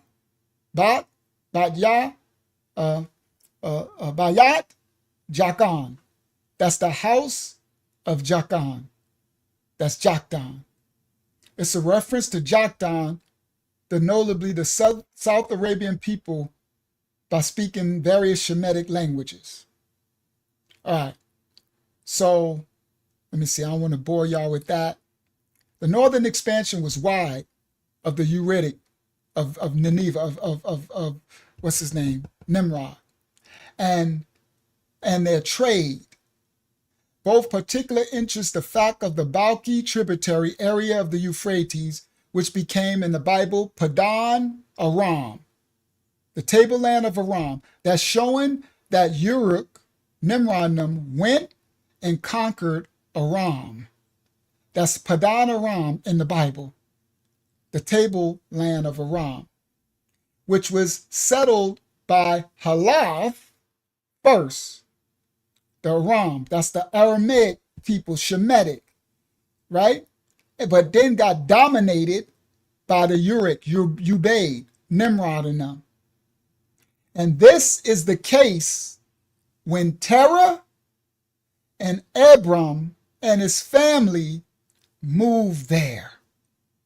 Okay, so now the Terah, the point being that there were people when Terah and Abraham and his family, they moved to Haran. Let me show you. Let me show y'all. Go back. All right? Hasuna, Haran. Okay? Now, when Terah and his family moved there, it was because it was culturally Shemitic, familiar. Okay? So it got dominated by the Ubaids, by Nimrod. Okay, now it's going to tie up. Now, when it was settled by Halath, so Terah and them went and settled in this area. Okay, there we go. Padaram. Thank you, Hakyama. Thank you for putting the scripts. And when they did, it was easy for them to settle there because this was their descendants. But it was dominated by Nimrod, Uruk, the Ubaid culture already by the time they got there. So they was already worshiping other gods. Come on, guys.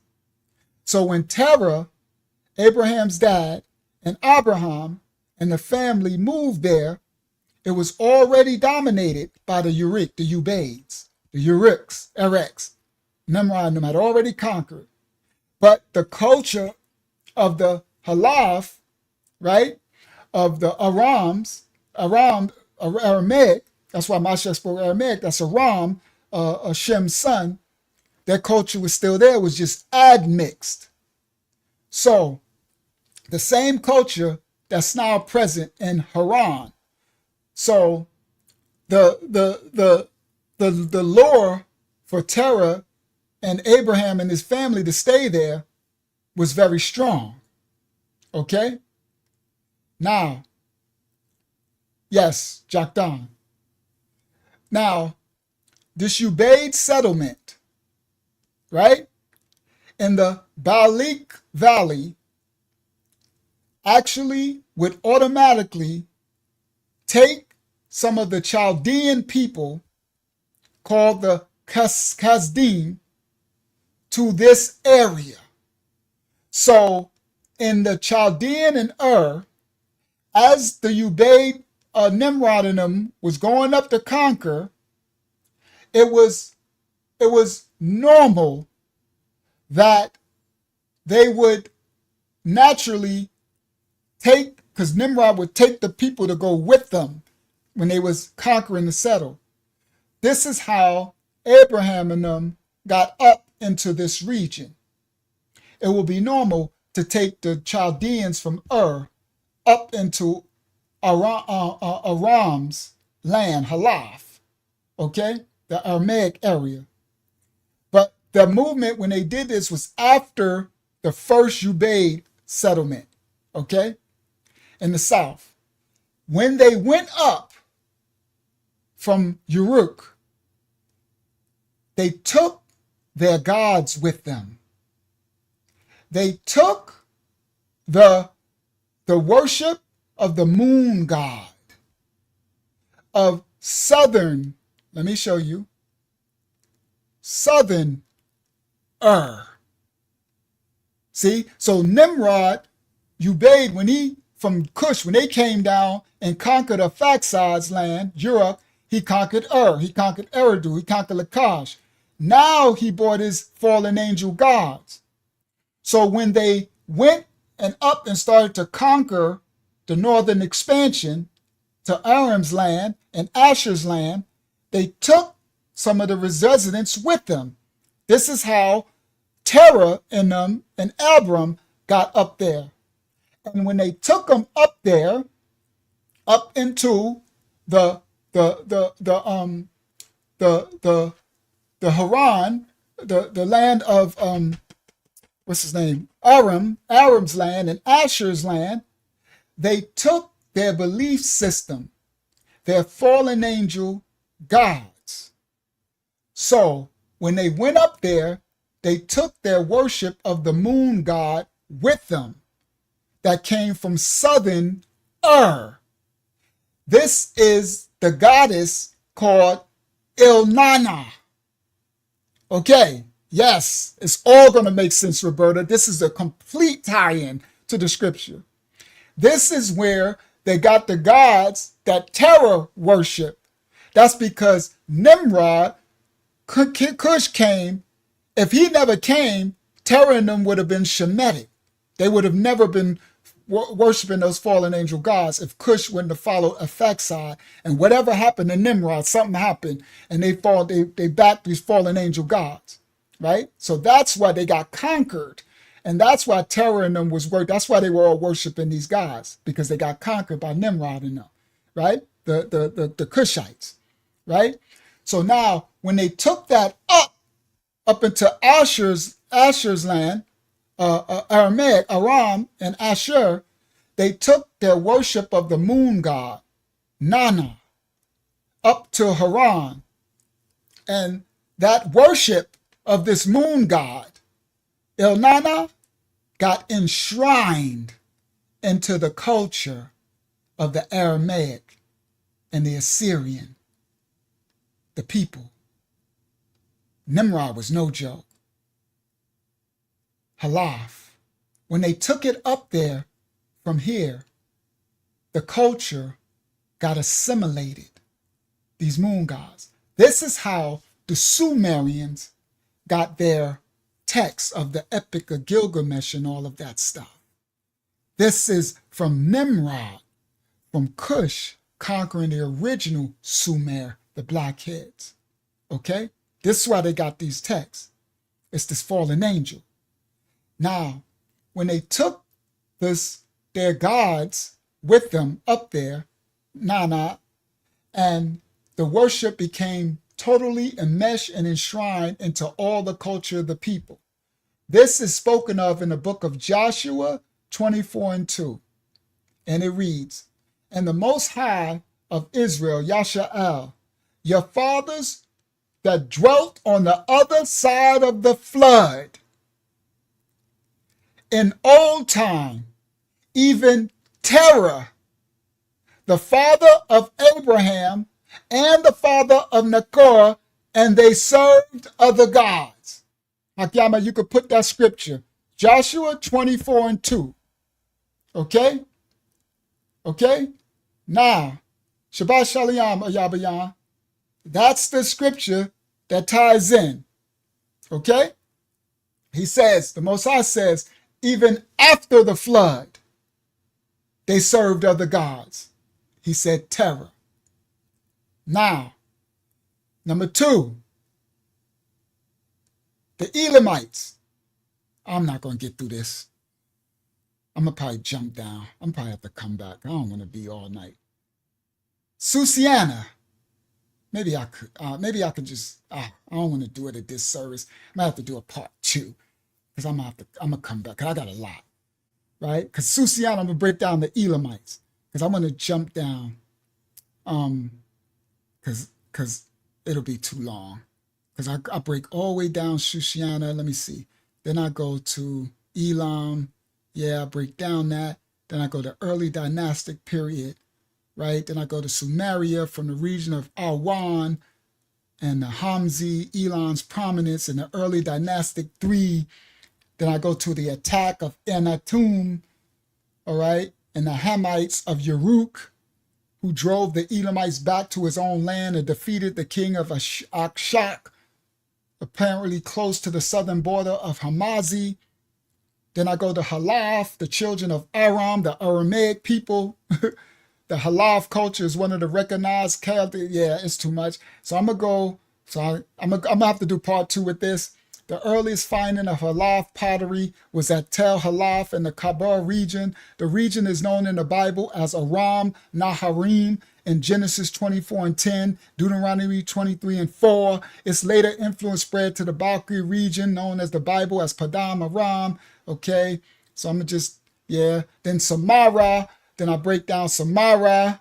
So what I'm going to do on part 2, I break down all of these. Halaf, I break down Hasuna, this Aram, this Ashur, this the Aramaic, this the Ashur, the Assyrians. Then I break down Samara, which is Gether and Mash. And the Samara cultural identity represents a separate Kaliak identity in the mid-Tigris region. Samara is separate from the Ubaid and Susiana cultures, right? I break down that with their pottery. Then I talk about their culture. All right. Then this looks like at the end of Ubaid 2 when the Tower of Babel began. Then I break down Hasuna, which is Asher. All right. And then its related culture. And it said, these are the descendants of Asher, the son of Shem, which would later become recognized as the area of the Assyrians. But it would also be the area of the resettlement of Nimrod, coming from the south and its earlier area of control, as in Genesis 10:8. Nimrod's influence would become evident in Uruk and migrating north to influence level 4 at Nineveh. And he built this Tower of Babel. All right. So I'm gonna come back. I'll break that down another time. Then I go through the Uruk period because I'm gonna close out with Nimrod. I want to stay on him. Here we go. Nimrod. The Uruk period of Nimrod of the Mesopotamian. Okay? So later we're told that Nimrod moved to the region of Hasuna, Ashur, and this can be seen in the Uruk type of artifacts at Nineveh, in level 4 Nineveh. Nimrod here began a large building program. He built Nineveh and Calah, archaeologically known as Nimrod today. In the early Assyrian period as seen in the King's List, it gives evidence of at least 3 dynastic lines, which will include the invading Amorites. And this is consistent with biblical expectations. However, to complete the study of early Mesopotamia, we also need to look at Uruk, the culture of Cush, Nimrod, the family of Ham. That's Ubaid and Nimrod. This. So I'm going to close out with this, with Nimrod. Hold on, somebody came in. Let me let them in. All right.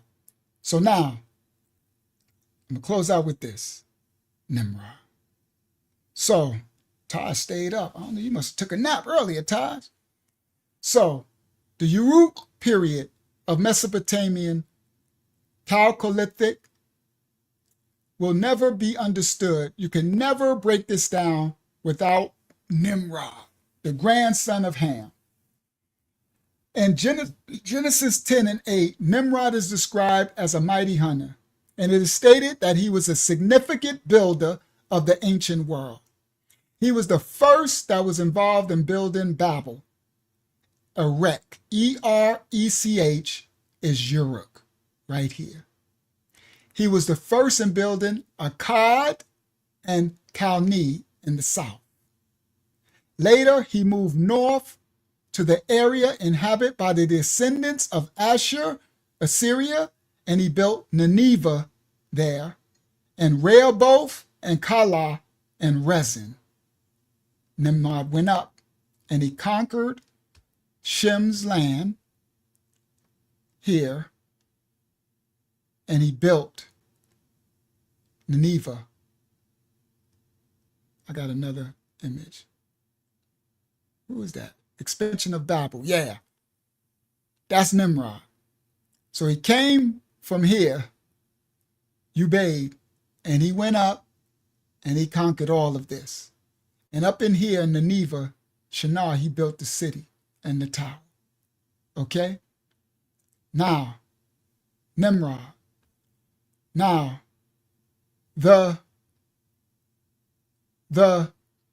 he conquered the descendants of Asher, Assyria, and he built Nineveh, Rehoboth, Calah, and Rezin. These characteristics imply that Nimrod was a powerful figure, a dictator. He was recorded as living in the second generation as the flood. He was the builder of Europe. His name was transliterated into the Shemitic tongue, Nimrod the hunter, Nimrod the hunter. That's the Sumerian Emarkar, transliterated. Uruk, which becomes a strong, regionally conquering culture, should be connected with the individual of Nimrod. The picture of the Uruk Shemitic cultures, to clarify. Ubaid, Susiana, Samara, Hasuna, and Halaf in their initial phases were all actually Shemitic lands of Sumeria. They were all Shemitic before Nimrod come. Sumer, which was pronounced Shuma in the cuneiform documents, and Shimmer or Simmer in Hebrew, which becomes Shem later. The biblical Shinar was Shemar, and it's a derivative of the Egyptian name Sinar, Suma. Okay? Now, later, there appeared a culture of the Uruk fallen angel culture. And it appears to be the descendants of Shem. We thought to be Shem, but it was Ham, Cushite, from Arphaxad. Now, they came from the north, from the Zagros Mountains. That's where, when Cush left Lake Urmia, he went through the Zagros Mountains and followed Arphaxad and came on in. So now, with that info, we got to realize the biblical historical record allows a much shorter period of the Mesopotamian Chalcolithic period. Now, Uruk, we have to look close to the site of the landing of the ark following the flood. It's the area embracing Lakes Van, right here, Lake Van, and Urmia. It is here that we come across the area northeast of modern Tabruz with a mountain called Kesh Dag, Kushehedagh, and they call this the Mountains of Cush. Now I'm explaining from the ark landing on Mount Ararat, we went over to Lake Urmia. In this area, just northeast, there's a mountain range called Kushehedagh,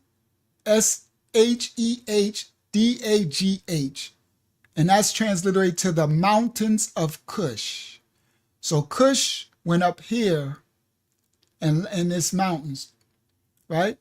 And that was just south of the Araxes River. This area is called in ancient the land of Cush. Okay. Now, the earliest settlement of Cush and his descendants included Nimrod right after the flood. Okay? This is not to be confused with the later settlement of the Cushite people after the Tower of Babel dispersion of the tongues from Babel in the Sudan of Africa, now referred to as Ethiopia. This is a different land of Cush. This is the first settlement that Cush the mountain of Cush, right over here, okay? Now, the historical times have referred to this as the Gaian. So this points to the Araxes River. Even in historical times, it's been referred to as the river of Gaian. That's the river mentioned in Genesis.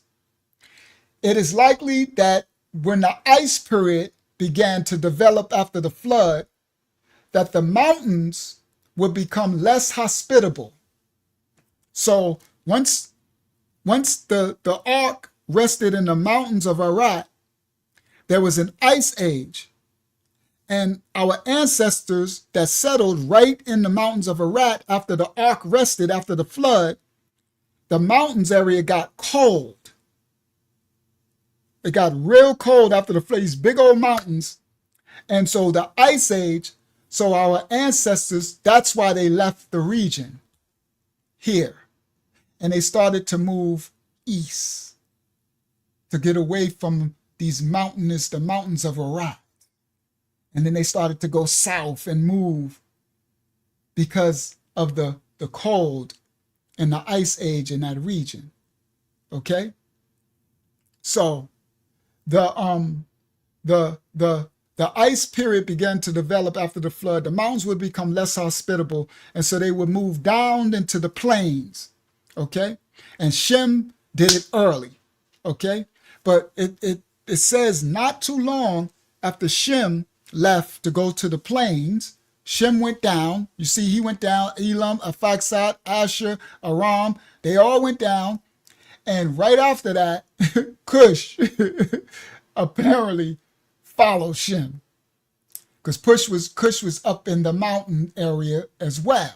Maybe they got cold. Who knows why? They was up in the mountain. They call it the mountain of Cush.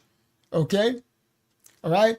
And so later, Cush followed. I told you that earlier. I was going to say it later, but I'm glad I did it earlier so y'all have the understanding. So later, Cush followed down Shem. Okay? Right up, not too long after. And he settled first, Cush, in lower Mesopotamia near the Euphrates. Okay? And Nimrod, the son of Cush, first settled in Kalab across the river from Eanna, E-A-N-N-A. And they refer to him in the Sumerian as the Lord of Kulab.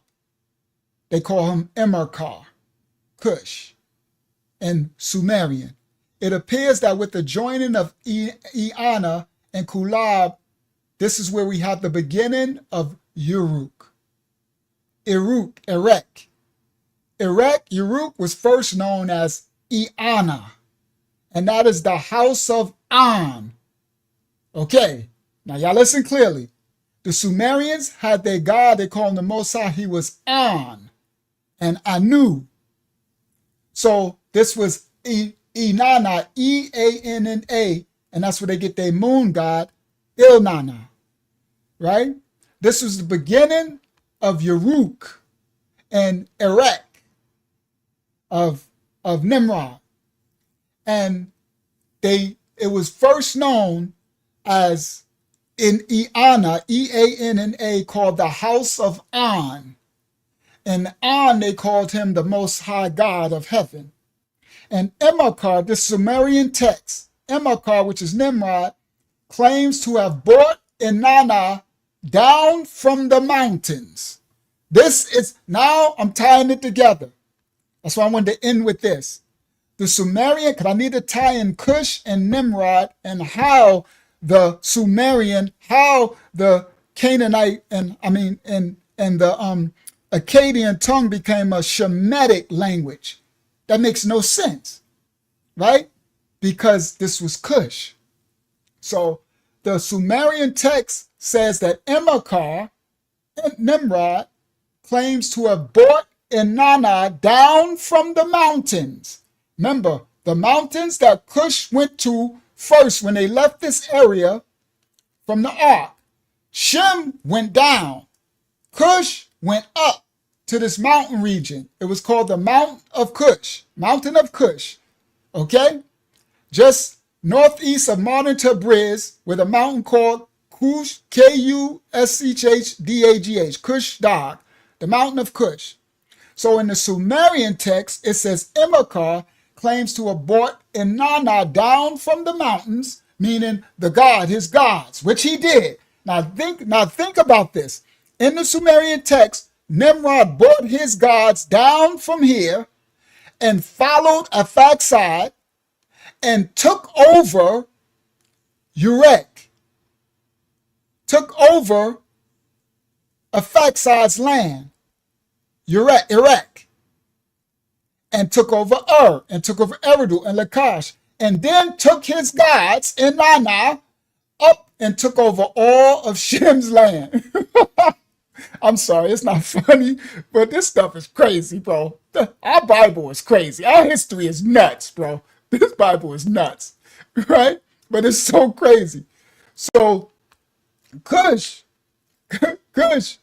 So the Sumerian text found at the library of Ashurbanipal, it says that Cush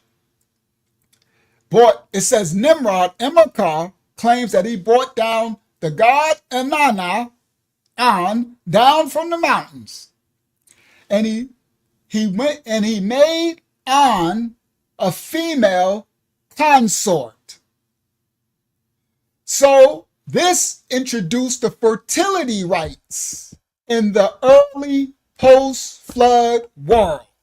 Now that's why I need to end with this. Now we're going to get to how the world got so dark and how they built the tower and how the Most High had to confound the tongue and spread them all the way through. Okay? Now, this is where you're going to get these temple marriages. This is in the Sumerian text. Okay? All right. Now, it's good. I'm about to close out. Now, I need to close out with this.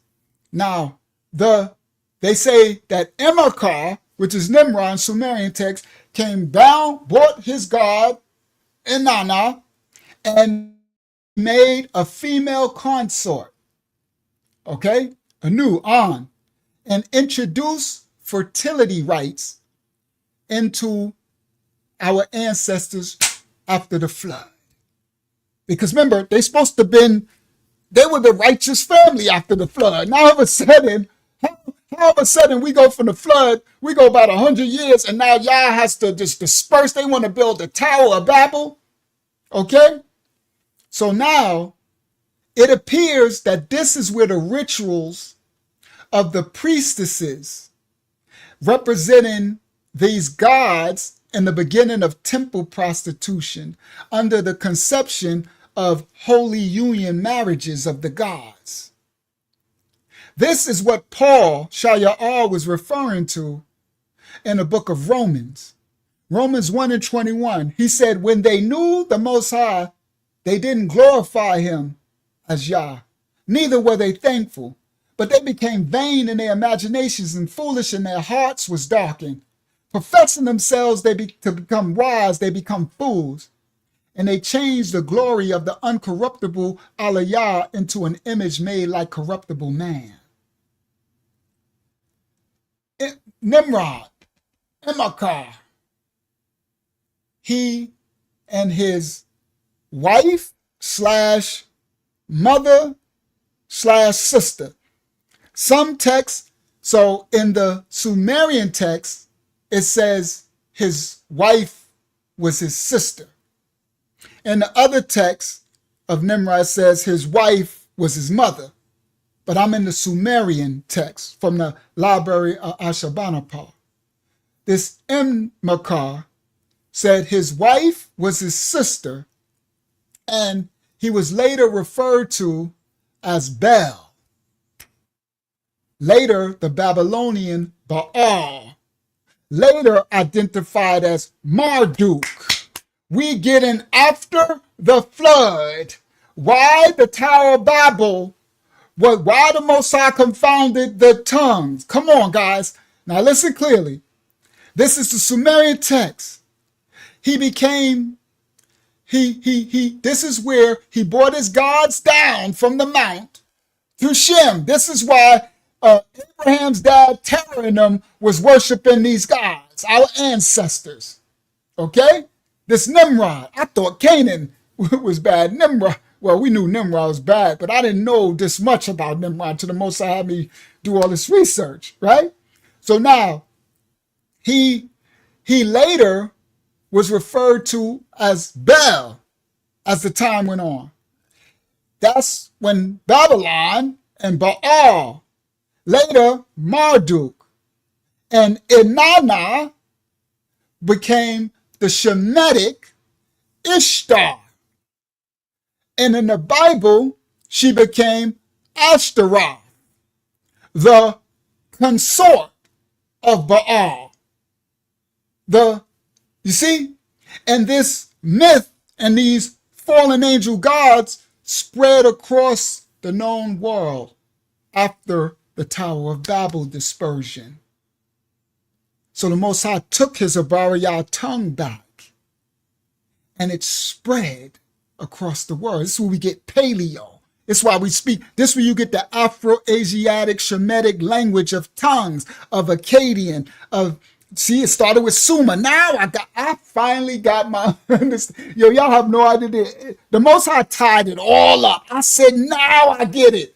I get it, y'all. I got it now. I understand. It's all, man, Most High is so good, guys, that he's really, really breaking down our culture and lineage. For not his story, our story. Now I got the tie-in of the Sumerian and the Acadian to the Phoenician, Assyrian, Syrian, Armenian, Aramaic, all these Afro-Asiatic, the Levant region, the Tigris Euphrates, the Afro-Asiatic Shemitic tongue of languages. How is it Shemitic if it's Canaanite? How is it Shemitic if it's Sumerian? How is it Shemitic if it's Acadian? How is it Shemitic if... Because it was Shemitic from the base. Oh, yeah. I was like, wow, wow, wow, wow, wow. Now, Nimrod, Cush. All right. So it later become Bel. Later become Baal, Marduk. Inanna becomes Ishtar, Ashtaroth, the consort of Bel. The fallen angel gods spread across the whole world now after the Most High took the tongue of the Tower of Babel. Go for it, right?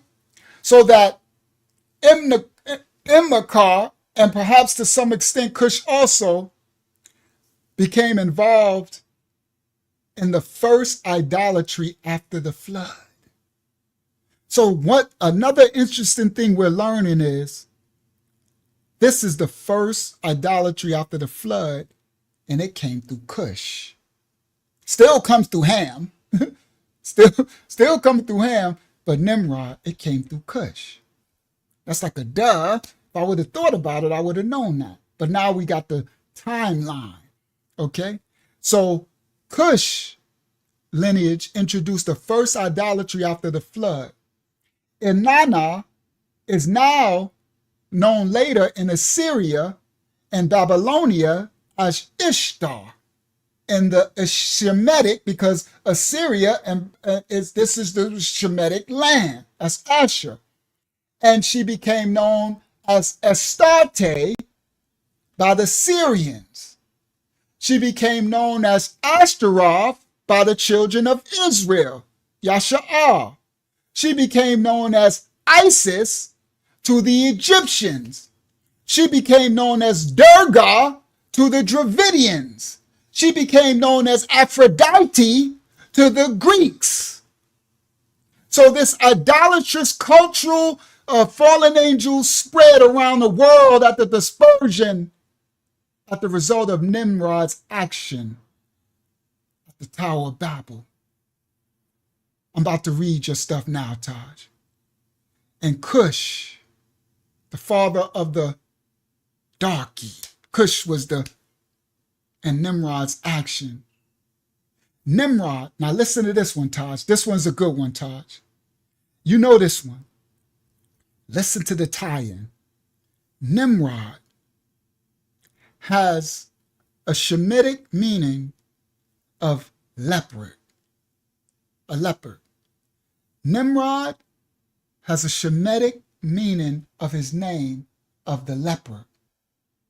And in the biblical sense, it's a scripture, and it says that what it says, can the Cushite of Ethiopia, remember in the scripture it said, can the Ethiopian change his skin or a leopard change his spots? Y'all know that pun in the scripture?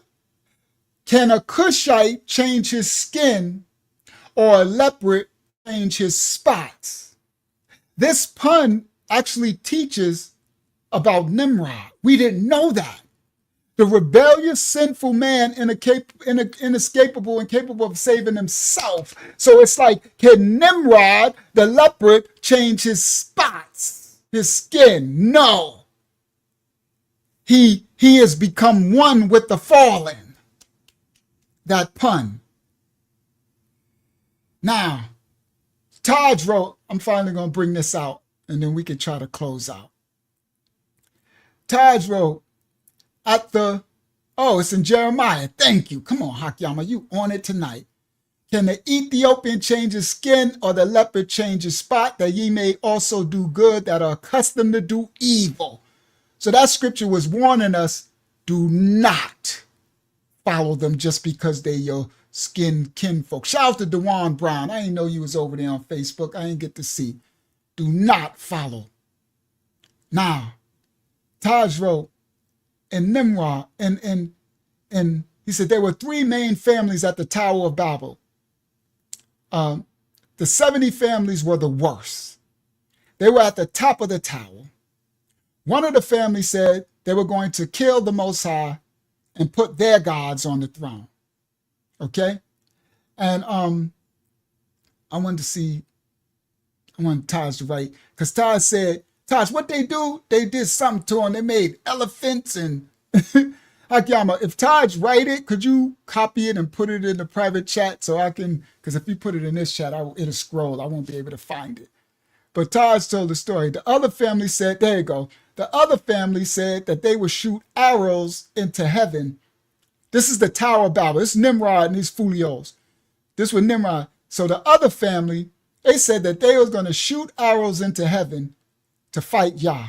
Let me put it on the screen. And the family said that they would sit on Yah's throne. So the family, this is the story of the Tower of Babel that some of y'all don't know. So the family shoot arrows, and they shot it up into the sky, and the arrows came back down with blood on the arrows. All right? Let me go up to his other one. So let me try to tie it. Where's the other one? He said the three main families at the Tower of Babel out of the 70 families were the worst. So there were 70 families at the tower, and there were three that were just all outdoors crazy, right? And they were at the top of the tower. One family said that they were going to kill the Most High, and they were going to put their God on the throne, right? The other family shot bows and arrows into the sky to try to kill the Most High, right? And that's about the time Yah came down and the angels came when Yah killed the... Okay, so he's right. I know you're trying to grab him as he put them. All right. And if you could put them together collectively for me, I'll just say them in one story. The other family said that they would shoot arrows into heaven to fight the Most High Yah. And the family said they would sit on Yah's throne. So they shot arrows into the air because the tower was up really high. And for some reason, the towers came back down with blood. I don't know what they pierced. They sure enough ain't pierced the Most High. So I don't know what y'all did to allow it to come back down with blood. But that's the story, the ancient story. All right? So Let me see what else he wrote. Okay, it's in the private got 'em? chat. Thank you, daughter of Yah. I humbly thank you so much for your assistance. I really do appreciate you. And it's not that Jubilees one, that's just something I found. Okay. All right. So it says, for they departed from the land of Iraq and the built Not that one. and all these people and all their families divided themselves in three parts. The first said, we will ascend into heaven and fight against him. The second said, we will ascend into heaven and place our own gods there and serve them. And the third said, we will ascend into heaven and smite them with bows and spears. And the Most High knew all their works and all their evil thoughts, and he saw the city and the tower which we were building. And when they were building, they built themselves a great city. All right. So make sure you write if Todd's right, because he's about to tell what happened after it. Because the Most High did something to those families. I know he's probably trying to get it together now. I've been wanting to say it. I should have had it all in one. I should have made him put it all in one thing so I could have just told the story. So the story goes that the second family shot arrows into the sky and it came back with blood on it. And then the Most High did something to them. He turned, I'm about to butcher it, but I want Taz to tell the story. He turned one family into, I think, monkeys. He turned one into elephants, I think. But when I first read that the owls came back down with blood, I thought, y'all sense yes, A Villa, that's what I think. see, that's us who know the Father, right? We know Yah. I'm like, that ain't nothing but Yah's sense of humor. Because I'm like, they ain't hit nothing up there. Ain't no spirits got no blood. Ain't no flesh and blood up in the Shamayam, right? So there ain't nothing but Yah's sense of humor. That's how you know when you know the Father. When you know the Father, you know it's sense of humor, right? Okay, so the rest is in the private. Good, thank you. All right, so let me see. Let me put it together. So he says, okay, and the people divided themselves. And Moses said to the 70 angels who stood foremost before him, to those who were near to him, saying, come, let us defend, confuse that, and they could not build it. That's not it. Well, that is it. But I want, Taj, would you put your story? I'm looking for Taj's story. He got such a delay. And I've been trying to say it for the longest, and now it's his time to say it, and I don't know why he probably writing it or something. It's the one with what he did to him and sent them forth. But anyway, that's still, come let us descend. I can read it then. Oh, you know you see it? Yeah, it's in the chat. At it. Taj wrote this? This ain't the elephant story? It is. It's the okay. I can read it. Do you want me to say what book it is? It's in the book? Or just only reason, so where's it written at? And wherever it's you read it from? Okay. Well, yeah, so why didn't you paste it so you can read it? I don't care. Can you hear me? There you go. Say it. He speaks. You can hear me? Yeah, we hear you. He speaks. Tell the story, Taj, Elder. Tell the story. Story time with Elder Taj. Okay. So, at the top of the... Okay. Shabbat Shalom. Shalom, everybody. So, at the top of the tower, out of 70 families, there was 3 main families at the top. There was one family that said that they would shoot arrows into the heavens. Another family said that they were going to go up and fight with Yah and his angels. Another family said that they were going to go up and place their gods on Yah's throne. So the family, when they shot the arrows up, the arrows came back with blood. Yah sent the arrows back with blood, hoping it would make them afraid. It didn't make them afraid. So he killed those first 3 at the top like that, at the top of the tower. That's good. He wanted to make them afraid. He made also changes in them. He changed one of them into monkeys. So half of them look like monkey men. He changed another family into white elephant men. And the ones that shot the arrows, he killed those directly. But if you go around the world now, you can see where people really worship a half elephant man and a half monkey man. That comes from the Tower of Babel. Good word, Elder. The elder speaks. I wanted him to speak. Thank you, Akiyama, so much for putting it. But it's better. I just wanted him to tell a story. Praise y'all. But thank you for I see it now. You put it in the thing. I didn't know that was in the book of Joshua. I had heard about the blood with the shooting the thing, and I might have heard about that. I just didn't remember. But great story. That's craziness. And you do, because you see Ishmaelites got the elephant, you see them. And then you got that Israelite calling himself Gorilla Hebrew, right? That's the dude he doing Diddy stuff now. These Israelites getting pegged in the booties. I didn't learn a new word. I didn't know what that was before, right? And he called himself some gorilla. That's why I'm like, that's this stuff. It's fallen angel stuff. Boy, these Israelites, boy, these people, these Christians, these Israelites, these people, boy. But come on, that's what I'm talking about. This is the Tower of Babel. So this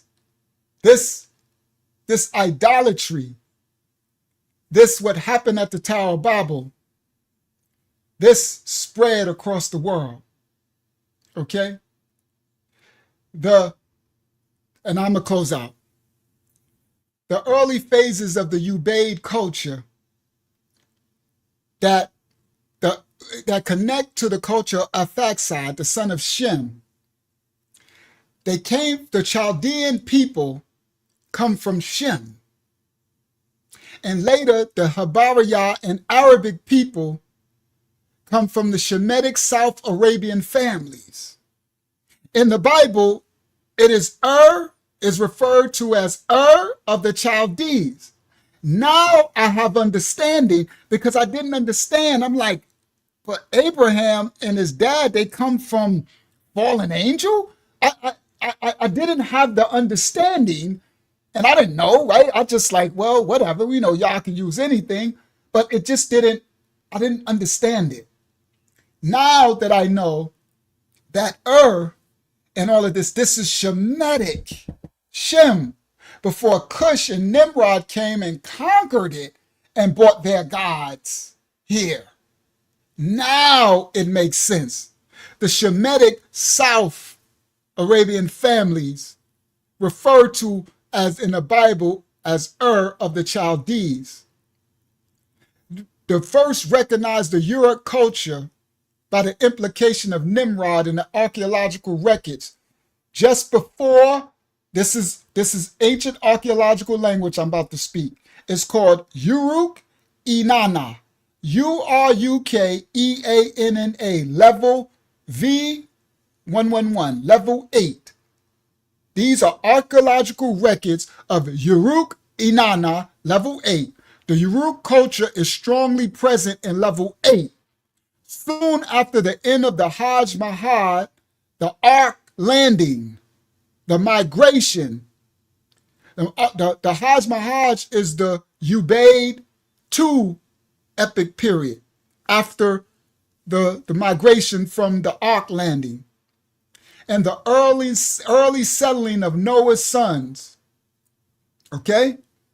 The beginning of Shem, the levels of the Ubaid culture, Ubaid II.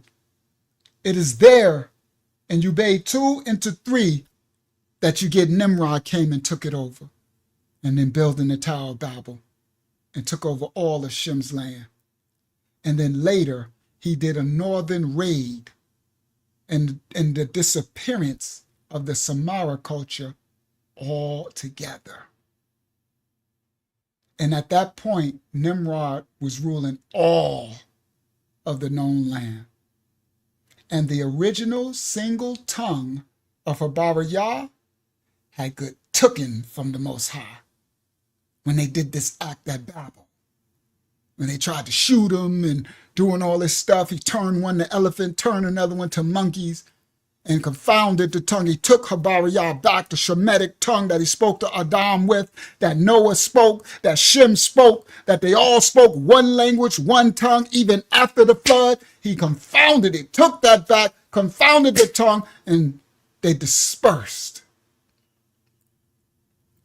This is when the original single language of Habariyah was gone. And then at that first time when he took the tongue, this right after the Babel, the tower, the south down here was faced with two inherent languages. So when they first took the tongue, it was two languages. It was the Acadian, Shemitic, and the original Sumerian, Shemitic.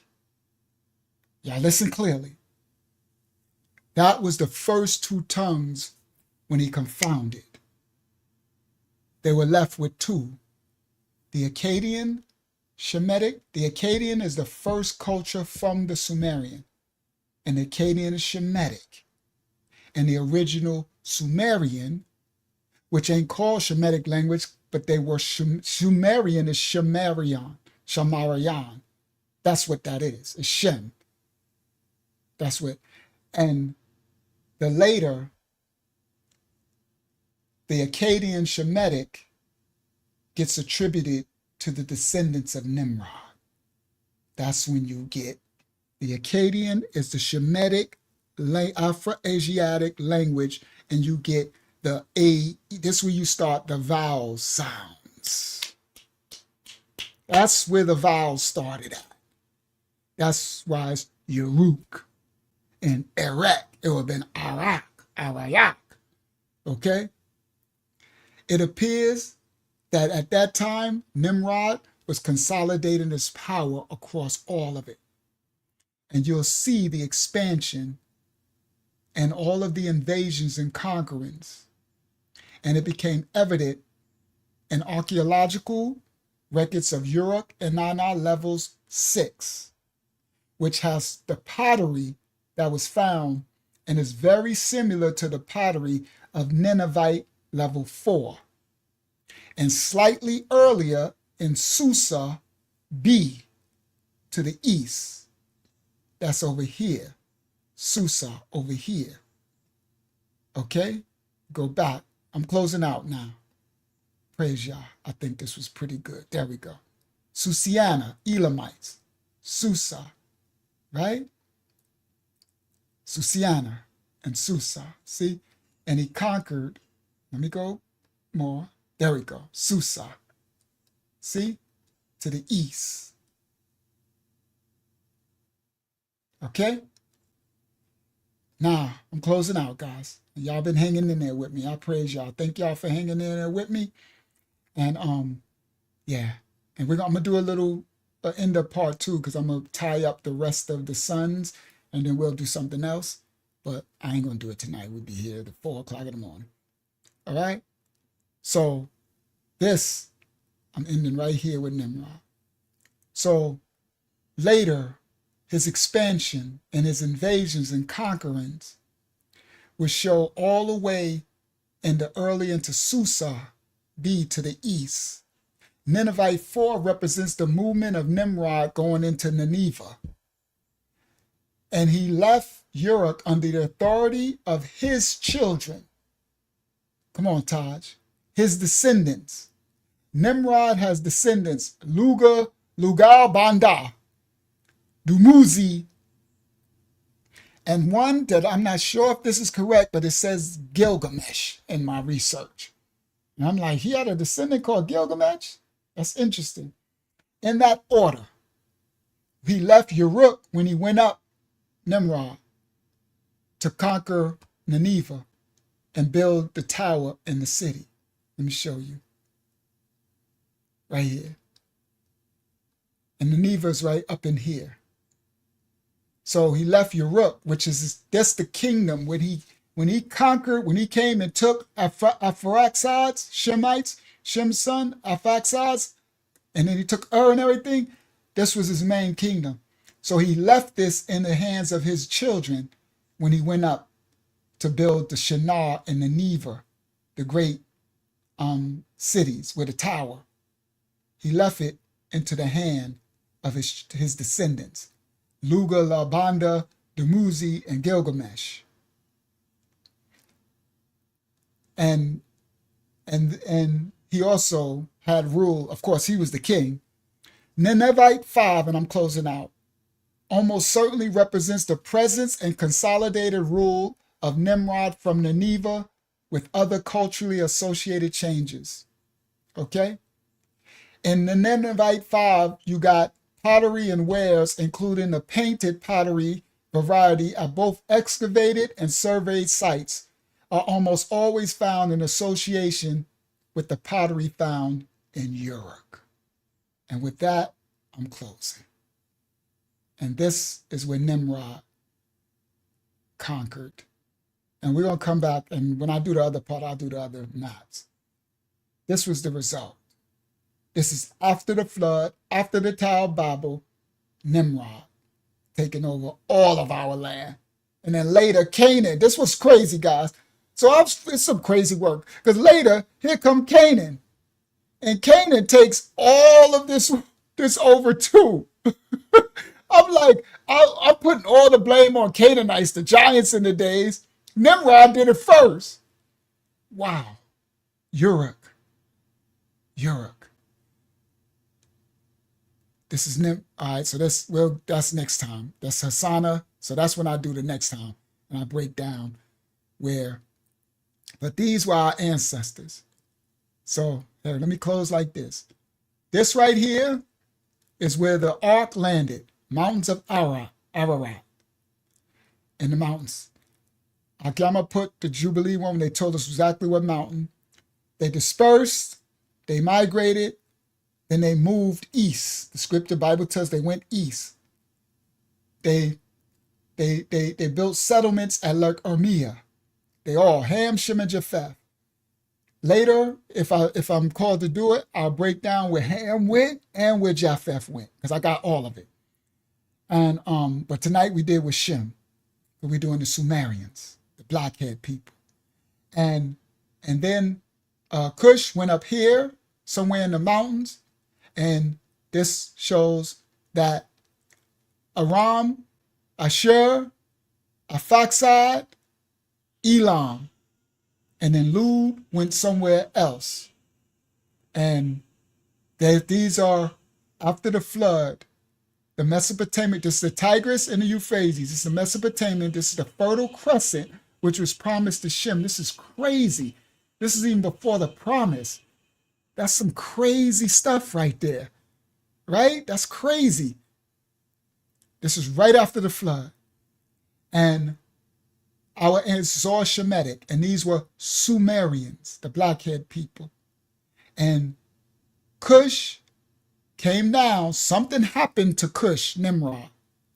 Something happened. They messed around, and there was some type of fallen angel, and we're going to go there in another lesson. There's a lot of theories of how the fallen angels were still in the land. The Nephilim and the giants and stuff were still in the land. I know that Molochs keep falling, but there was something going on. And something happened with Cush, and Nimrod became mighty. He became mixed seed, okay? And he went on to conquer in the name of the fallen angel gods, the Anunnaki.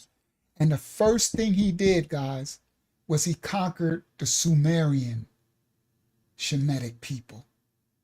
That's where Billy Carson get all this. I thought the Sumerians were like Canaanite. I thought they were fallen angel. I didn't know they were Shem. I didn't know it was Shemeria. I didn't know it was for their father Shem. It was, and the Egyptians call him Sinari. And then I'm going to show next week. Then he went into Egypt. And Taz, that part is crazy. He went into Egypt, and that's how Egypt became fallen angel with their, right? But remember, that's why the Most High said we are not some Egypt, we are a stranger in his land. We ain't to, vex Egypt and stuff like that. And all of Mitzrayim wasn't, right? Because, Canaan was cursed, right? So now I got the understanding of how Egypt got this fallen angel thing in them. Freaking Todd, Nimrod and them is a beast. They went into Egypt and took over, conquered it, and then of course it spreads like a virus and stuff in there. And that's you got Mitzrayim. They got Isis and Il Nanas, and they got all type of Nanas and Nephilim and fallen angel and all this stuff. Something happened after the flood. After the flood with Cush, Nimrod, Negasusiana, Elamites. Yeah. So praise the Most High for giving us revelation and understanding of our ancestors. Of our ancestors, bro. Shem, Shamayam, and how they left the flood and where they went and how they populated before the flood and then the Tower of Babel, and how did we get dark again? How did they start building a tower? What happened? Praise the Most High. Thank you, A. Villa. I want to thank you too. Thank you, Anthony B. Thank you, everybody who joined us and stayed for this long study on this Shabbat night. First of all, I want to say, first and foremost, thank you, Abba Yah. Thank you so much for revealing these breadcrumbs and tying our history together, tying so much and allowing us to see it, to not only hear it, but actually see it on maps, see the trajectories, see the migrations, see where they landed, see what they did, see how this happened, and then show the scripture where everything ties into the Bible. And it ties into Sumer, it ties into Acadian, it ties into the Epic of Gilgamesh, it ties into the Atrahasis, it ties into the Vedas, it ties into all of them. But they try to make us think that we took ours from them. Nah. All praise to the Most High. Thank you, Hakyama, for helping me out. Thank you. Thank you, Taj Balayah and Yanapa, for your presence. Thank you, Taj, for speaking. You finally got to tell your story. I'm glad you unmuted yourself. I'm really glad you did that. I should have been made you do. I didn't even think of that, to tell you to unmute yourself and just tell the story. It's story time with Taj. I'm like, I want to hear the elder tell the story. I like story time. I'm always telling stories, right? Let me sit back. Can I hear a story, son? Thank you, Yaran. All right? So praise the Most High. All right? What's today? Oh, Shabbat, yeah. I get to, maybe, if he allow me, get some sleep tomorrow. I get to get some rest, maybe. I didn't get no rest, bro. I was up doing all that. I was up. What was yesterday? Remember, we ended the crypto class, the investment group, at 12 a.m. I went to bed today at 4 p.m. 4 p.m. From 12 a.m., I was doing I got so much more. That's why I had to stop. I was like, we need part two. But this is the labor. Because the reason why it takes so long, because I have to read too. I have to study. I have to put together. I have to exegete. I can't just, I have to study. It's a research. It's like hard, serious labor. But praise Yah, it's the work, the ayadada he called me to do. And I'm going to do my Father's will. That's what it is, right? I get rest later. Hopefully he let me get rest tomorrow, when I go to rest. And then I'll be ready again. It starts over again, right? We'll be back to Monday, back to Tuesday in the Bible study, live on Wednesday, back on the Shabbat Friday, whatever he wants us to teach and break down. Oh, my goodness. May the Most High cover and bless you all. May the fruit of what he's doing for us sit well with you in your journeys, children. May you, let me stop sharing. I'm coming on. May you, like I do, humbly thank him gracefully for all that he do and have done for us. May the fruit land on fertile soil. May you learn who and whose you are to understand that we are so much more than what they tell us we are. There was a great deluge called the flood, and the Most High has allowed us to have a deeper understanding. And this is an image that I put together of this great deluge that they call a flood. Really quick. Share.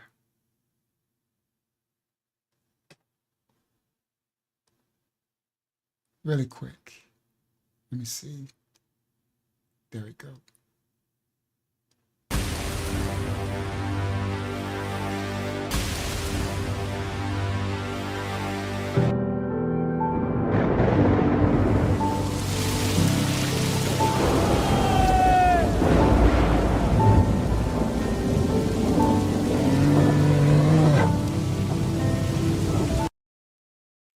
Sorry, it was really short because I was so tired. I was going to make like a long, epic one, but I at least put a short one together.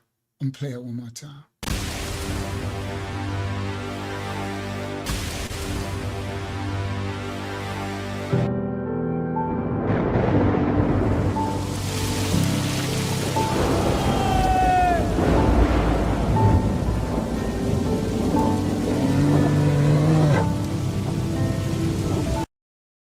That was dope with that dinosaur in there.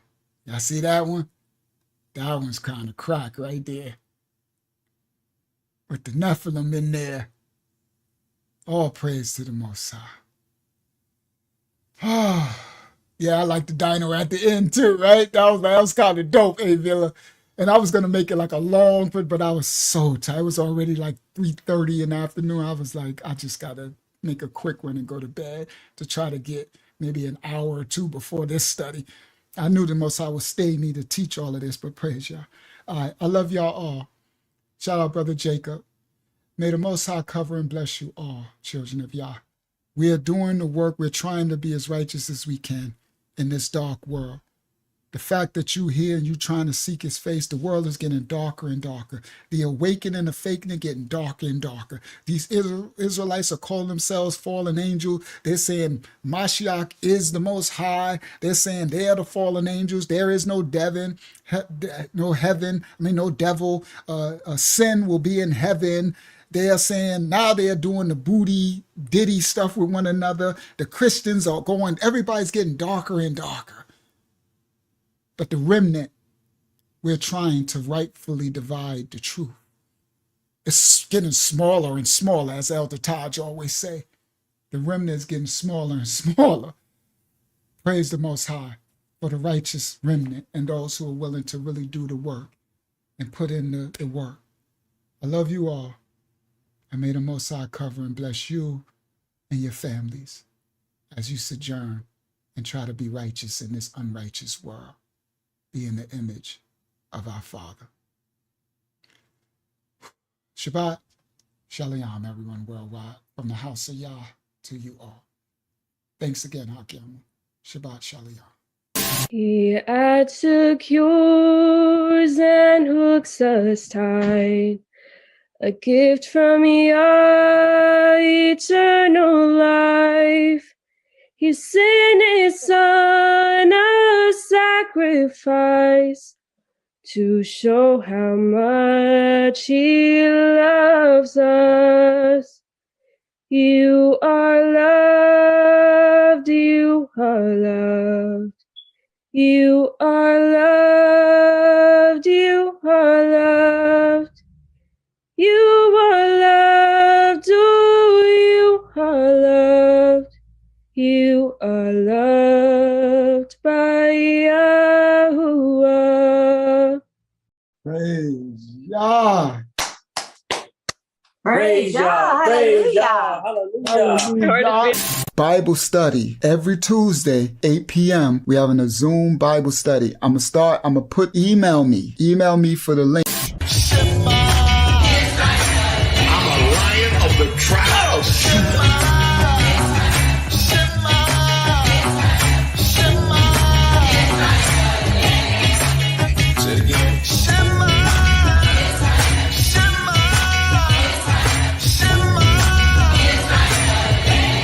Precious chosen people of the Most High.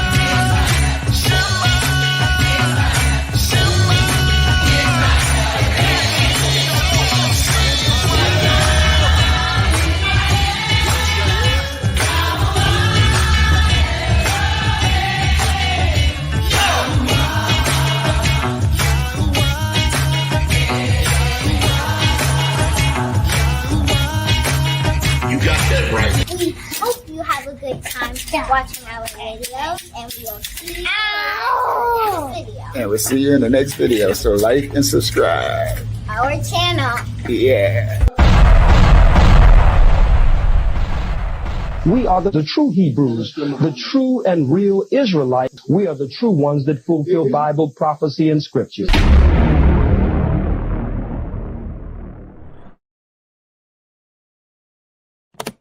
He adds